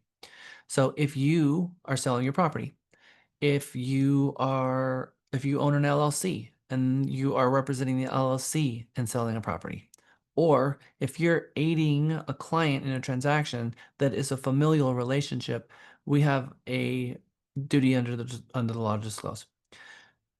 Specifically, Texas law requires a real estate broker or sales agent who is a party to a transaction or acting on behalf of a spouse, parent, child, business entity in which the broker or sales agent owns more than 10%, or a trust for which the broker or sales agent acts as a trustee, or of which the broker or sales agent or the broker or sales agent's spouse, parent, or child is a beneficiary, to notify the other party in writing before entering into a contract of sale, disclose if applicable.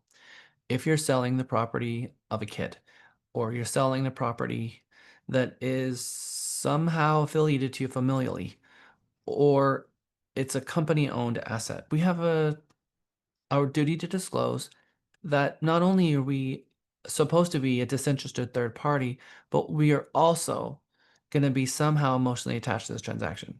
That's the spirit of it. Is that, are we going to be acting the same way as an agent if we're representing our child as if we are going to be representing someone else? It's very difficult for someone to step out of the role of a parent. We have a tendency already to overexert our representation on clients, trying to protect them from themselves. But if the client is our kid, then that adds an entire layer where human nature is going to get involved, and the other side should know what role that agent is playing.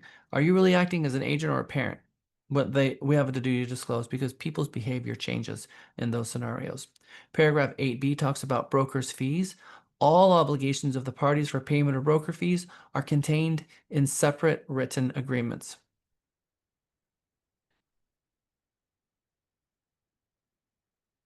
Except for paragraph 12. But what it's saying here is that the agreement for you to pay the broker fees, if you're representing the seller, where is the agreement to pay broker fees? In what agreement? The representation agreement, Which one? buyer, seller rep. Okay. For the seller, the listing agreement. For the buyer reps agreement. Yes, Gavin. So that's it. So the agreement to pay them. Now, that's the agreement to reimburse is a completely different question. So the agreement to pay is in the rep agreements. The agreement to reimburse, that could be in paragraph 12. That could be agreement between brokers where someone is agreeing to reimburse one of the clients for their compensation. Jumping into paragraph 9, closing.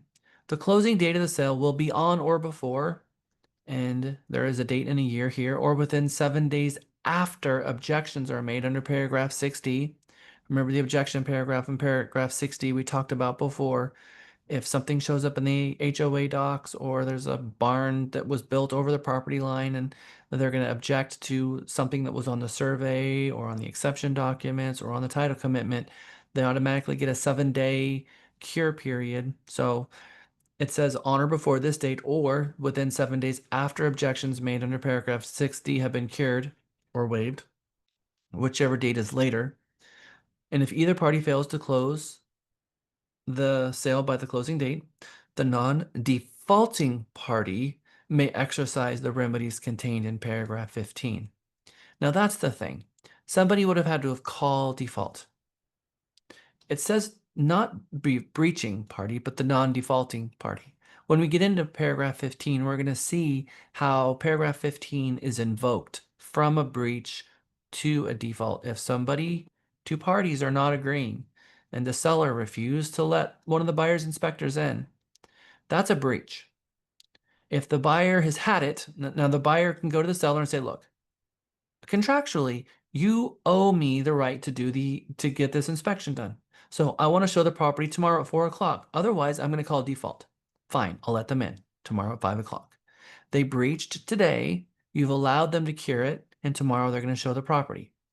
That's the difference between a breach and a curing a breach versus you didn't let me in, I'm calling default. Default means we're done. Contract canceled. Now I'm either going to sue you or I'm going to sue you for damages or to buy the property, one of the two, but I'm calling default and I'm going to rise it to level default, and paragraph 15 comes in, and we're never going to do that. So that's why this says the non-defaulting party, because you can blow past the close date and everything be fine because one party really wants this thing to close and nobody has called default. And that's what I love about this is I have changed the mind of attorneys on this paragraph in arguments, Farron Sheehan being one of them. Oh, no. If you don't close by the close date, you're likely in default. But you have to invoke default. So that would only be in default if the other side, you didn't close in time and we are calling default. Now we're going to sell it to somebody else. But most of the time, you get to the closing and everybody wants it to close and they're screaming, you need to close. When are you going to close? It's been 2 days.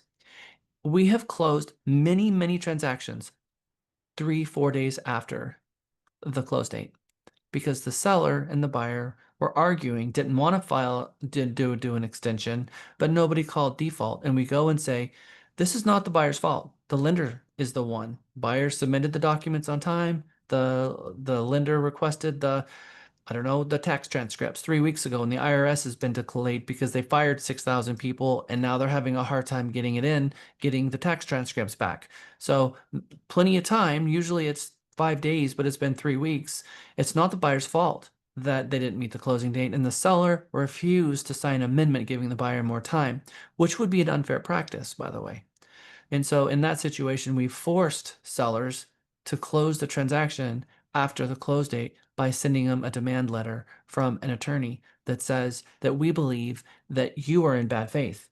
So this closing date 9A, I'm not saying that we should willy-nilly and just ignore the close date, but I'm telling you, if you're in a situation where things have been delayed past the close date, the parties have refused to sign an amendment to extend, don't sign a termination unless your client wants to terminate the transaction. If they don't want to a termination is agreement by all the parties to terminate the contract. And we've had situations in the past where an agent passed the close date, got a termination from the other side saying, you guys are in breach, sign the termination, and they signed it. And in my estimation, the listing agent tricked the buyer into terminating that contract. They tricked him because the buyer could have enforced it. If you're in a situation like this, go to your manager because we're really good at saving transactions. And on a daily basis, we are saving transactions over and over and over again because the buyer agent just doesn't know this stuff well enough. And why should you? Because this is not what you do every day.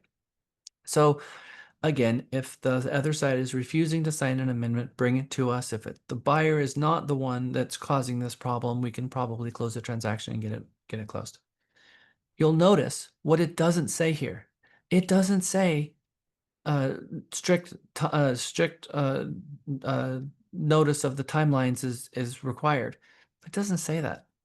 Time of the essence does not exist in this paragraph. There's no big bold language in this paragraph. There's nothing underlined in this paragraph. And so there's a lot of reasons why something's not going to close on or before the close date.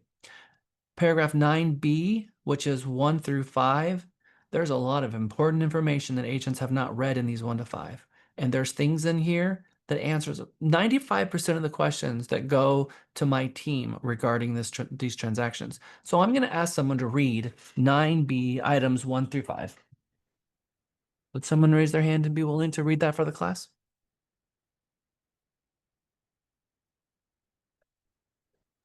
I'll read it. Thank you, Meg. Number 1, seller shall execute and deliver a general warranty deed. Let's see, conveying title to the property to buyer and showing no additional exceptions to those permitted in paragraph 6, and furnish tax statements or certificates showing no delinquent taxes on the property. Number 2, buyer shall pay the sales price in good funds acceptable to the escrow agent. 3, seller and buyer shall execute and deliver any notices, statements, certificates, affidavits, releases, loan documents, transfer of any warranties, and other documents reasonably required for the closing of the sale and issuance of the title policy. 4, there will be no liens, assessments, or security interest against a property which will not be satisfied out of the sales proceeds unless securing the payment of any loans assumed by buyer, and assumed loans will not be in default.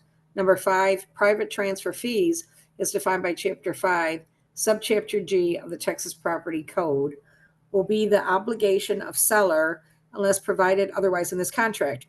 Transfer fees assessed by a property owners association are governed by the addendum for property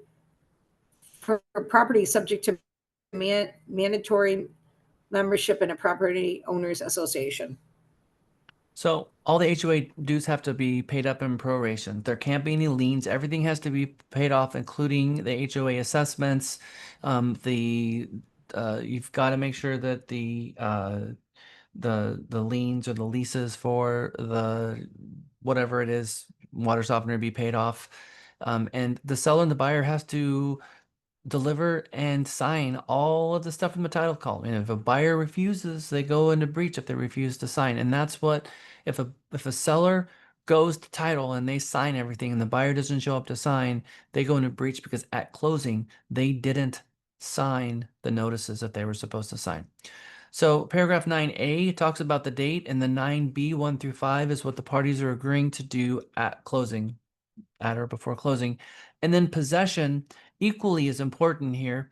There's some stuff in possession that I think we often miss. I'm going to read this one, but I think, again, there's some things in here that people don't realize that are in here. Seller shall deliver to the buyer possession of the property in its present or required condition, ordinary wear and tear accepted.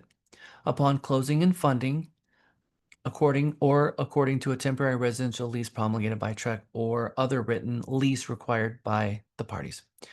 Any possession by the buyer prior to closing or by seller after closing, which is not authorized by a written lease, will establish a tenant at sufferance relationship between the parties. Consult your insurance agent prior to change of ownership and possession because insurance coverage may be limited or terminated. The absence of a written lease or appropriate insurance coverage may expose the parties to economic loss.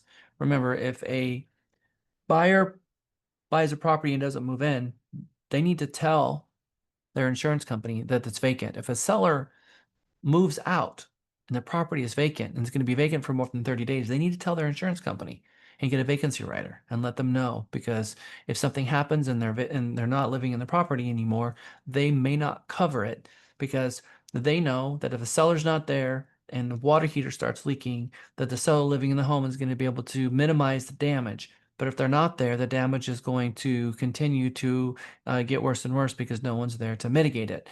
Insurance companies don't like that. So if the property is vacant, no one's there watching it, whatever is going on is going to continue to get worse and worse until someone uncovers it. So if they're not going to be there for 30 days or more, the policy very well could be in jeopardy. Smart devices means a smart device that connects to the internet or enable remote use, monitoring, or management of the property, items identified in the non-realty items addendum, or items in a fixture lease assigned to the buyer at the time seller delivers possession of the property to the buyer. Seller shall deliver to the buyer written information containing all of the access codes, the usernames, passwords, and applications buyers will need to access, operate, manage, and control the smart devices. So if you have a Ring device, you should have a piece of paper explaining that they need to download an app and connect the app to the Ring device.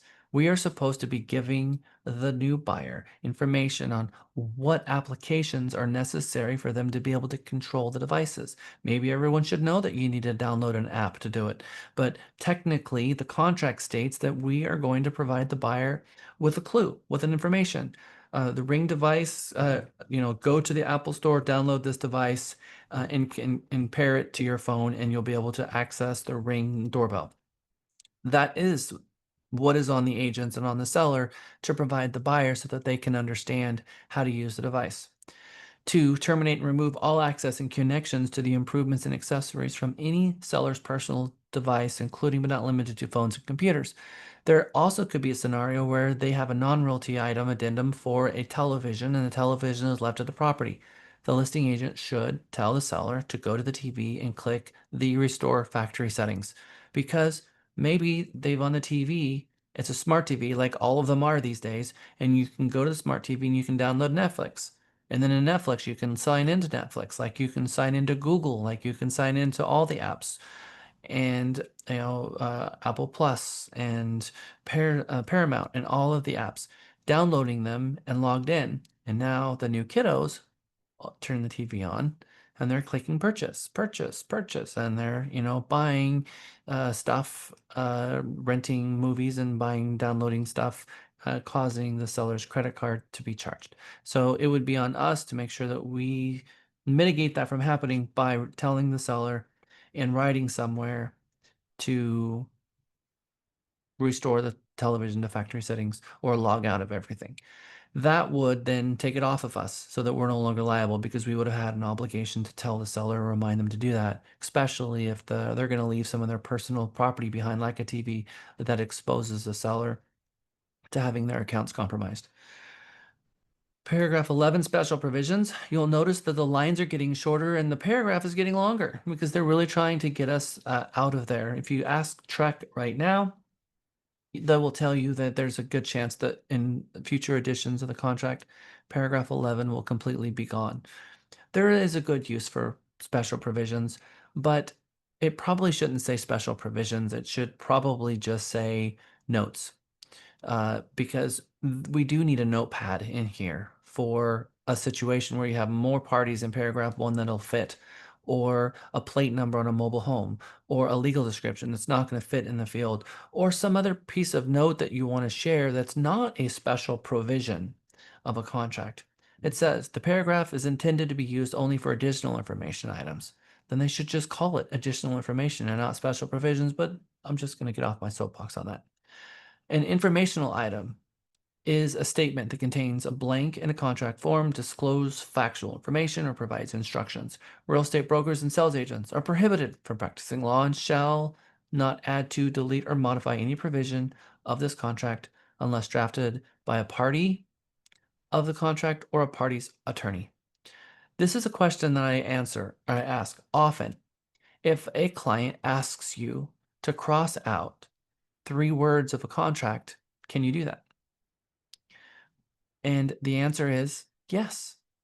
Not only can you do it, but you're obligated to and required to do it, because it says, unless drafted by a party to the contract or a party's attorney. Now, if our brokerage policy, if a principal asks you to cross things out of a contract, you have an obligation to take it to your team lead, Michael Potter, and let him know that that's going on, because we have to make sure and we press upon the client the realities of what they've just done. Mr. and Mrs. Buyer, Mr. and Mrs. Seller, the reality of this, if we cross this out and you hand this over to the other agent, you shackle their hands behind their back. because they're no longer going to be able to advise their client. In fact, they're going to have to say, I can't advise you on any of this anymore. They've made a change to the contract, which means we as agents can no longer advise you. You're going to need to get an attorney and pay an attorney to explain to you what crossing out these 3 words mean. That is going to cause unintended consequences on probably what the buyer initially wanted. They wanted to protect themselves, or they wanted to do something that was going to help them. But in doing so, they've hurt themselves more, because the representative that other side is paying to represent them through the transaction can no longer represent them. And now this other person is going to have to employ an attorney and pay someone else to explain the contract. And what's likely going to happen is they're simply going to say, tell them no. I don't care what it says, just tell them no, we're not interested. Which means that they never even had their offer. The offer was presented to the seller, and the seller said no, thank you, because they don't want to hire an attorney, and they're going to sell it to someone else. It's not going to require that they go get an attorney and pay money to explain what they did when we have a promulgated form that everyone should be playing ball in the first place. But suffice it to say, that's what we should explain to the client, our client, asking us to cross it out, that the other side may not ever respond because they're going to have to hire an attorney, and they typically don't. And so then they're going to then maybe change their mind. But we also have to tell our client that they need an attorney, because we can no longer help them either. And so that usually makes that conversation go away. And sometimes our agent doesn't put it in words that the client can understand, because they beat around the bush too much and don't make it black and white and make it clear. But our management team will make sure that they understand in a very professional way that what they've done is probably not going to have the outcome that they think it's going to have. It's not going to help them. It's going to hurt them more. Anyway, that's it. So if a principal or their attorney requests that we make a change, we have to make the change if we want to continue representing that party. We've got 2 options: make the change or call it quits, terminate the representation agreement, walk away. Those are the 2 options that we have as a firm. One of the options is refusing to make the change. And some of the agents think, because they were taught that you're not allowed to cross things out, so that means nobody can. And they'll say, no, you're not allowed to cross out language in a contract. And that, of course, is even a bigger issue, because they do have that right. And now we're telling them that they don't, and we don't have the right to limit their rights. All right, paragraph 12. Paragraph 12 is gone through a metamorphosis due to the NAR settlement changes that they've negotiated from the settlement of the practice changes. So paragraph 12A1A and 12A1B and 12A1C. 12.2 and 12B. 12B is a promise. We're going to start backwards and work our way in. 12B says, if any expense exceeds an amount expressly stated in the contract for such expense to be paid by a party, that party may terminate the contract unless the other party agrees to pay such expense. Not a reimbursement, but an expense. Buyer may not pay charges and fees expressly prohibited by FHA, VA, Texas Veterans Land Board, or other governmental loan program regulations. So it's been disclosed here that the buyer may not pay charges and fees expressly prohibited by FHA, which could be a WDI. So now, if we have a VA borrower, it's very wise to negotiate at least $1,000 in closing costs so that we can show that those things were paid for, not by the buyer. All right, we're going to work our way in. Now we're going to do 12A2. There's a line in here that's very important. Brokerage fees that a buyer has agreed to pay. There's also a fee, a line up here in 12A1A. Broker fees that seller has agreed to pay. Broker fees that seller has agreed to pay, and broker fees that buyer has agreed to pay. That language, those languages, those 2 provisions were not in our contract before this. Before, if a seller decided that they refused to pay their agent, and the transaction would close, and the agents didn't get paid, and then the brokerage was then responsible for going and suing their client later. But the contract would move forward, that we could not get in the way of the contract closing. But now the contract has language that says that the agents will be paid, as the contract states, which is interesting now because we have to be funded and we are a line item now in paragraph 12, settlement and other expenses, and we are another expense. So paragraph 12A-B says the buyer expenses. So you've got the 12A1, which is seller shall pay, and 12A-B, buyer shall pay. So you've got fees paid for by the seller, fees paid for by the buyer, and then there's some stuff in here that says that maybe the seller is going to reimburse the buyer for some of their expenses. But first, we have to know what the buyer fees are in order to reimburse them for it in the first place.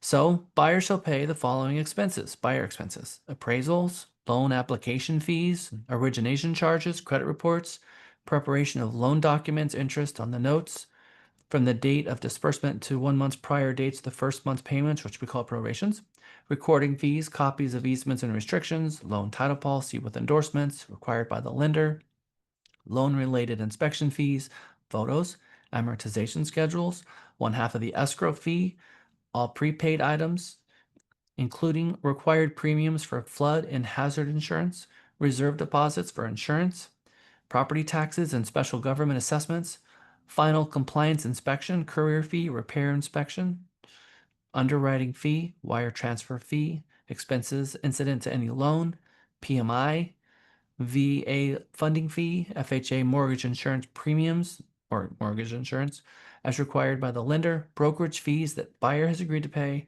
and other expenses payable by buyer under this contract. So now seller expenses is the following expenses must be paid at or prior to closing. Now the seller shall pay the following expenses, seller expenses: release of liens, anything that showed up in Schedule C of the title commitment, including prepayment penalties and recording fees, release of seller's loan liability, tax statements or certificates, the preparation of the deed is on the seller, 1/2 of the escrow fee is on the seller, brokerage fees that the seller agreed to pay, and other expenses payable by seller under this contract. And then now we have a paragraph B and a C. Paragraph B and C are other expenses payable by the seller. The first one says the following amount to be applied to brokerage fees that buyer has agreed to pay. And it's a dollar amount or a percent of the sales price. This is only if at the time of contract, the seller has agreed to reimburse the buyer for their fee, and there is no cooperative broker fee, or this is going to supplement or be on top of the cooperating broker fee. Because if you have an agreement between brokers and then you put something here, you could have the seller paying both. Now, this is the thing. The reimbursement here cannot be greater than what the buyer fee was. If the buyer agreed to 2% in the buyer broker fee, you can't reimburse someone more than what they spent, can you? So if the buyer rep agreement said 2, and this up here, the seller agreed to 3%, you have 2 options.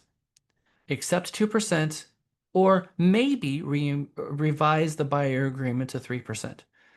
There is no crime against that. But what you have to understand is this is not, if the agreement between brokers is signed and the seller agreed to reimburse the buyer through the listing agreement by 1%, and the buyer agreement is 3%, then you can put 2% here in the contract. 1% in agreement between brokers, 2% here. The sum of that equals your buyer rep agreement, and you've done both. If the agreement between brokers is 3%, no percent goes here. If there is no agreement between brokers and your buyer rep agreement says 3%, you're going to try to negotiate 3% here. If the agreement between brokers is 0 and this says 0, and you have a buyer rep agreement, The buyer must pay you at closing through the transaction. And we send an invoice to the title company, and part of the closing cost of the buyer increases by 3% because the seller refused to play ball and reimburse the buyer for the commission. Very clean, very simple, zero confusion, right? That's more of a question. Does anybody have any questions regarding any of that? Kelly has a question. Can you just go, I've done contracts before, but I haven't done one with this new 1A or 12A to a 1B. So can you go over A1B one more time? Let's assume that I have a buyer and they have agreed to cover my 3% if the seller doesn't. But then there's a cooperating brokerage, broker to broker, where the seller is going to pay the buyer's fee. What would I put there? Okay, so there are two ways that a buyer, when a buyer signs a buyer representation agreement with you, they do it with a firm. Brokers are paid commissions, agent are paid splits. So the buyer brokerage is getting paid 3%, and at closing, the buyer must pay their commission, period. Now, the question is, how do we get that commission reimbursed for the buyer? Because the buyer's going to pay it 100%. Now we're going to try to get it reimbursed. The buyer's commission can be reimbursed in one of three ways. Through the listing agreement, which is a broker to broker agreement. That's one way. Through the contract here in 12A1B, 12A1A rather, that is the second way, or a fusion of the both. So if your buyer representation, the broker's buyer representation agreement is 3%, and the seller agreed in the listing agreement to pay the seller broker 3% and pay the cooperating broker 1%, there's a 2% delta. You could then, at the time of contract, because the seller has been on the market for 180 days and they only have one buyer and they really want to sell this property, they ask for 2% and the seller says, fine. So now the seller is 1% through the cooperating broker, through the broker to broker agreement, and now 2% here. So the sum of both of those is the 1% through the cooperating broker, 2% in the contract, for a sum of 3, which is what the buyer agreement is. If the cooperating broker agreement said 3%, nothing will go here because your buyer rep agreement said 3%. You can't be reimbursed for more than what the buyer spent. And if the buyer agreement is 3% and the seller agreed to 3%, nothing in the contract.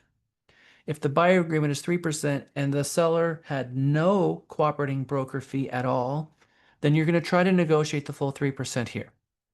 If you negotiate 4% here, you're only going to get reimbursed for 3%. If you negotiate 2%, then the seller's only going to negotiate the buyer 2%, and the buyer's going to have to pay the other 1% because the buyer paid the whole 3%. They have to right here. They get paid through the transaction. And now the buyer pays 3%, but they only got reimbursed for 2%.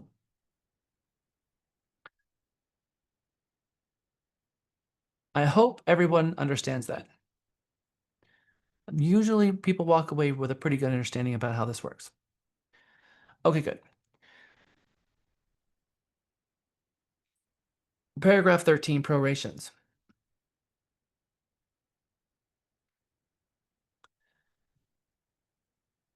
I'm going to tell you something in paragraph 13 that a lot of agents miss, and I mentioned it very lightly yesterday. And I saw Mary Beth shaking her head yes, because maybe she's dealt with this before or it's something that she's come up with. But we have a lot of VA sellers in Texas.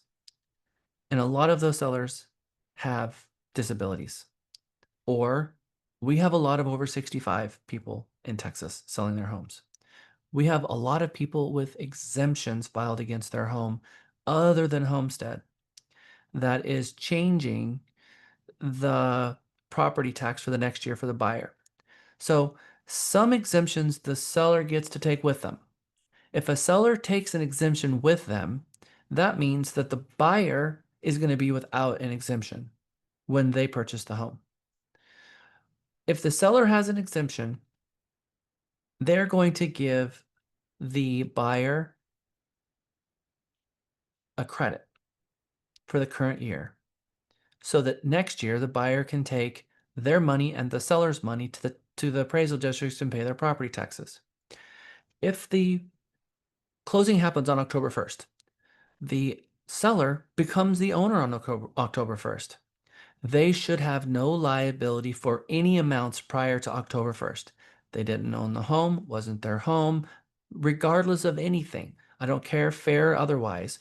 They didn't own the home. They should have no liability for paying any property taxes before October. But the reality is they're going to have to pay the entire year. So the seller is obligated in Texas to provide the buyer a credit at closing from the estimated property taxes from January 1st to October 1st, technically September 31st, September 30th. So the buyer would give the credit, and then the buyer will take the seller's credit and then their own money from October 1st to December 31st and carry all of that to the appraisal district and go give it to them. If there was an over 65 or a VA disability, the amount that the seller paid might be drastically less than what the buyer is going to pay next year. The amount of the credit should not be the exemption amount. It should be the non-exemption amount.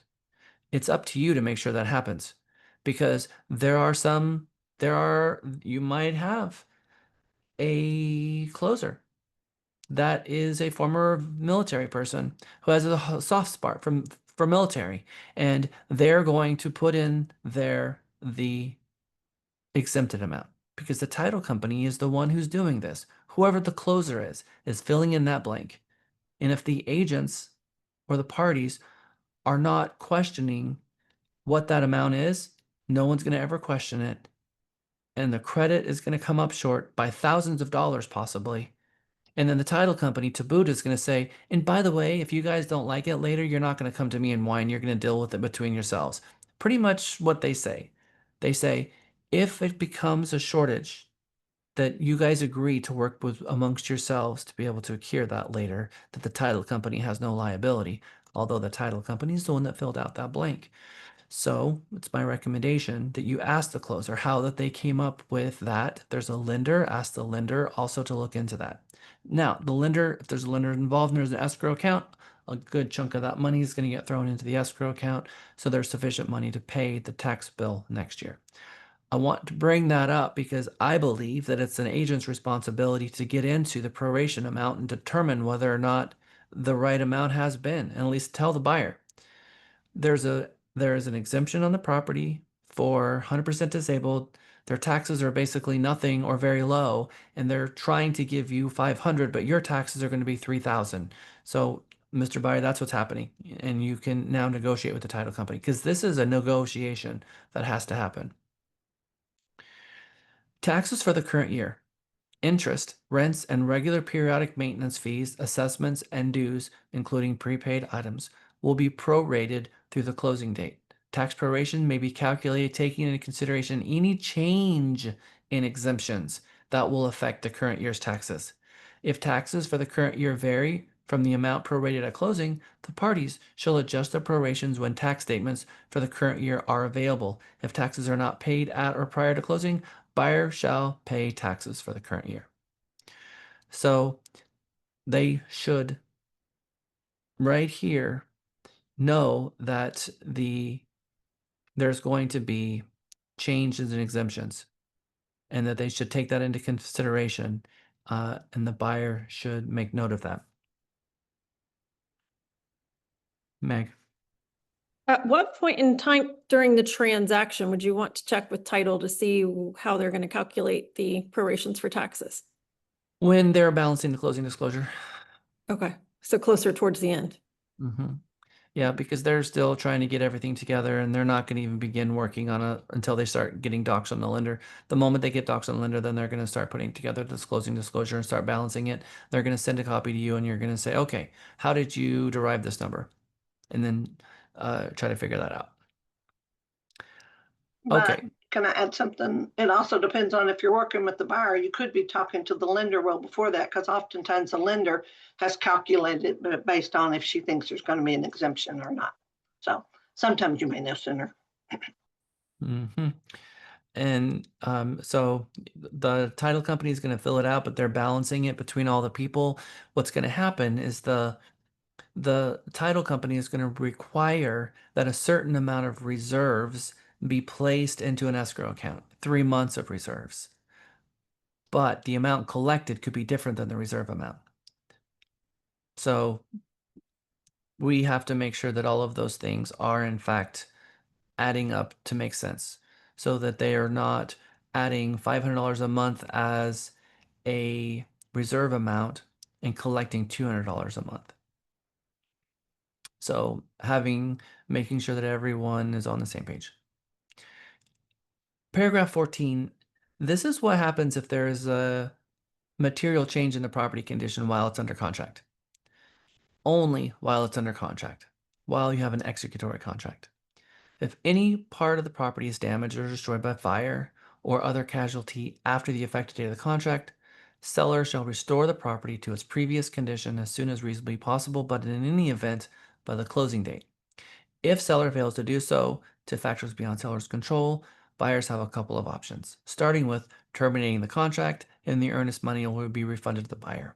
Or the buyer can extend the time for performance up to 15 days and the closing date will be extended as necessary, or the buyer can accept the property in its damaged condition with an assignment of insurance proceeds, if permitted by the insurance seller's carrier, and receive a credit from the seller at the closing in the amount of the deductible under the insurance policy, because the deductible is going to come along for the ride as well. Seller's obligations under this paragraph are independent of any other obligation of seller under this contract for repairs and treatments and all of that. So in any event, if there's a change, material change, and this is not a water pipe broke, this is a flood. This is a Houston 2023 flooding event. This is one of those types of things where there's a true material changing condition of the property, a casualty loss situation that's affecting, fire, that kind of thing. It could be wind ripping the shingles off. It could be a pipe that destroyed the house, but a small leak, like someone had a small leak in a room, probably not going to be rising to the level of casualty loss. So it is a casualty loss, which is where the insurance company kicks in and says, we have a partial or complete loss of property. Or not, because like in my son Ben's case, his house flooded and he didn't have flood insurance. And so he was under contract to sell his house to the neighbor. And of course, both of their house flooded. So that ended that deal. Yep. And 100% now the buyer at that point, under that situation, if they can't restore it, then the buyer has the right to Yeah. bail. Exactly right. Yep. Get their earnest money back too. Yep. Default. We are not allowed to use that word in real estate. We can't mutter the word default. We can talk about breach all we want, but you invoke default. So let's read what this says and what it is really the spirit of this is about. If the buyer fails to comply with the contract, buyer will be in default, and seller may A, enforce specific performance, seek other relief as may be provided by law or both, or terminate the contract and receive the earnest money as liquidated damages, thereby releasing both parties from this contract. If the seller fails to comply with the contract, the seller will be in default, and buyer may enforce specific performance, seek other relief as may be provided by law or both, or terminate this contract and receive the earnest money, thereby releasing both parties from the contract. So somebody has to invoke default. Somebody has to say, okay, I am calling default. Then the buyer would then invoke default on the seller, or the seller would invoke default on the buyer. There is a line in here where it says releasing both parties from the contract. You're only seeing that on one side of the contract. You're not seeing it on the seller side, you're seeing it on the buyer side. If you've got a situation where the seller is refunding the buyer, someone's called default and the seller says, let's give the money back to the buyer, and the buyer is saying, I'm not We're going to leave the earnest money exactly where it is. It means that there's a lawsuit coming. When it comes in here and it says terminate this contract and receive the earnest money as liquidated damages, thereby releasing both parties from the contract. And it says terminate this contract and receive the earnest money as liquidated damages. Liquidated damages means that you're not gonna, after that, you're not that is the cash is liquidated damages. It is making the other party is agreeing that the earnest money is going to make them whole and they no longer have claims outside of it. If a buyer bails and the seller should have rights to that earnest money, the buyer should, in my opinion, be grateful and thankful that the seller is willing to take their earnest money, because it means that the seller is not going to sue them into oblivion. And if they win, then have, treble damages on top of it and attorney fees to boot. It means that the seller is saying, fine, I'm going to keep your earnest money and I'm not going to sue you into oblivion for messing up all my plans and wasting my time. So for a buyer to fight and fight and fight to try to get their earnest money back when the buyer defaults and refuses to give it to the seller and refuses to sign it over to the seller and it sit there, then they don't have liquidated damages. And now it could get really, really, really worse for them. And there's some language that says, I'm going to show you where that is, that it could be that if they don't sign a release within 30 days, it could be treble damages for the buyer if they refuse to sign it. We're going to see that under escrow here in a minute too. Okay, so let's go on. Let's talk about mediation. We're a mediation state, paragraph 16. It's the policy of the state of Texas to encourage resolution of disputes through alternative dispute resolution procedures such as mediation. Any dispute between seller and buyer related to the contract which is not resolved through informal discussion will be submitted to a mutual acceptable mediation service provider. Technically, I am one, by the way, from the Texas Realtors. The parties to the mediation shall bear the mediation costs equally, and this paragraph does not preclude a party from seeking equitable relief from a court from a competent jurisdiction. Paragraph 17, attorney's fees. A buyer, a seller, listing broker, other broker, or escrow agent who prevails in any legal proceedings related to the contract is entitled to recover reasonable attorney fees and all costs of such proceedings. So if someone defaults and we sue, we have an attorney, go beat them up. Again, so we're going to go and try to enforce our agreement because of our compensation. We can also get our attorney fees paid back. Paragraph 18, escrow. We've got A, B, C, D, and E. It would be really great if this was part of the title policy and survey, but technically escrow is a different situation than title or the title company. But there are some timelines in here, especially under 18E, that's really important. We looked at the title commitment and it said that the title company had 20 days to get the title commitment out and they were going to mail it to the address, what it said in paragraph 21 notices. We have some other language here where it talks about in escrow how they're going to send out notices and when notices become effective. So we're going to read that too. First, escrow. The escrow agent is not a party to the contract and does not have liability for the performance or the non-performance of any party to the contract. They're not liable for interest on the earnest money. They're not liable for the loss of any earnest money caused by the failure of a financial institution in which the earnest money has been deposited unless the financial institution is acting as an escrow agent. Escrow agent may require any disbursement made in connection with this contract to be conditioned on escrow agent's collection of good funds acceptable to the escrow agent. So they're not going to receipt it until the funds clear because they got a cashier's check. A lot of cashier's checks are fraud. Paragraph 18B, expenses. This is very interesting because it's going to talk about what happens if someone orders a survey and no one pays for it, that kind of thing. But we're just going to talk about expenses, and a survey is just one of the expenses. At closing, the earnest money must be applied first to any cash down payment then to buyer's expenses and any excess refunded to the buyer. If no closing occurs, escrow agent may require a written release of liability of escrow agent from all parties before releasing any earnest money and require payment of unpaid expenses incurred on behalf of a party. Escrow agent may deduct authorized expenses from the earnest money payable to a party. Authorized expenses means expenses incurred by the escrow agent on behalf of the party entitled to the earnest money that were authorized by the contract or that party. Someone orders a survey.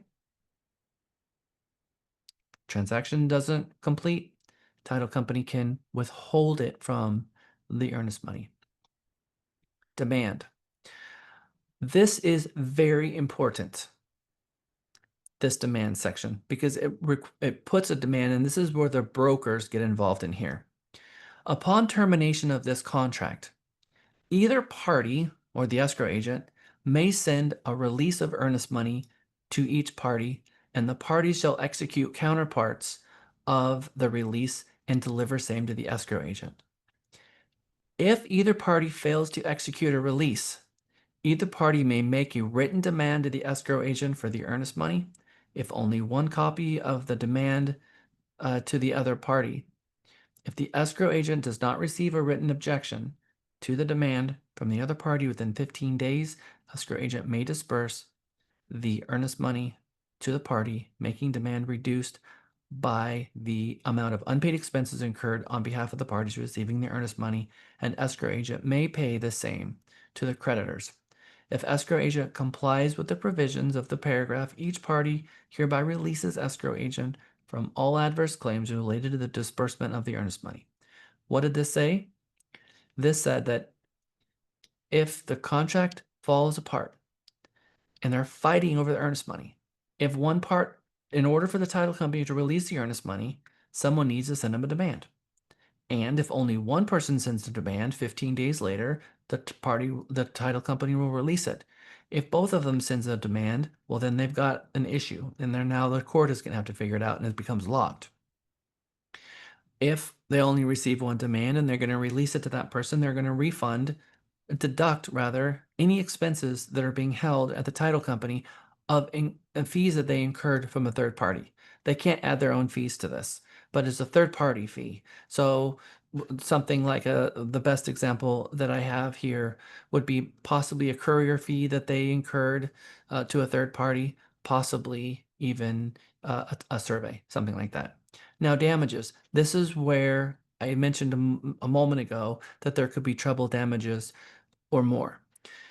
Any party, and that we highlight this and send it to our clients all the time and other clients on the other side to iterate this because there's a very important little segment of this. Any party who wrongfully fails or refuses to sign a release acceptable to the agent within 7 days of receipt of the request will be liable to the other party for damages, the earnest money, reasonable attorney fees, and all costs of suit. If your client is absolutely refusing to sign the release of earnest money, this is what they're signing up for. I'd like someone else to read that to the class instead of me. Tina, would you read it? Yes. Damages. Any party who wrongfully fails or refuses to sign a release acceptable to escrow agent within 7 days of receipt of the request will be liable to the other party for damages, the earnest money, reasonable attorney fees, and all costs of suits. Okay, so this is where when you have a client who's refusing to sign the release of earnest money, you take them here to damages and they read this and they realize, oh, this is a lot bigger than the earnest money. And they're going to dig themselves in deeper and deeper. Now, for you all, this is something for agents. This is a notice to you, really. Escrow agent notices will be effective when sent in compliance with paragraph 21. Notice of objection to the demand will be deemed effective upon receipt by escrow agent. This line, escrow agent's notices, all these notices that are going back and forth, and up here it talks about notice in 7 days and 14 days and 15, all the days, all of the information that they're sending If they receive an email address from a client during the transaction, they can't send the notice to that email address. They can only send it to what it says in paragraph 21. And if paragraph 21 is blank, they got nothing. And I can tell you that paragraph 21, this paragraph here, on one side or the other, is sometimes left completely blank. The epic failure when that happens is beyond comprehension, because title commitment has to be sent out within 20 days, the demand letter, all of these things now have nowhere to be sent legally. Because legally, you have specific number of days to send these things out. Really, what happens? If there's no information here, you as an agent are going to be required from the moment you sign this contract to take these notices and hand deliver them each time. And if you don't hand deliver them, then you have failed in your duties. So if you don't want that on you, then make sure it's filled out. But if you sign a contract and the contract is signed and it's completely blank, it's going to be on you to go hand deliver. And the problem with hand delivering is, how do you prove you've done it? So you're going to have to take pictures of putting things into people's hands. It's really an impossible task. And God forbid they be in a different state. Okay. Now let's get in. It's our first break is gonna be at 3 o'clock, so we've got 9 more minutes. I think it's just enough time to get through representations. Paragraph 19, representations, is an interesting one because it's talking about the promises that were made. All covenants, representations, and warranties in this contract survive closing. Everything that the party said goes far past the closing date. If any representation of seller in the contract is untrue in the closing date, seller will be in default, not breach, but full default. Unless expressly prohibited by written agreement, seller may continue to show the property and receive and negotiate and accept backup offers. So they have the right to continue marketing the property. Here, contractually, both the buyer and seller agree that they have the right to continue doing that and try to get a backup offer, because a backup offer takes away some of the leverage that the buyer has through their option period. Buyer may not like the fact that the seller gets an option, and the buyer may actually say, I don't want them to do an open house. Hey, Mr. Listing Agent, can you not do an open house? They can't ask you that because they've agreed already here that they can continue to show the property and receive and negotiate backup offers. And so I'm sorry, but that's part of paragraph 19. It's built into the contract that the seller has that right to continue doing open houses, continue to show the property, continue to market the property, and get a backup offer. Because a backup offer very much restricts the buyer's ability to get to get repairs done. Because the seller could say, "Nah, go away. I got a backup offer that's better than you. So if you go away, I get to keep your, I get to keep your option funds, and I get to sell the property to somebody else." Any questions regarding paragraph 19? Okay, let's take a break, come back, and we're going to jump into paragraph 20. Let's come back at 3:05. Okay, it's 3:06. We are back from our break. We are making a slow roll through every single paragraph, getting to know it better, understanding it better, having a better respect for it. Federal requirements. We talked about this a bit yesterday. I don't know why GRI has me talking about some of the paragraphs twice in a row. I don't, but it does, so here we are. Federal requirements. If the seller is a foreign person as defined by the IRS and its regulations, or if seller fails to deliver an affidavit or certificate of non-foreign status to the buyer that the seller is not a foreign person, then the buyer shall withhold from the sale proceeds an amount sufficient to comply with the applicable tax law and deliver the same to the IRS together with the appropriate tax forms. Internal Revenue Service regulations requiring filing written reports. If the currency is excess of specific amounts, there's a company called FERPTA Solutions that will help. They're a third-party company that will help the title company predict the amount of tax. They will warrant the difference in the event if it's not the right amount, and make sure that the parties are protected in the event that the seller has not signed the non-foreign status form. Then it puts some requirements on the buyer. Of course, the title company is going to assist with that, but it's really the buyer's responsibility. So the title company is not going to require that you use FERPTA, foreign investment in real estate property tax. But I think that it's good idea if you recommend that the buyer use a company, a third party. Some smaller title companies are going to tell the buyer that there's a rule of thumb.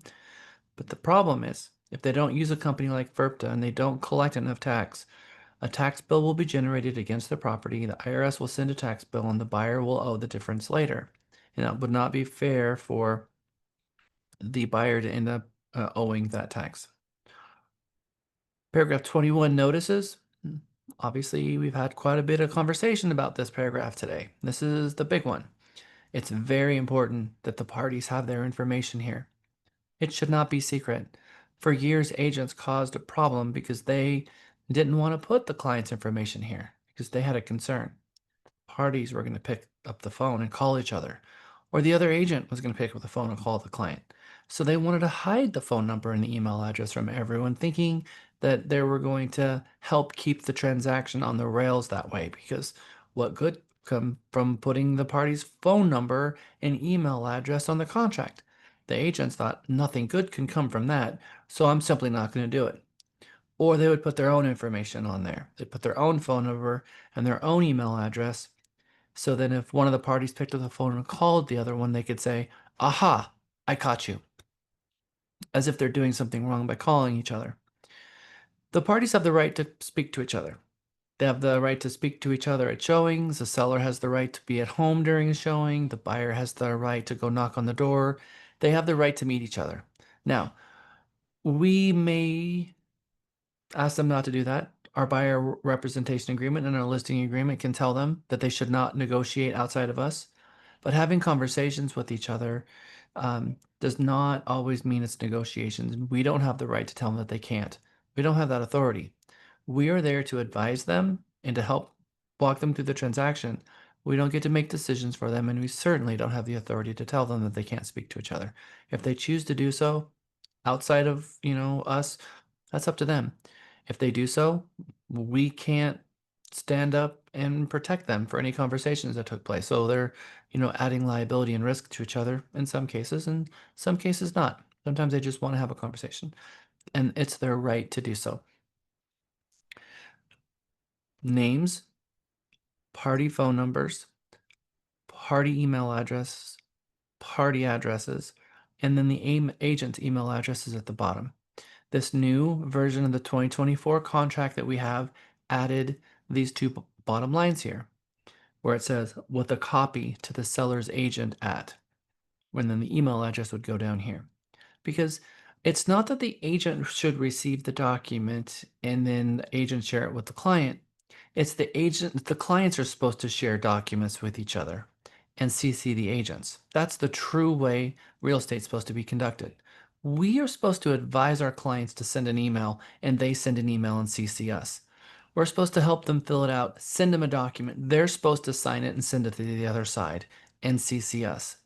That is the way the entire world is supposed to work. But agents, wherever they can insert themselves, they will, and they have. And so now agents taken upon to become a delivery service of all of these things and CC the clients. There's nothing wrong with that practice. But where there is something wrong with that practice is when the agents start emailing each other and leaving the clients out. That's where the line has been crossed. And that line has been crossed. So Trek had to add some best practices inside our Legal 1 and Legal 2. And even brokerages get this wrong. There is a broker that I know, in fact, the agents in this room, had a situation where someone failed to deliver the termination to the right place to the right time. And they stood up for their agent and, said that we were wrong. And the client said that they didn't want to enforce it and they just wanted to let it go. So that's okay. But our job isn't to make decisions for the clients. And if they just want to walk away because the other side is, being a bully, they have the right to walk away. But at the end of the day, we can't force our clients to enforce their rights. They have to be the one to enforce their rights. It's up to us to explain to them what their rights are and let them make the decision that they want to make. And sometimes it's just not worth the energy. Make sure that when you send a termination, that you don't send it to the other agent only, that you send it to the client and CC the agent. You don't send it to the agent and CC the client. It's the party who you are required to send a notice to, not their agent. Let's read the spirit of what this says. Notices. All notices from one party to the other must be in writing and are effective when mailed to, hand delivered, or transmitted by fax or electronic transmission as follows. All the notices from one party to the other has to be to their email address with a copy to the seller's agent. I mean, it couldn't be more clear. Notices are effective from one party to the other when they're sent to the party's email address. They're never effective if they had not been to the email to begin with. It was never, ever effective. So if you send something to the agent, you're putting it on the agent to call the other client and tell the other client what's going on. And if that doesn't happen timely, it didn't happen timely. Telling the agent is not notice.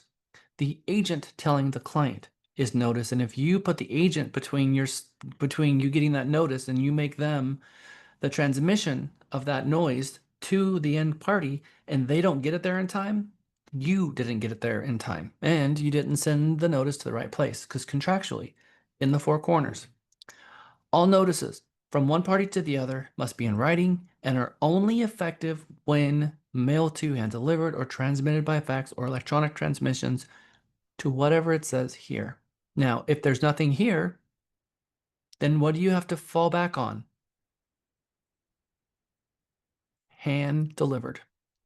Do you think they're ever going to take that fax word out of the contract? No, in fact, Miguel had to fax two things day before yesterday. Yeah, I have one too, but I just figured I was a rare bird. Yeah, no, we're still dealing with some of the old asset manager companies and still foreclosure stuff. I don't think it's quite time yet, but hopefully soon. So when you send a termination, when you are the buyer agent, and it is Monday morning at 9 o'clock, and your option ends at 5 o'clock, and you've exhausted all efforts to try to negotiate this deal, and your client buyer looks at you and says, I want out of this thing. Let's just go ahead and bail. And you draft a termination of contract, which is a unilateral termination signed only by the buyer, not by anybody else. It's not an agreement. It's a unilateral notice of termination by the buyer to the seller. And the buyer asks you to put that together. You send it to them for signature. They fill it out. Who do you email it to? Seller. Seller with a copy to the agent. Exactly right. Not the other way around, and certainly not just to the agent. It's to the other client as it sits here. So now let's ask another question.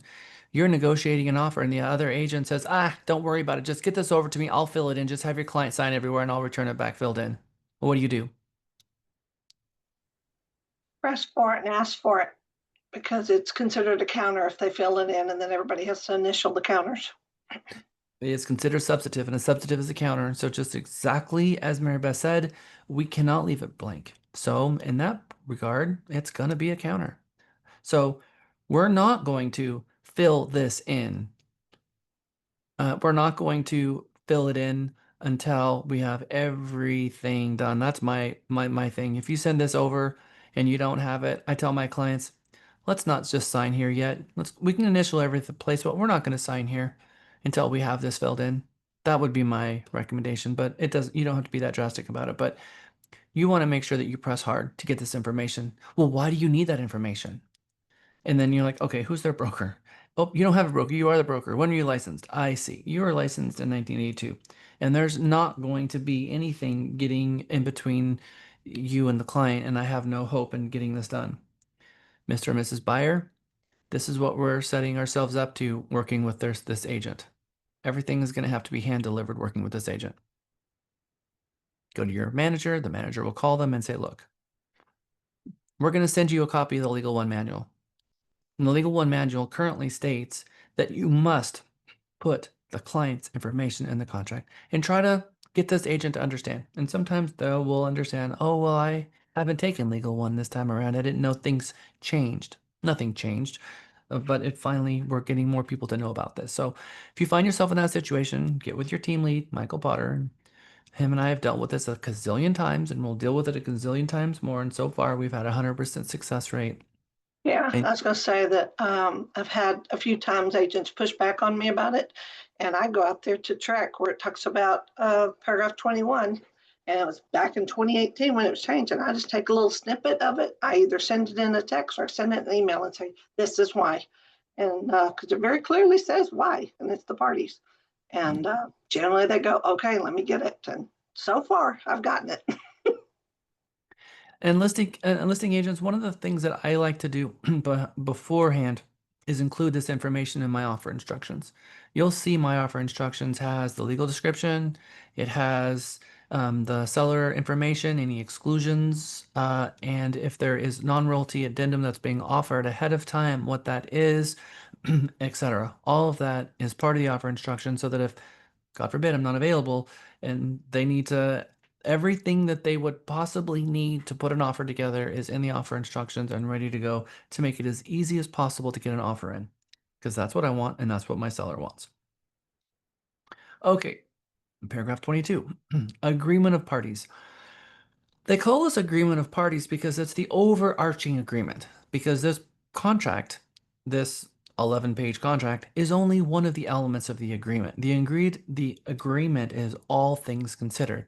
So this contract, as it says on paragraph 22, this contract contains the entire agreement of the parties and cannot be changed except by the written agreement. Addenda, which are part of this contract, are. So if there's going to be something attached to this contract, it becomes part of the agreement based on checking these off. Third-party financing, seller's addendum, maybe a non-realty addendum, a backup offer, anything that's considered an addendum would go here. And if there's one that's not listed, and there's plenty of them aren't, it'll go here under other. Then paragraph 23 is our requirement under the law to recommend that they have the contract explained to them by an attorney if they have any questions, to add an attorney here. And you'll notice that the attorneys have nothing to do with the notice, and they are not added to the notices here. It doesn't say an attorney here. So the thing is that the agents represent the client, the attorney doesn't. The attorney is going to advise the clients. It's still your responsibility to send the parties. If the client hires an attorney, you have no obligation to talk to that attorney at all. You have an obligation to talk to the client, and the client is supposed to advise the attorney. You have no idea who this person is or if the client actually even paid that attorney. So what's supposed to happen if the attorney has questions, the attorney is supposed to ask the buyer or the seller, whoever their client is, the information, and they're supposed to tell them and then get us on the phone with our client and advise the attorney. But the attorney is a third party, regardless of what. So we are not supposed to be advising the attorney, and no such thing is the attorney the client, and we talk with the attorney and negotiate with the attorney and the client not be involved. It's our client from the beginning to the end. Everything goes to the client, and if the client wants to share something with the attorney, the client can share it with the attorney. That's why the contracts are written this way, so attorneys don't insert themselves in our contract and take over. We don't change our method or our practices when attorney is involved. The attorney is just supposed to be in the background advising the client and helping the client and coaching them with advice, and we're still kind of being the one that's sharing the information back and forth.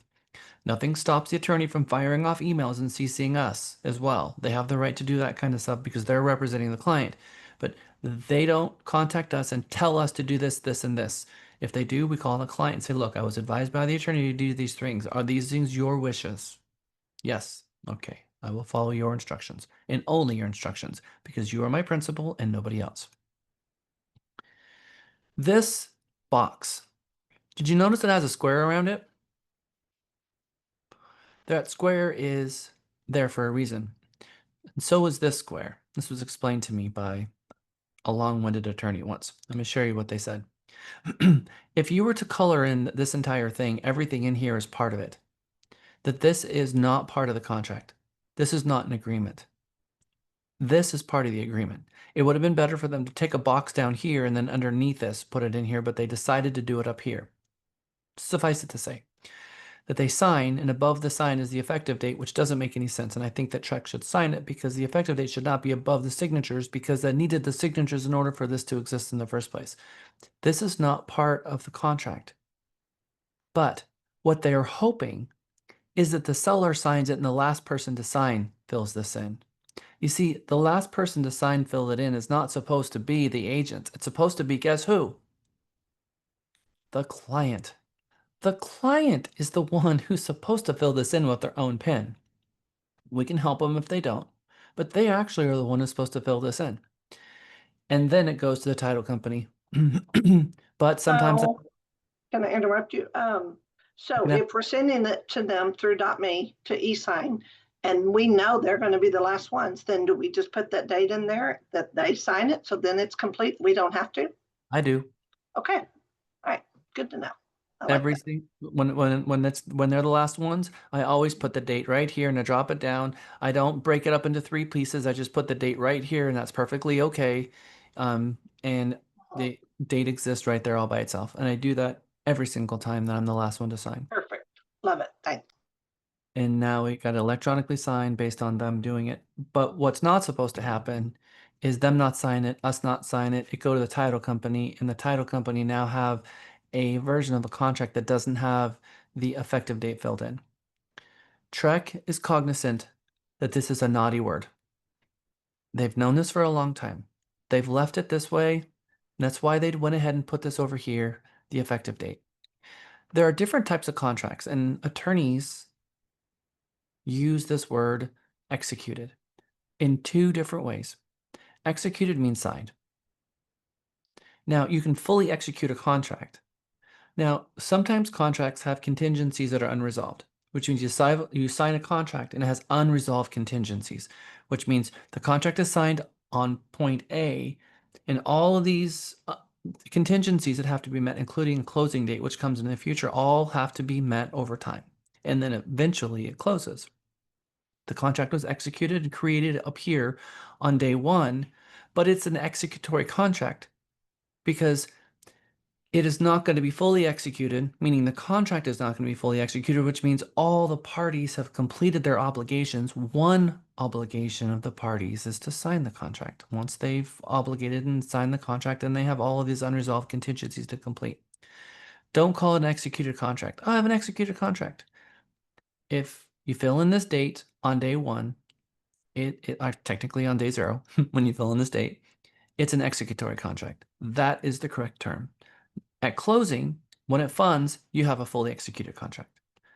But it was executed, meaning it was signed. If they would just move this word to sign, that'd be great. Signed on this date but they're going to leave it that way because the attorneys are just going to leave it that way. Anyway, I just want you to know that your word for this contract, from signature to closing, between that space, is your executory contract. I remember what a nightmare it is to fill this out. That's why I gave you autofill. Autofill should work as long as the property was in the MLS and you put it into the room system. You add the property first, click autofill, and it should autofill this, and then you can change a piece of information as necessary. Trek will be getting rid of this section at the bottom. In fact, have any of you seen the new version of the contract that Trek has proposed? It is a complete rewrite of this page, which means that, well, Elmer and I are going to have to completely rewrite the room system for this page because it is completely changing. I'm going to bring it up on the screen so you can see what is coming in January.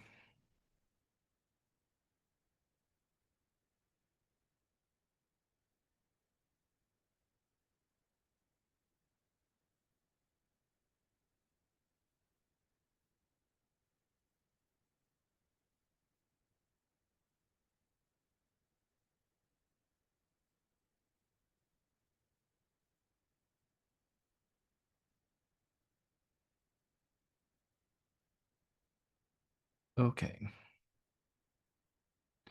IABS. I'm just going to share the screen. As you know, we also have some proposed changes to the IABS because subagency is going away. So now you're going to see some written agreements are required language in your IABS coming as of January. And so the red is going to go away. I believe all of this is going to still fit on one page. I understand that it will, but IABS is changing in a significant way. The contract proposed is towards the bottom here.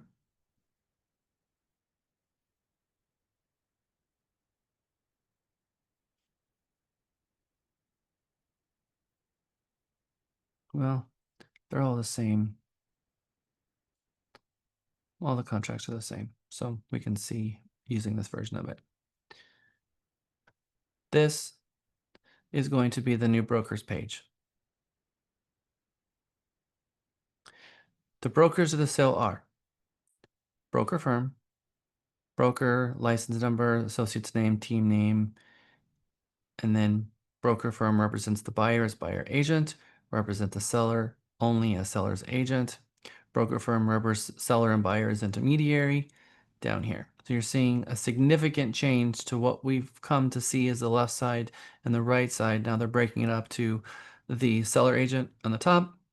In the middle is going to be the buyer agent. And towards the bottom is going to be the intermediary. So big changes coming there. And they're making some small changes to the final page 11. This is coming relatively quickly.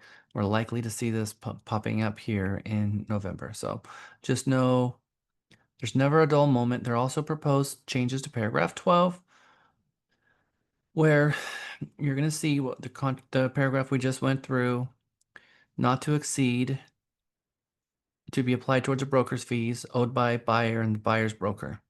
It still says buyer agrees to pay, so I'm happy there. It still says seller has agreed to pay, happy there, but it says a not to exceed. An amount not to exceed this amount of the sales price to be applied towards a broker fees owed by buyer to buyer's broker.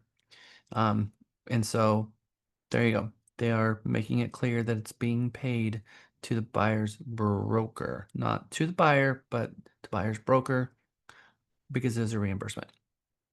There's some other changes, but we need to not get into those changes. Okay, so we have an hour left. Now we're going to spend some other time going through some more of these addendums and exactly on time. So, yay.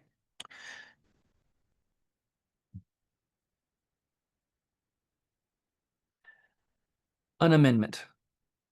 I'm sure you've all seen this many, many times. And we always look to see in the situation that we're looking for, we pay close attention to the paragraph that we did in a moment. But sometimes we've not paid attention to the whole thing and what it says. There's one thing specific that we're going to have a conversation about before anything else, which is the extension of an option. How many of you have extended an option before? Good. You'll notice that it says buyer has paid seller an additional option fee. Past tense, right? The reason it's past tense is because we must pay the seller, not the title company. Once upon a time, all options went to the seller, even in the beginning. Believe it or not, some of us remember back then, all of the option went to the seller. But they changed it where the option and the earnest money both make it to the title company. Some people didn't like that change, and some people really liked it. On one hand, I liked it. But in any event, here we are. The amendment, though, the money doesn't go to the title company. The amendment goes to the seller. Hopefully, Truck will change this because it's going to make things a heck of a lot easier for us to extend option in the event that they do this. But suffice it to say, in order to extend an option, the current option must currently be valid. You can't extend an option that already expired. Make sense? If the buyer's option is over, there's nothing to extend. You can't resurrect an old option that's 5 days past extension and create and extend it from the past. So the only way to extend it is while it is still going. And when is the fee due to extend? Read the part that's highlighted because there's a clue. Before. Before the option, before the first option sorry. ended. Ends, yes. Before the first option ended. That's when the fee is due. So the fee's not due within 3 days after the first option ended. We have in our contract 3 days after the effective date to get the money in. But that's not what it says for the extension. It is the extension must be paid while they're still under a current option. So if the option was up at 5 o'clock and you got an amendment signed at 3 o'clock, and at 5 o'clock the money had not changed hands, you do not have an extension. The money had to have been there before you got the amendment assigned. Hence, buyer has paid.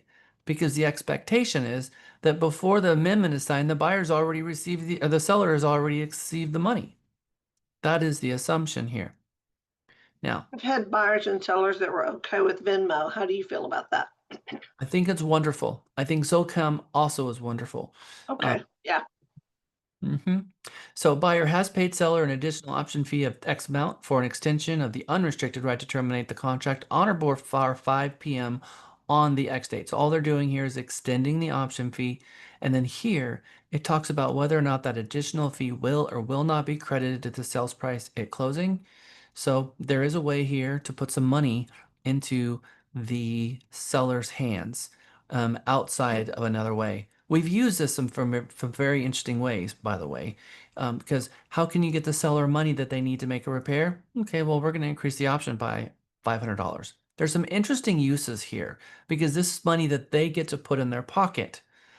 But that only works if they're under an option currently. Meg. What do you do if the agent on the other side is insistent that it needs to go through title and not directly to the seller? As long as the seller receipts it. I know that none of us like the answer, but I would say send me like a seller to email us, letting us know that that is the location, or send me an email CCing the seller that that is going to be the place that the seller is asking for their option extension. It's a great now, idea, Jack. And now that's, you did pay the seller because that's where they told you to do it. Paragraph, there's another one here that I think that's really important that we all use and know that it's in our arsenal, in our toolbox, and that we're using it along with a repair addendum sometimes. It's my opinion that when you represent a buyer, you do a home inspection, you do a septic inspection, you do a pool inspection, and you keep doing all the inspections. And if you have all of those inspections, you've given yourself a good 12 or 15 days room to have all of those inspections done. So then the buyer has an option to hear from all of their inspectors, gather information, get a true understanding of what it is that they're buying and what they're going to be responsible for in terms of maintenance moving forward, and that they're happy with all of it, and come to you and say, all right, here's what I spoke with my inspectors about, and this is what I'd like the seller to address. And then you talk to the buyer about getting a credit lump sum. Doesn't work out. They want actual repairs done. Okay, well, we're going to go that route. And there's going to come a point in which some agents will send an amendment over. I'm going to send an amendment for the inspection. Oh, but we're going to do a pool inspection next month or next week. And I'm thinking, okay, why are we talking about this amendment right now? Because I know that you're going to come back with something else, and now we're going to have multiple negotiations, and the seller is going to grow weary of that real quick, and they're going to think to themselves, when is this hemorrhaging going to stop? Personally, I like to do all my inspections, put everything together on one list, present one amendment, and have one conversation regarding the entire thing. And sometimes I'm going to break it up between repairs and a credit. But when I put it all together, I check off item 8. And item, well, as an offer, it's signed by the buyer. Everything's here. There might be an addendum attached to this with specific items that I've asked for repair. But my addendum doesn't say see inspection report, and I copy the inspection report.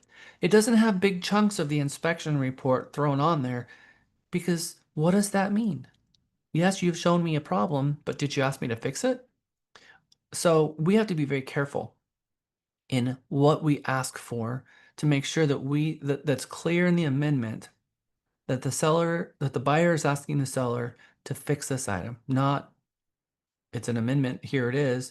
There's a problem. Just because you show a picture of a problem, it's not asking them to fix it. It's really just making them aware that there's a problem. Thank you for making me aware. You didn't ask me to fix anything.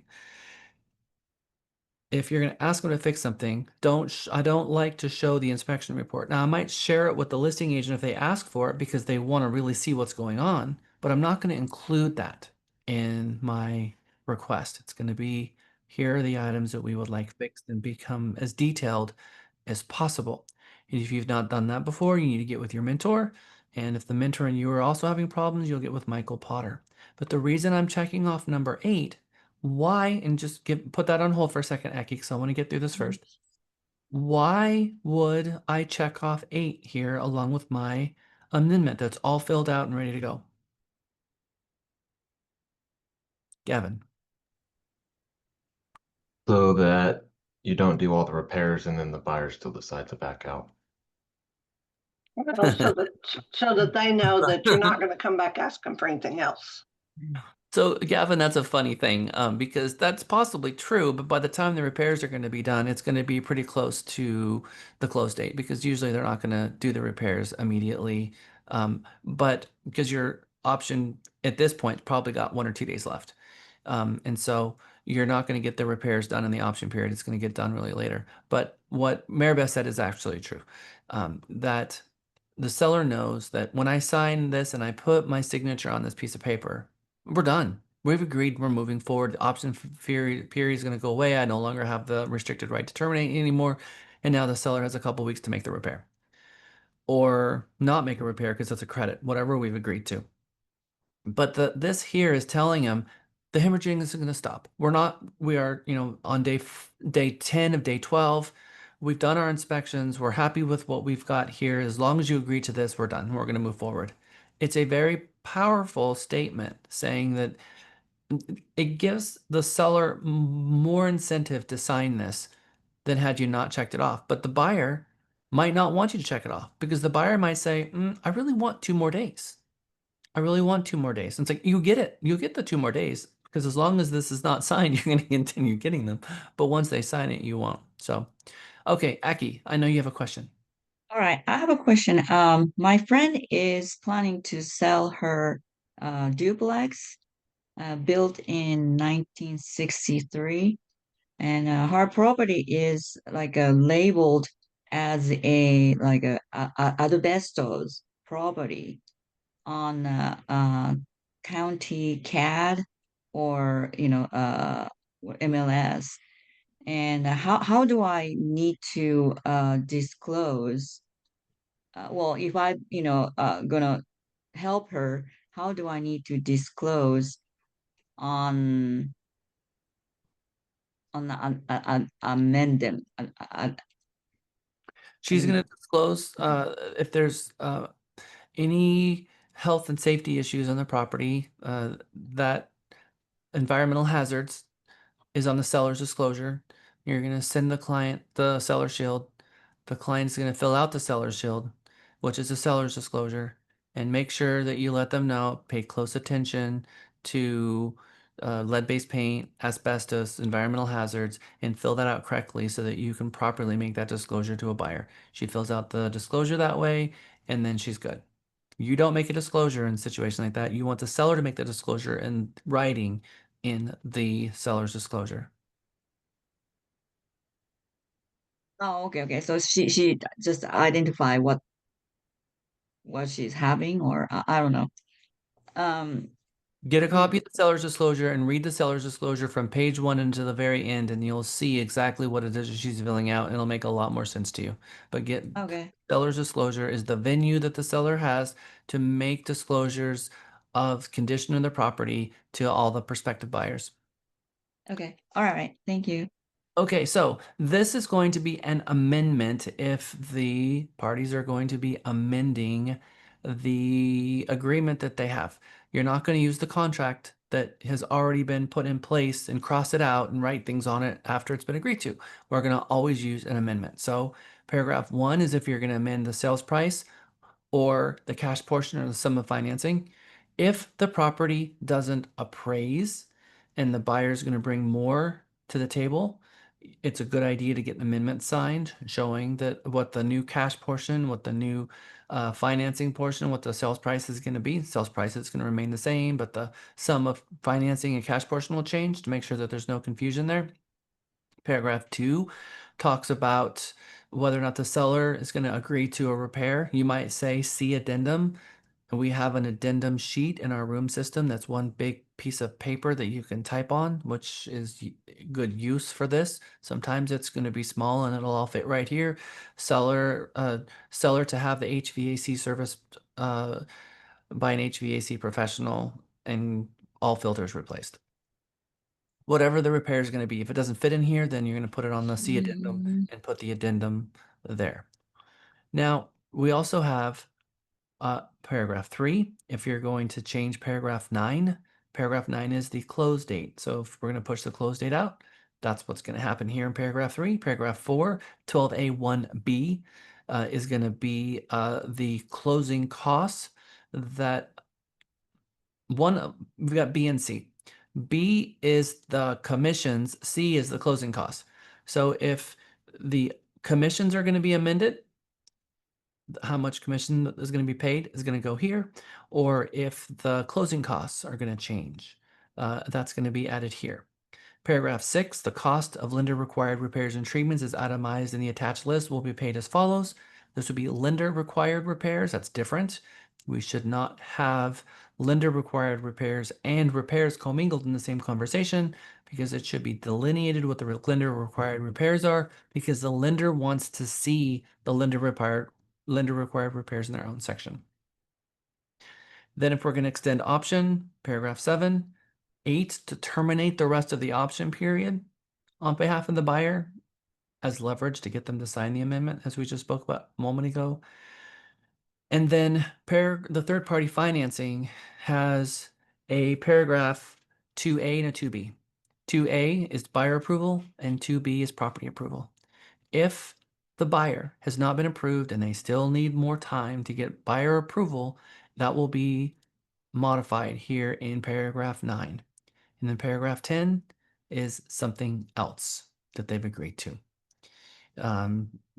Seller agrees to have the mobile home removed from the property prior to closing, whatever it is. Lots of uses for other. Also, this needs to be signed by all parties, and there needs to be an executed date, so it needs to be signed. That effective date needs to go on here. Same thing before. Go ahead and just affix for the last person to sign it, the e-sign date and stick it right in the middle. And now you have an amendment and you can sigh because you know we're moving forward. Getting an amendment signed by all parties is good news. Next item up. Notice of buyer's termination of contract. We've got 8 items here. Now there's 34, 35, 40 ways a buyer can get out of a contract. And all of those things are called what? Buyer. Yes, Tina, contingencies. Seller has a couple too. Really, only one. And that is if the buyer doesn't deliver the earnest money within the 3 days.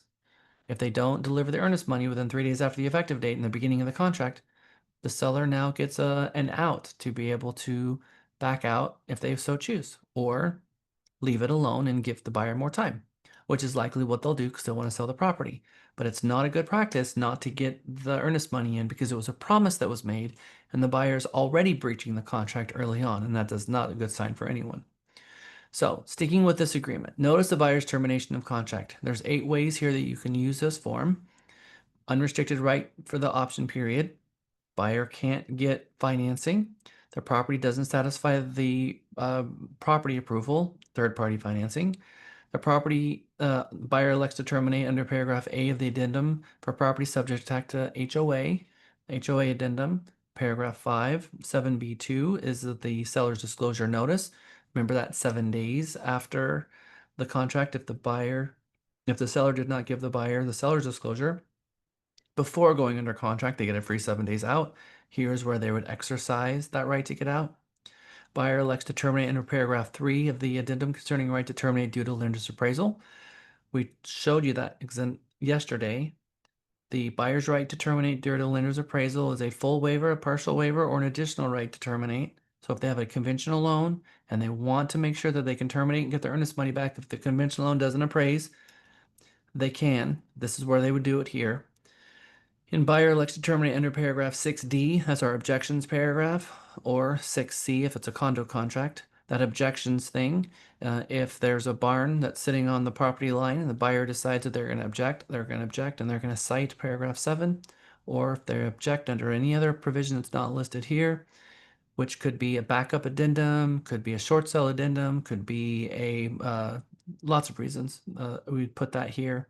And signed by the buyer. This is a unilateral form. This is not an agreement.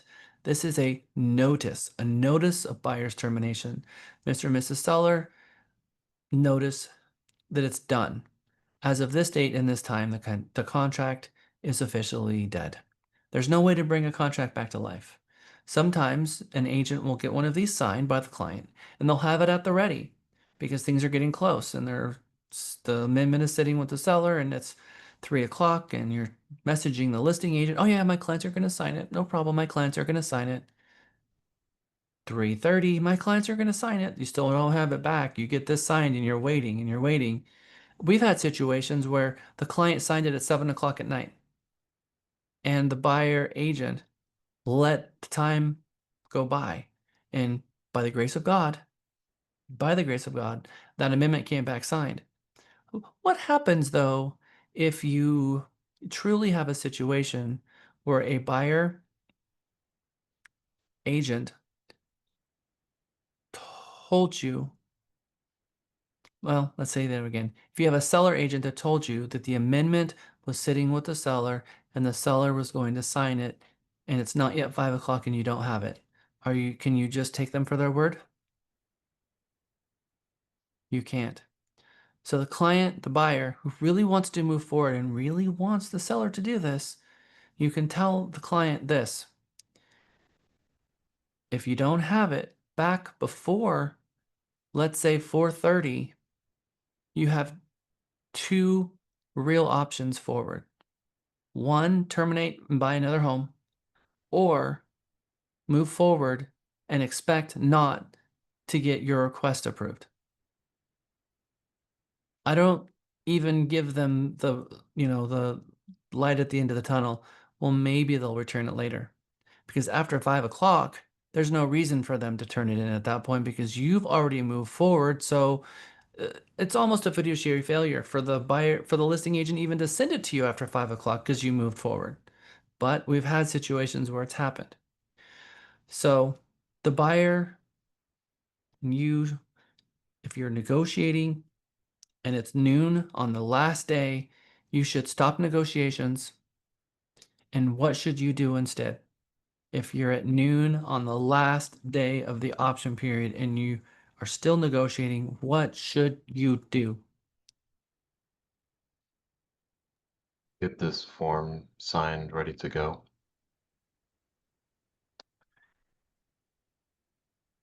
Hint, hint. It's on this form.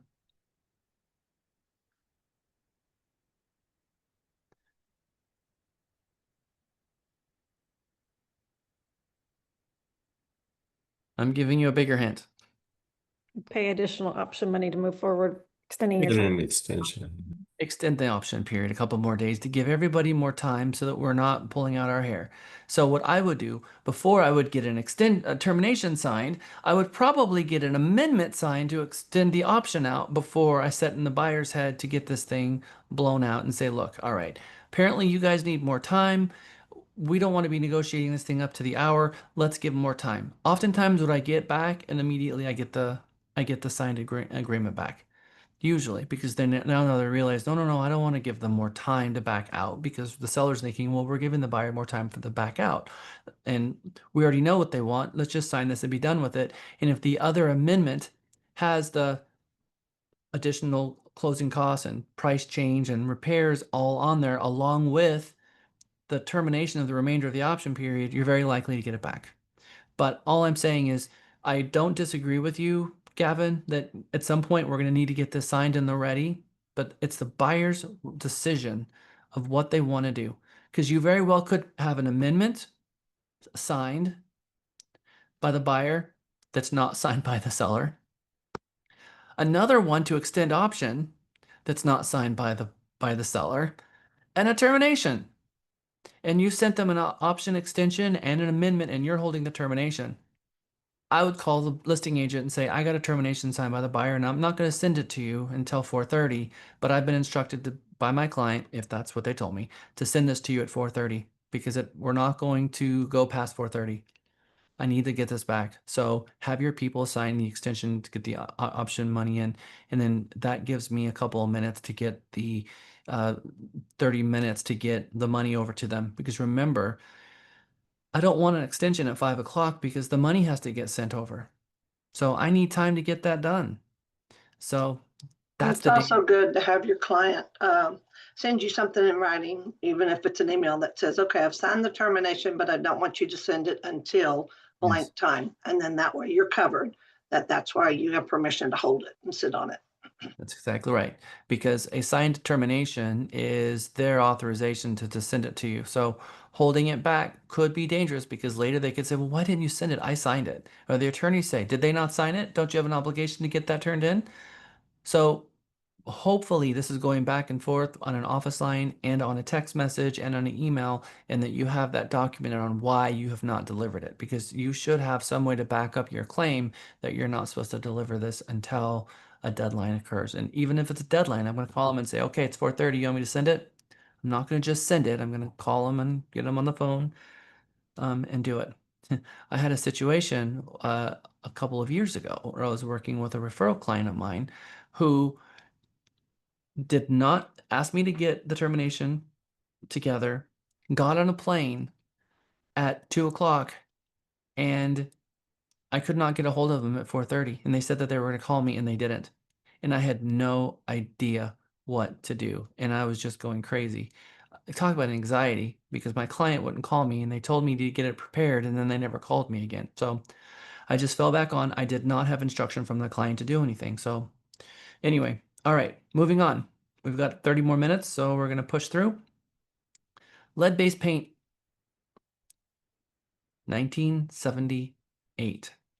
There is a little section in here that some of you may or may not be aware of that is really important, and I find it mind-boggling that people are not more aware of this. Did you know that if the property is built before 1978, that the buyer has the right to do a 14-day assessment of the property and do an actual an analysis and have the right to back out? And oftentimes the the buyer agent just fills this out for them and doesn't explain what's going on here. So we're going to read this. Lead warning statement. Every purchaser of any interest in residential rural property on which a residential dwelling was built prior to 1978 is notified that such property may present exposure to lead from lead-based paint that may place young children at risk of developing lead poisoning. Lead poisoning in young children may produce permanent neurological damage, including learning disabilities, reduced intelligence quotients, behavioral problems, and impaired memory. Lead poisoning also poses a particular risk to pregnant women. The seller of any interest in residential rural property is required to provide the buyer with any information on lead-based paint hazards from risk assessments or inspections in the seller's possession, and notify the buyer of any known lead-based paint hazards. A risk assessment or inspection for possible lead-based hazards is recommended prior to purchase. Notice, inspector must be properly certified as required by federal law. Now that's paragraph A. Paragraph B, seller's disclosure. The seller is supposed to fill out this part. Presence of lead-based paint and or lead-based paint hazards. Either they have known lead-based paint and or lead-based hazards are present in the property, or seller has no actual knowledge of lead-based paint and or lead-based paint hazards at the property. So on one, they're going to pick either that they're aware of or not aware of hazards. And two, records and reports available to the seller. The seller has reports or the seller doesn't have reports. That's your paragraph B. Now, paragraph C talks about the buyer's rights, and the buyer has the ability here to waive their rights. And guess what? Only the buyer has the right to waive their rights. So the buyer agent on all of the homes that they sell before 1978 should have advised their clients as to their rights and have the buyer choose what they prefer instead of the agent filling it out. Okay. And if you, and I see this happening and it just blows my mind, I will go to an MLS listing and I represent the buyer, and there's a lead-based paint filled out by the seller, and they have picked that the buyer waives the opportunity, and they picked that on behalf of the buyer in the form that's already up there, which blows my mind. So that would be, again, counsel your client on it, and then that item could be countered. But let's read what the buyer's rights are. Buyer, so we've got two options here for the buyer, one or two. Option one is buyer waives the opportunity to conduct a risk assessment or inspection of the property for the presence of lead-based paint or lead-based paint hazards. Or number two, within 10 days after the effective date of the contract, buyer may have the property inspected by inspectors selected by the buyer. If lead-based paint or lead-based paint hazards are present, buyer may terminate this contract by giving seller written notice within 14 days after the effective date of the contract, and the earnest money will be refunded to the buyer. Nobody should take that right away from the buyer. The buyer should determine whether or not they want to have that right to inspect the property. Paragraph D, buyer's acknowledgement. Buyer received copies of all information listed above if the seller had records. And then two, the buyers received the pamphlet, Protect Your Family from Lead in Your Home, which is that long pamphlet that we have to give them along with this notice. And then broker's acknowledgement, promising that we didn't screw up on this form. Brokers have informed the seller of the seller's obligations to A, provide the buyer with a federally approved pamphlet on lead poisoning prevention, B, complete this addendum, C, disclose any known lead-based paint or lead-based hazards in the property, and D, deliver all records and reports to the buyer pertaining to lead-based paint and or lead-based paint hazards in the property, and E, provide buyer a period of up to 10 days to have the property inspected, and F, retain a completed copy of this addendum for at least 3 years following the sale. Brokers are aware of their responsibility to ensure compliance. Federal law here. And then F, certification of accuracy. The following persons have reviewed the information above and certify, to the best of their knowledge, that the information they have provided is true and accurate. Buyer, seller, buyer agent, listing broker. There is some teeth in this, and I don't think everyone has read what rights the buyer has to get their home inspected, or maybe forgot that that exists. So when you're dealing with those older homes, you should have a conversation with the buyer and let them know as to their rights to get the home inspected and figure out truly which option do they want to check off, option one or option two, and let them be in the driver's seat. Any questions regarding the lead-based paint? Not a question, but just a commentary. Yeah. Where I've noticed this multiple times where the listing agent does not sign the form. No. And then for whatever reasons, they get really tiffy about signing it. And I don't know why. It clearly states they need to sign it. They must sign. Yep, exactly right. We went through the third-party financing agreement yesterday. We're not going to go through it again today, but I am going to go back and just touch on paragraph 2 again. You've got buyer approval and property approval. The buyer approval is looking for 3 things. Does anybody remember what they are? There's 3 things for the buyer and 3 things for the seller that they're looking for. The buyer, what are the 3 things? Assets, income, and credit history. Yes. And then when it comes to the property, what are the three things that the seller is looking for? I mean, the lender is looking for.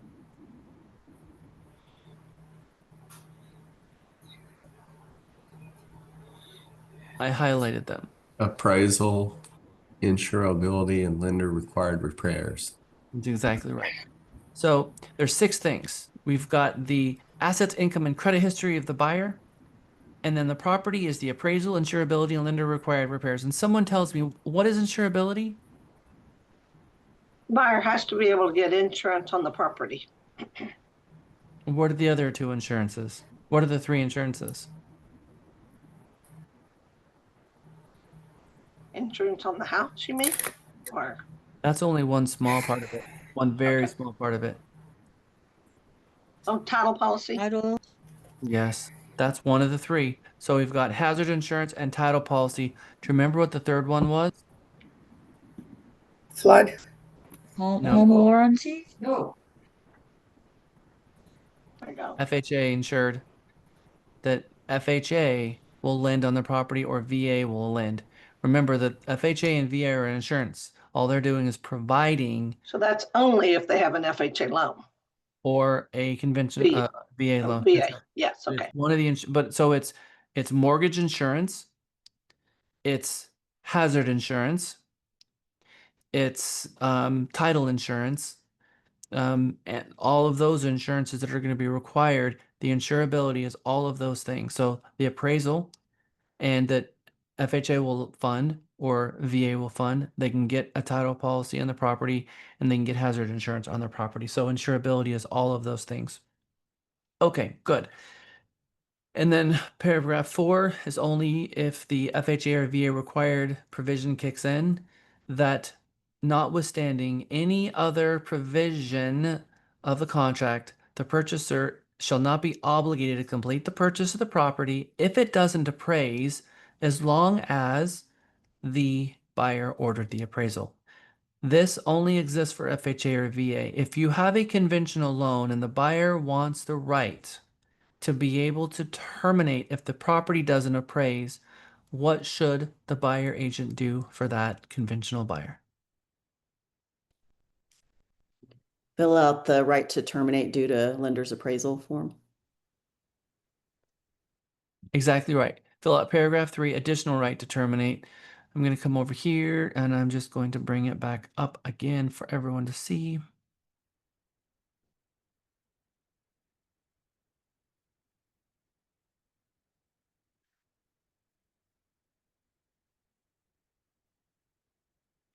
Addendum concerning right to terminate due to lender's appraisal. Additional right to terminate. In addition to buyer's right to terminate under paragraph 2B of the third party financing, which are those three things, appraisal, insurability, and lender required repairs, buyer may terminate the contract within X amount of days after the effective date if the appraised value, according to the appraisal obtained by the buyer's lender, is less than X amount. So they can add. Of course, insurability is a different story. They're still protected. Lender required repairs are still protected.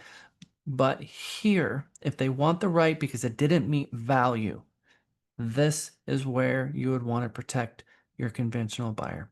And I have my team going through and reviewing contracts, but again, it's already too late by the time they're reviewing it in the review room because it's already approved. So Michael Potter, for those people who are submitting contracts, he's looking at the request reviews, manager reviews for conventionals and reminding you guys that that exists. We talked about seller financing yesterday. We're not going to go over that again. And we also spoke about loan assumption yesterday. We're not going to go over that again. We are going to talk about this one. When do you use addendum for sale of other property by buyer? What is this form used for? That's if a buyer has to sell their current property in order to purchase the new home. Mm-hmm. Okay, so I have a question. If a buyer has a property, a home that they're currently living in, and they need to sell that property before they buy, is this form optional?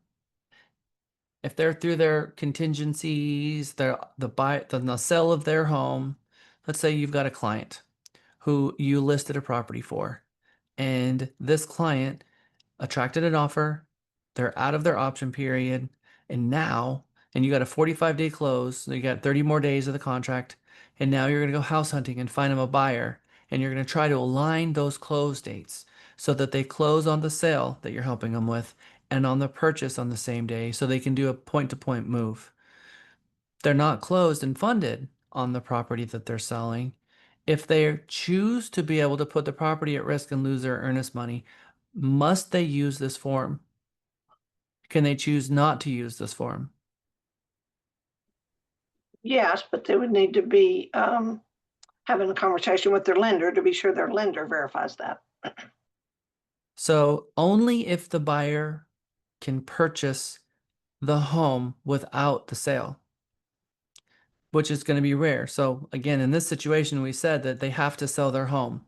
They must sell their home. Can they choose not to use this form and just put it all at risk? No.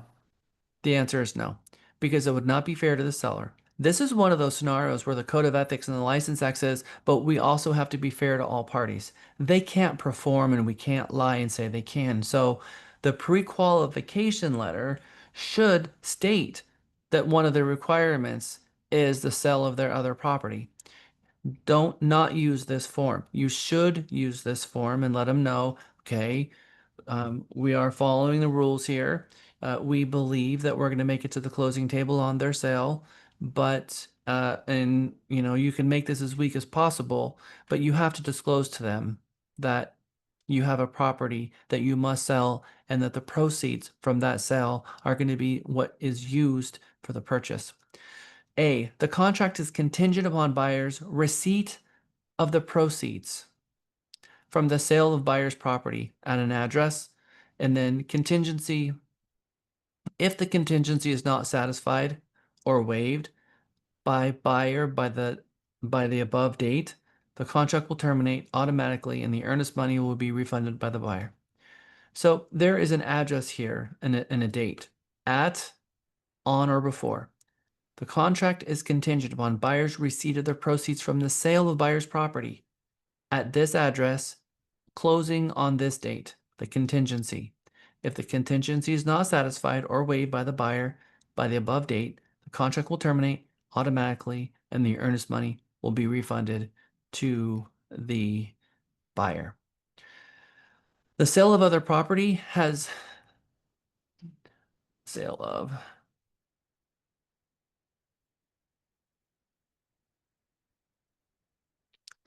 another form, which is a release of the sale of property.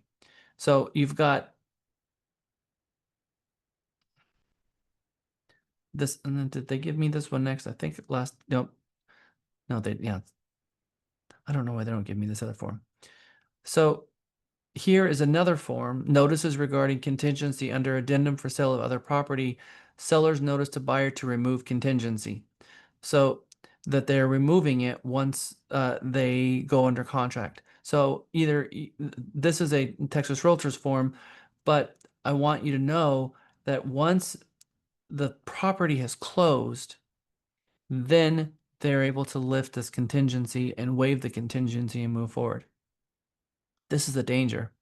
If the seller accepts a written offer to sell the property during the time that you're under contract with them and have the contingency to back out, by the way, the seller shall notify first of such acceptance and that the seller requires buyer to either waive the contingency.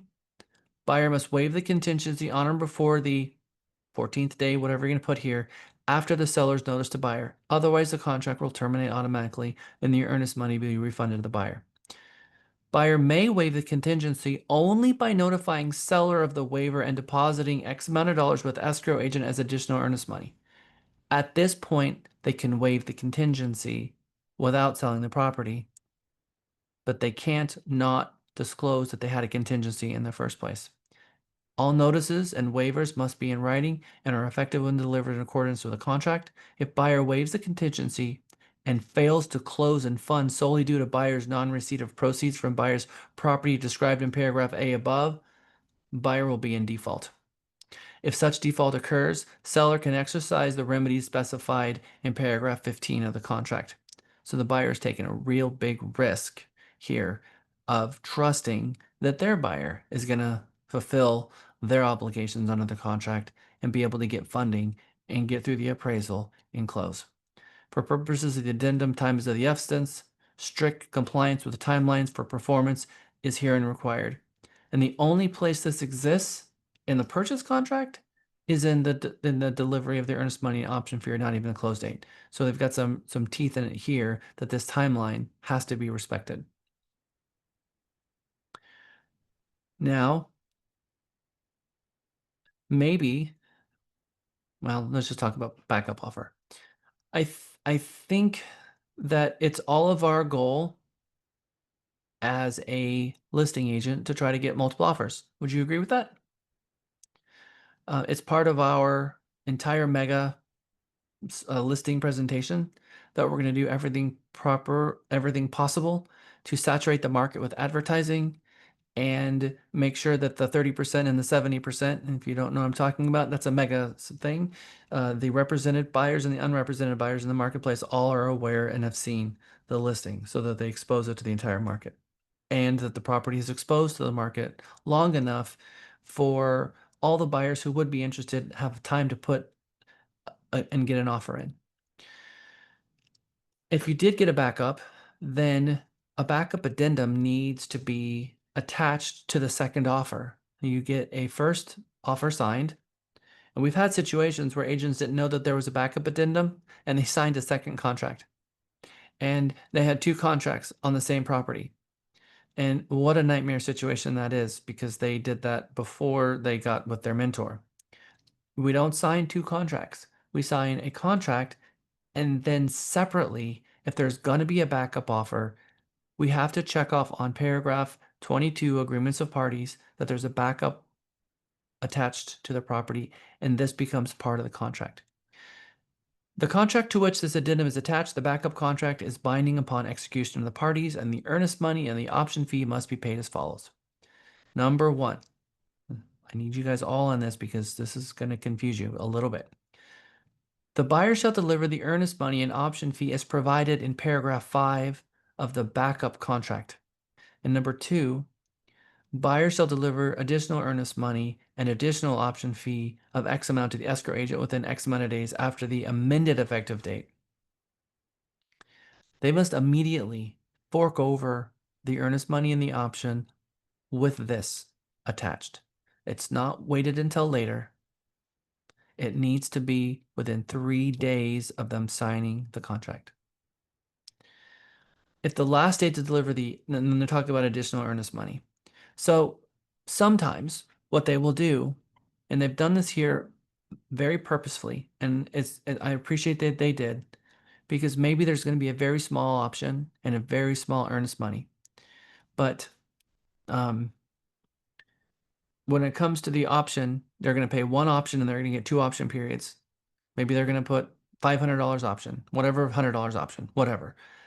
But the earnest money, they can split into 2 payments. They can say, I'm going to give you $50 up front, and then if we accelerate into first position, we're going to give you more at that point.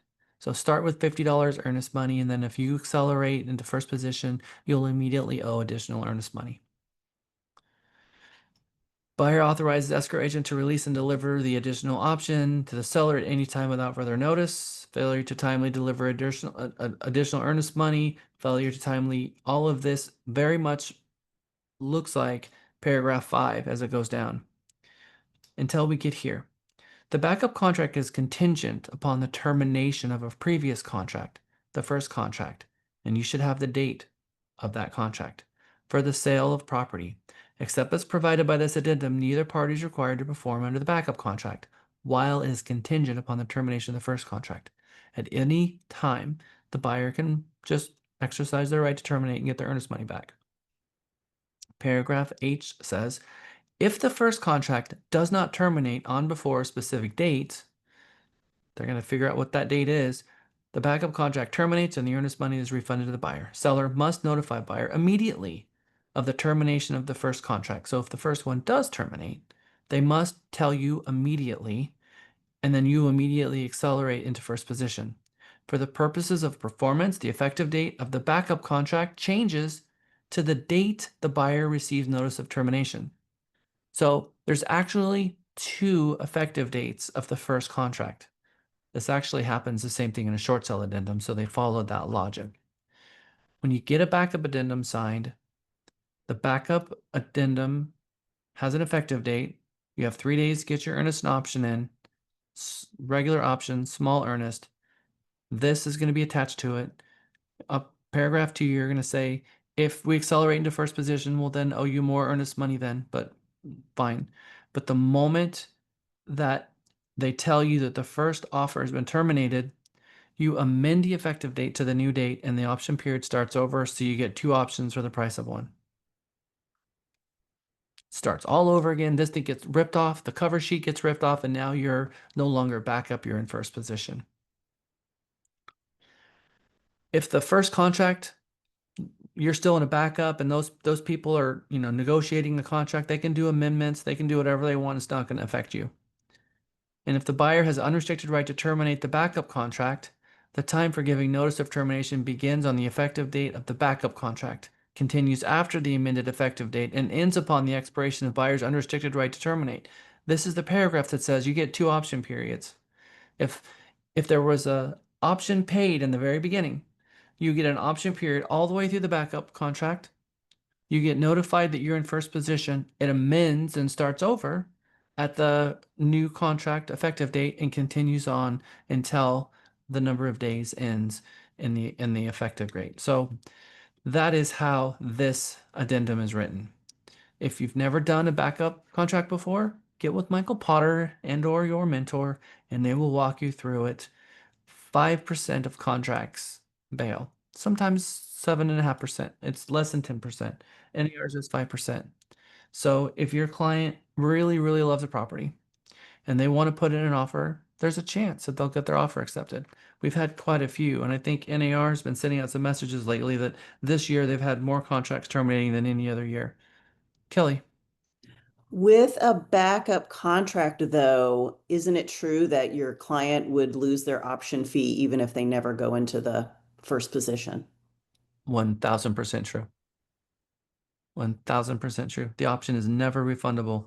So $500, $250, they're taking a chance. And you're right. They may never get, they'll, even if their offer is not accepted, meaning that they become a backup offer, the first offer ends up closing and you never get into first position, the option money is lost. All right, we have 10 more minutes. Yesterday we were exactly on time, and today we're exactly on time, so we're doing good. It means you guys are not asking as many questions as usual, too. All right. Here we are with notices regarding contingencies under addendum for sale of other property by a buyer. This is the item that I just showed you from our form system that 2 contracts ago, if you have a contingency where you are a buyer and you got to sell your property and your property closes, you're going to use this to release the contingency and lift it so that the seller of the property you're buying doesn't end up going under contract on someone else. Seller's notice to buyer to remove the contingency under addendum for backup contract.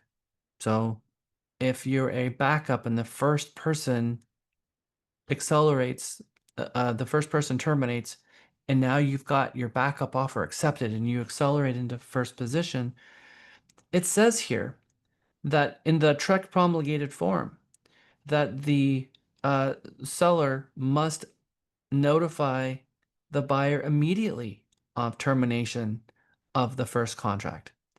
And so we have a form for that. It's not a TREC form, but it is a promulgated form by Texas Realtors.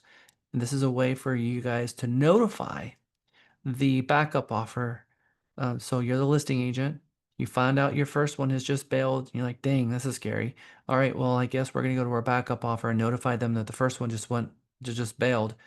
And this is going to be the new effective date of the first contract and let them know we're now under contract.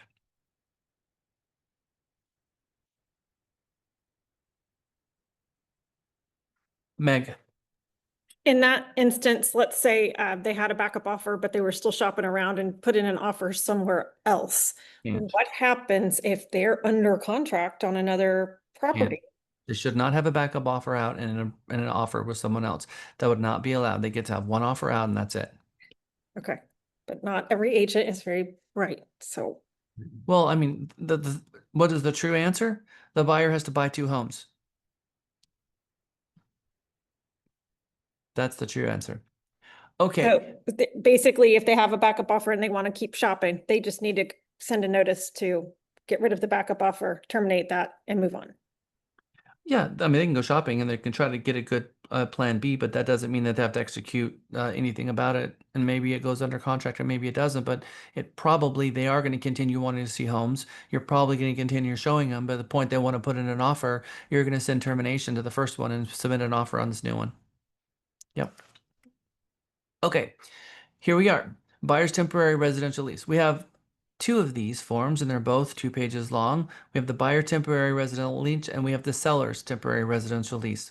Does anybody know offhand how many pages is the lease agreement? Isn't it like 14, 13, 14? It's like 14, 15. I think it actually is exactly 14. I was looking to see if I could grab it really quick, but we have some weird name for it and I don't remember what it is. It's not lease agreement, it's something else. But in any event, yes. So what agreement is in place under that lease agreement, which is 14 pages long, is here and condensed into 2 pages. There is not enough here to protect the parties. And let me give you an example of that.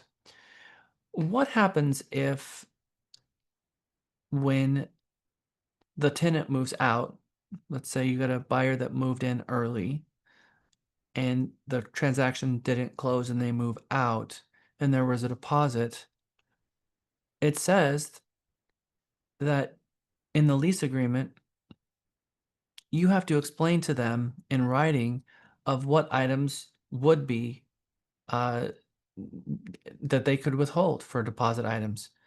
None of that's here.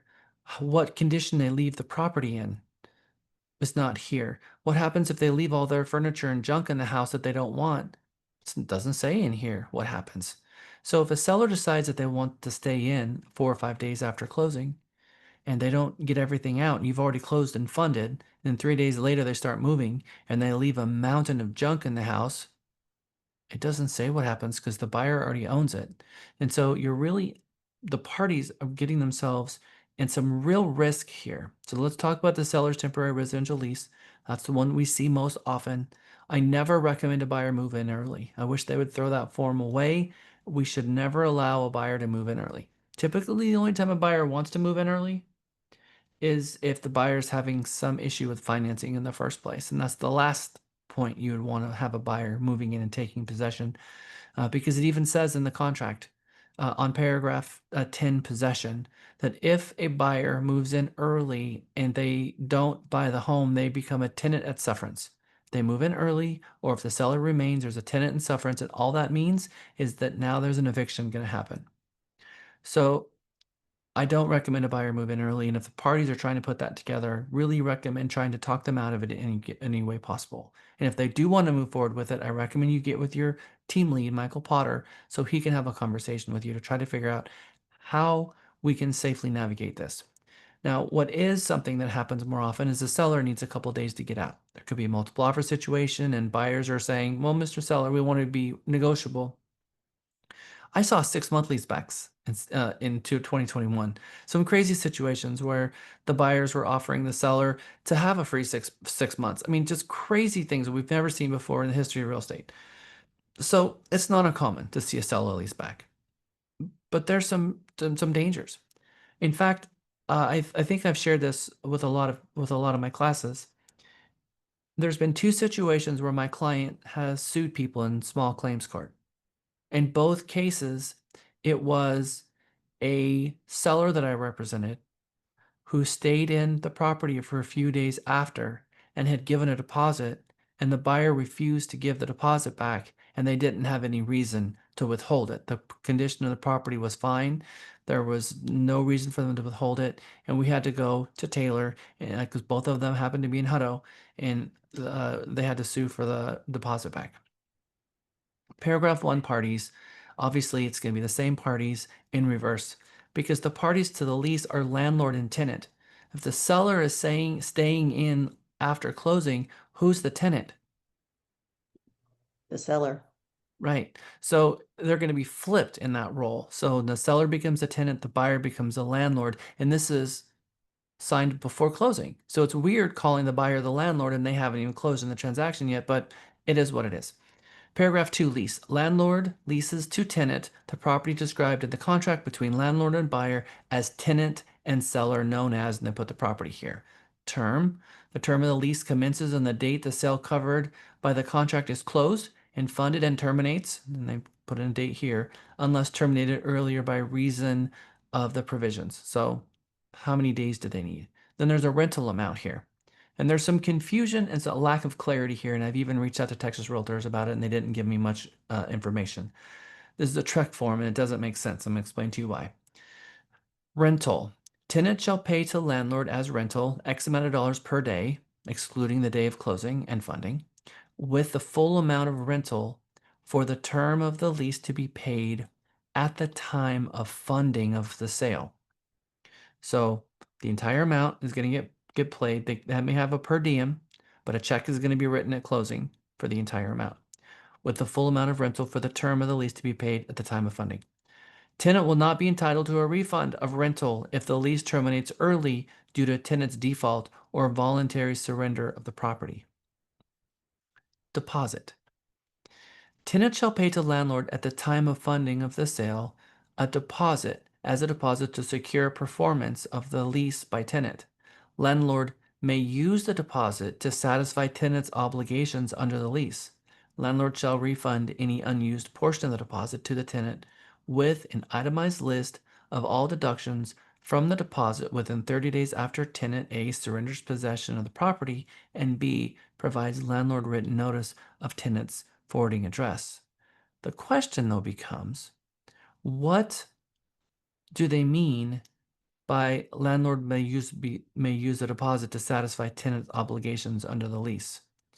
Does that mean that if they stay in longer, that they can use the per diem out of the deposit? Nobody knows. Utilities. Tenant shall pay all utility charges except which landlord shall pay.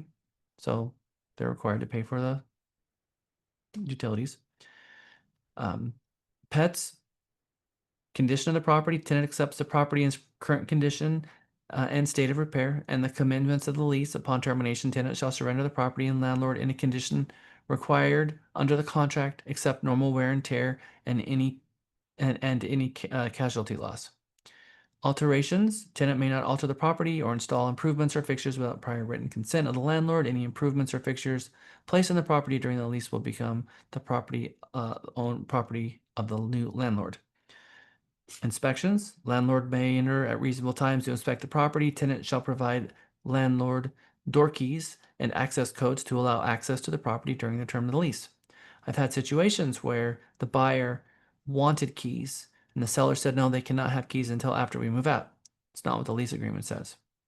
Tenant shall comply with all the laws, restrictions, ordinances, rules, and regulations with respect to the property. Repairs and maintenance, the seller is going to be required for that except as otherwise provided by the lease. Tenant shall bear all expenses of repairing and maintaining the property, including but not limited to the yard, trees, shrubs, unless otherwise required by the Texas Property Code. Tenant shall promptly repair at tenant's expense any tenant shall repair at tenant's expense any damage to the property caused directly or indirectly by any act of omission of the tenant or any person other than the landlord, landlord's agents, or invitees. Indemnity. They need to continue having insurance. Landlord and tenant shall each maintain such insurance on the contents and property as each party may deem appropriate. And then we have default, termination, holdover. What is holdover and why is it important and how much should you ask for? A lot. Ooh, Make make sure that they know that it's going to hurt if they stay longer than the 3 days or 5 days or however many days were agreed upon up above. So one of the things that I've taken in classes, they've always said that perhaps the amount in here should be more than a local hotel. If a local hotel is $350 a night, maybe it should be $600 a night. Maybe it should be so much that it makes more sense for them to move out of the house into a hotel if they need 3 or 4 more days. They've agreed to 5 days, but if they stay in after the 5 days and they refuse to leave, what is the per diem? If it's $100 a day, they might think, well, I could just stay for 3 more days. It's only going to cost me $100 because it says so right here. Make it painful. So look, if you guys need 7 days, tell us. But if you're negotiating 5 days, that's fine. But if you stay in after 5 days, it's going to hurt. Could Because you we do need this? you. Oh, Go ahead, Meg. I was going to ask if you could kind of do the same thing by just making the daily amount of rent that if they need to stay over, just make that number, the daily rent, pretty painful as well. Can you do that? Well, I mean, you're agreeing to a tenant amount, so the daily amount that they're paying rent is for the days that they were allowed to stay there. Now they're not allowed to be there anymore because it's past that. So what is going to be the damages that they're going to have to pay every day where they've stayed past the time they promised that they would stay? Because they no longer are required to pay rent. So it's got to be a damage number that's painful. My recommendation is $1,000 a day. And that's what I put as a holdover. And a lot of agents follow that as well. Okay, the rest of this is legalese. The last one is our HOA addendum. And then that is it for our contract that we have to go over. And then tomorrow, we do not have class. And on Thursday, we pick up to day 3 in our GRI series. So we went through a lot of forms today, tons of them. We took a slow roll through the entire contract. We hit most of the addendas. How do you feel? Good. Well, I had fun. I hope that you guys had fun too. I know it's a lot. It's a lot of information. Yesterday was a heavy day, finance, and then today an entire day of contracts. But that's what we get from contract to close. Obviously, we're going to learn about the financing stuff and learn about all the contracts. And then on Thursday, we're going to start getting with the closing process, which is what do we do once we get under contract and work our way through the entire transaction all the way to the closing table. So that's what the GRI 4-day contract to close is all about. We are now halfway through, and we will see you on Thursday morning at 9 o'clock. Thank you, everyone. You're doing great.